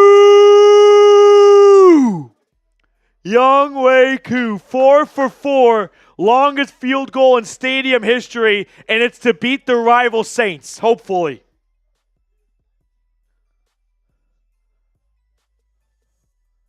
Unbelievable. We're going to put my email at the bottom in just a second here. Jordan, unless someone sends in a bigger super chat, you're going to be our winner. And then, Ronan, email me too. I feel bad that you got kind of cucked that way, so we'll try and get something for you. Falcons kick it off. Saints return it, so this is it. Clock's over at zeros. They're going to play Music City Miracle right now. Handful of laterals. There's nothing to go. That's game, baby. That's game. Atlanta wins 26-24, improves to 2-2, and beats the rival Saints. Suck it, Trace. Let's go.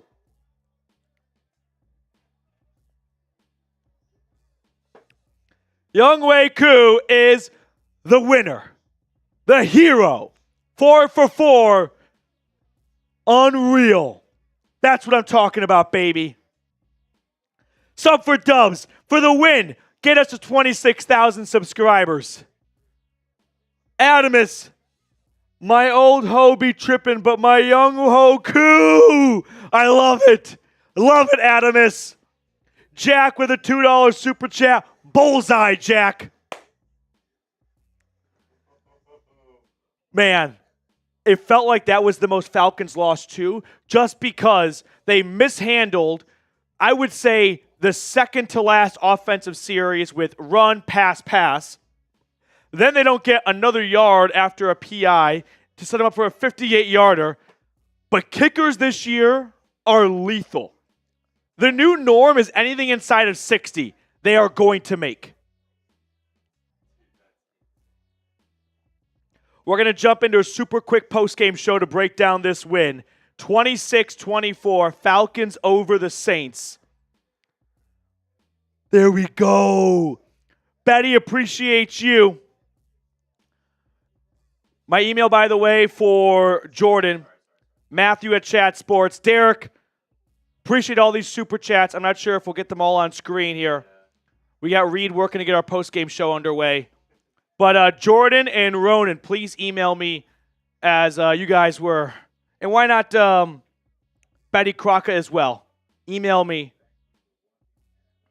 Incredible ending. I'm going to get another game on here just as we watch the end of this. But, yes.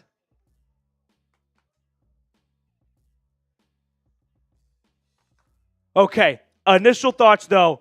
Oh my goodness. Ronan Tyrell, the new MVP in the clubhouse from the land down under adjacent. A $169 super chat from New Zealand. Ronan, bow down, baby. Let's go. Unbelievable. Bang, bang finish for Koo and Ronan. Ronan now surpassing Jordan for the MVP for the Falcons jersey and a Chat Sports hat. Let's go.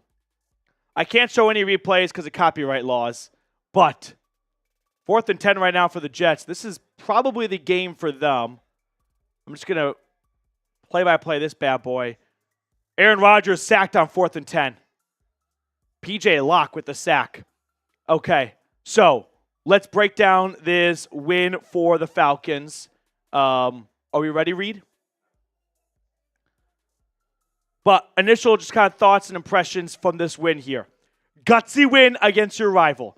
I'll be honest, I don't really care how it happens. If you beat the Saints, I'm not going to be having a little hissy fit over the style of win or the way you won as we kind of run through these super chats really quickly. So I appreciate all of you guys for supporting the channel. Derek, who dat? Kudat. I love that, Derek. I love that. Ronan, by the way, with the 169. Very nice, Ronan. New Zealand dollar super chat. So, as I was saying, just impressions from this win. I don't care how it happens. As long as it happens, I'm happy. Next, offense clearly not at their A game. They were able to get themselves at least in position to win the game at the end. Can you bank on a special teams and defensive touchdown every single week? No. But you know what? I don't have to. It's a week-to-week league. We're going to enjoy this win, and we are on to Tampa Bay on Thursday night on a short week. Like, that is the best piece of momentum you can get into a short week game against the rival, or against the division rival Buccaneers. So, we'll take a win. Wasn't the prettiest. It's probably not something you want to see them repeat every single week and bank on a 58-yarder, but you know what? When you're going to go on a run in the NFL, you're going to have some of these wins. You're going to have some wins where it wasn't pretty, it wasn't quite how you drew it up, but a win's a win, and you're going to take it. So, there we go. Let's go. That's what I'm talking about. Okay. What a game indeed.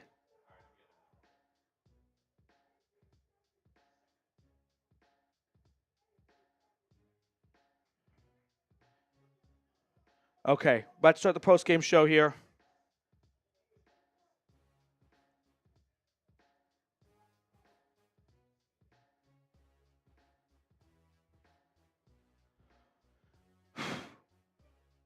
Unreal. I'm still kind of letting it sink into me right now.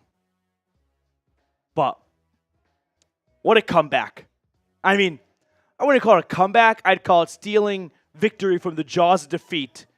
No timeouts, and Kirk Cousins, I don't think he actually completed a single pass on that last one. It was simply, the Falcons did not gain a single yard through the air or on the ground, started at their own 30-yard line, and won the game. Just pass interference, move the ball out to the Saints 40, and that was it. Again, not clean, not beautiful, but a win. And in the NFL, those are not easy to produce. A win is a win. We'll take it. Let's go. Got to win the Falcons, by the way, have lost so many of these ugly wins. How many times have they been on the other side of the score? It's good to bathe in this every once in a while. So like I said, post-game show coming your way in just a second. Give me your grade for the Falcons today.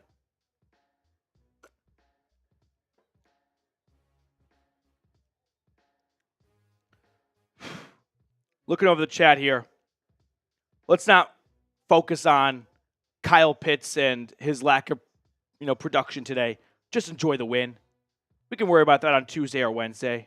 For now, just bathe in the Falcons knocking off the Saints, getting back to the top of the NFC South, essentially, tied with New Orleans, trailing the Bucs now, as Will Lutz and the Broncos miss a 50-yarder, and I think the Jets might win this game now. So, Koo makes his 58, Lutz misses his 50-yarder too. I wouldn't put the game away, but pretty much put the game away. Make it a 4-point game with 90 seconds and no timeouts for the Jets. And he just pushes this bad boy in the rain. There we go. There we go. I'm not a fan of necessarily the way Betty Crocker, we'll see you later. The way Kirk Cousins specifically handled the last couple of passes, going for the big jugular shots. You just probably needed 5 yards. But, hey, Koo bails him out, and they can celebrate that win.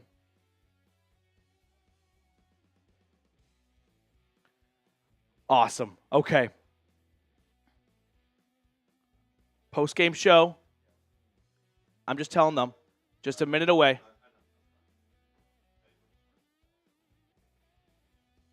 Okay. Watching the end of this Jets game really quickly.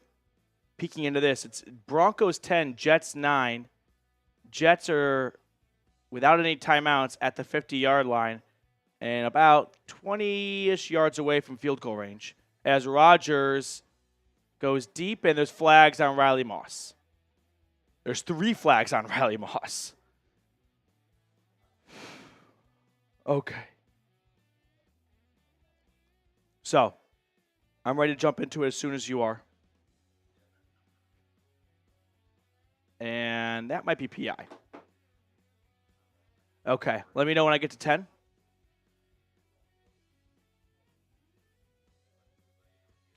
Yep. Here we go. I'm ready. Younghoe Koo, the hero. Sub for Dubs, too. Keep the good times rolling. Help us get to 26,000 subscribers as we break down this win for Atlanta. Okay. Looks right to me. Here we go. What a win for the Falcons, 26-24. In a game that I feel like we've watched the Falcons lose this type of game 100 times in the last 5, 6, 7 years. For once, they're on the winning side of what's not a pretty game, not a recipe that I want to see them play out for the next couple of weeks, but a win's a win. And against the Aints at home, yeah, I'm not going to complain. You should enjoy this win. We're going to break it all down. We'll talk about the ending sequence there. It wasn't perfect. I don't think I'd like to see them repeat a lot of those same steps again. But if you got a kicker who can make up for that with a 58-yarder, that's a weapon. Which, by the way, kickers now, it used to be like, hey, anything inside of 50 has to be automatic. Now I feel like anything inside of 60 has become automatic. This has been the year of kickers. But Kirk Cousins does it again. I don't even know if you can really kind of credit him. Like, it's a game-winning drive. That last drive, keep in mind, the Falcons did not gain a single yard on offense. It was all from the penalty. In fact, they burned 30 of their 60 seconds with a 5-yard gain and 2 penalties. And somehow they were able to get themselves into field goal range and give Koo at least a shot. But the offense definitely not at the top of their game. The 26 points is probably a little bit misleading to anyone who didn't watch the game. You had, for starters, a special teams touchdown to open up off a muff punt by Rashid Shaheed. Then you had a Troy Anderson pick six, which it was great to see Anderson kind of really come to life after a slug-ish start to the season. And then you had 4 field goals from Younghoe Koo and 26-24 after the Saints took a narrow 1-point lead with a minute to go off an Alvin Kamara touchdown run. But a huge win for a Falcons team that had yet to give the home crowd a win before we turned the calendar over into October. And they were a lot better in at least one area, third downs. And that was partially the story of this game. I mean, like, I don't think you can look at that and circle that as the winner, but they go 4 for 11. That's twice as many third down conversions they had any other week this season. At the end, though, I feel like there's a lot of different fingers that can be pointed to reasons and examples of how the Falcons were able to complete this victory. But for me, I mean, we can just start with the defensive turnaround. Like, who remembers the first 2 drives for New Orleans? The Saints were just marching down the field. And then all of a sudden, that Troy Anderson pick six just completely flipped the script. And the Saints couldn't run the ball anymore. I mean, the Saints offense was bullying Atlanta. And then that Anderson pick six was just one big sigh of relief from the defense where they go, you know what? This is over. Like, their run of just winning at the line of scrimmage is coming to a screeching halt. Great job by Atlanta's defense, forcing a couple of takeaways. That pick six, like I mentioned. And, of course, we have the muff punt. But, yeah, Falcons offense not shining, not, dolled up in makeup, not beautiful today. Tyler Algier deserves the game ball, or at least a game ball, I would say. Game ball really goes to Younghoe Koo. But still, Tyler Algier, I don't think you have like a running back conversation right now or a debate. I think you just have 2 really good running backs. You've got a bruiser in Algier who's a moving bowling ball and a fast one too. And then you've got some lightning in Robinson. Like, Algier is going to bring a great balance to this running back room. But if we're going to get nitpicky, the reason why I don't want to see Atlanta repeat this recipe another week is I do not agree with a lot of the decisions that they made towards the end of the game there. I mean, for starters, remember when the Saints did not convert on 4th and goal? Falcons got the football deep in their own end zone or deep in their own territory near their own end zone. They go run on 1st down. Okay, 2nd and 10. Saints burn their first timeout. Then you go pass. So you save timeouts for New Orleans. Was not a fan of that. And then when you get the ball back with 60 seconds and no timeouts, and you pick up a definite fair call of a pass interference on Paulson Adebo, and you move all the way out to the New Orleans 40, you go deep shot. I mean, if Koo misses that kick, the talk of the town is, how do you not just pick up 5 or 6 yards and go and clock it, especially on 3rd down? Because once you went deep on second and 10 and flipped it over to third and 10, well, on third and 10, no, now you can't clock it anymore, right? You can't spike it on 4th and 6 or something. But still, win's a win. In the NFL, those are hard to come by. It is not easy to pick up wins in this league. May not have been pretty, but at home, before Thursday night against the Buccaneers, a back-to-back NFC South showdown, I don't care how it's done. It's going to go into the record book as a win for Atlanta, giving them their 55th win over the Saints and the series lead as well. I've got more to share on this game, so don't go anywhere. But a quick shout out to our sponsor today, which is PrizePicks, America's #1 daily fantasy sports app with over 5 million active members, where all you do is pick more or less on 2 to 6 player stat projections and watch the winnings roll in. You can now win up to 100 times your money on PrizePicks with as little as 4 correct picks. I'm talking turning $10 into $1,000. PrizePicks invented the flex play, which means you can still cash out if your lineup isn't perfect. You can double your money even if one of your picks doesn't hit. Download the PrizePicks app today and use code CLNS and get $50 instantly when you play $5. That's code CLNS on PrizePicks to get $50 instantly when you play $5. You don't even need to win to receive the $50 bonus. It's guaranteed. PrizePicks, run your game. Other thoughts coming out of this win here. Drake London is awesome. I'll remind everyone of that every single week. He makes so many tough grabs. He makes so many clutch grabs, too, to move the sticks. Love going to London in any situation. Nothing from Kyle Pitts. I think he had 1 grab today. I'm not going to, have a meltdown over the lack of production from Kyle Pitts because a win's a win, so we can worry about that on, Tuesday or Wednesday. But here we are going into October, and Ray McCloud's a bigger part of this offense than Pitts. And I don't know if that's a reflection of Kyle Pitts just isn't that good.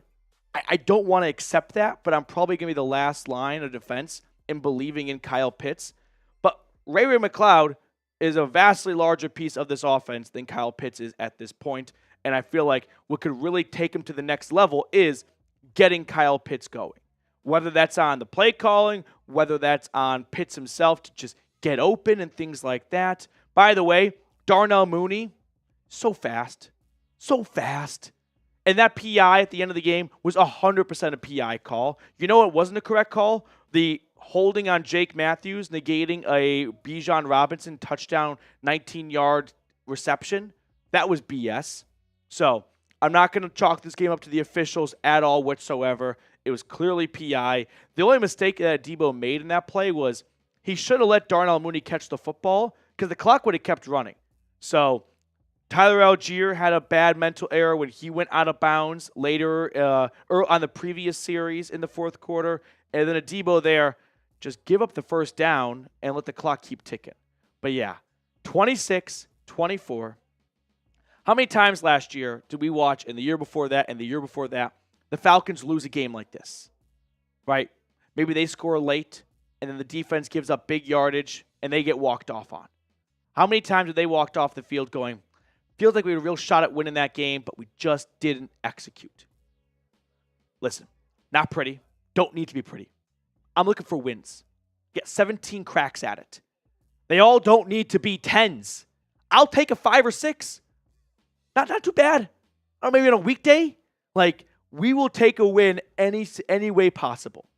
Falcons improve to 2-2 on the season, and they get ready for a big Thursday night showdown with the Tampa Bay Buccaneers, trying to jump to the top of the NFC South and have a bit of a stranglehold on the division with wins over New Orleans and Tampa early on in the season. That's going to do it for us on our post-game show today. Make sure to subscribe to the channel as well. That way you don't miss a single thing about the Dirty Birds. Appreciate everyone for watching yet again, and we'll see you guys throughout the week. But Atlanta beats the Saints 26-24. All right. That's going to do it for us on our show today. Thank you guys so much for tuning in. Rise up 26-24, good guys.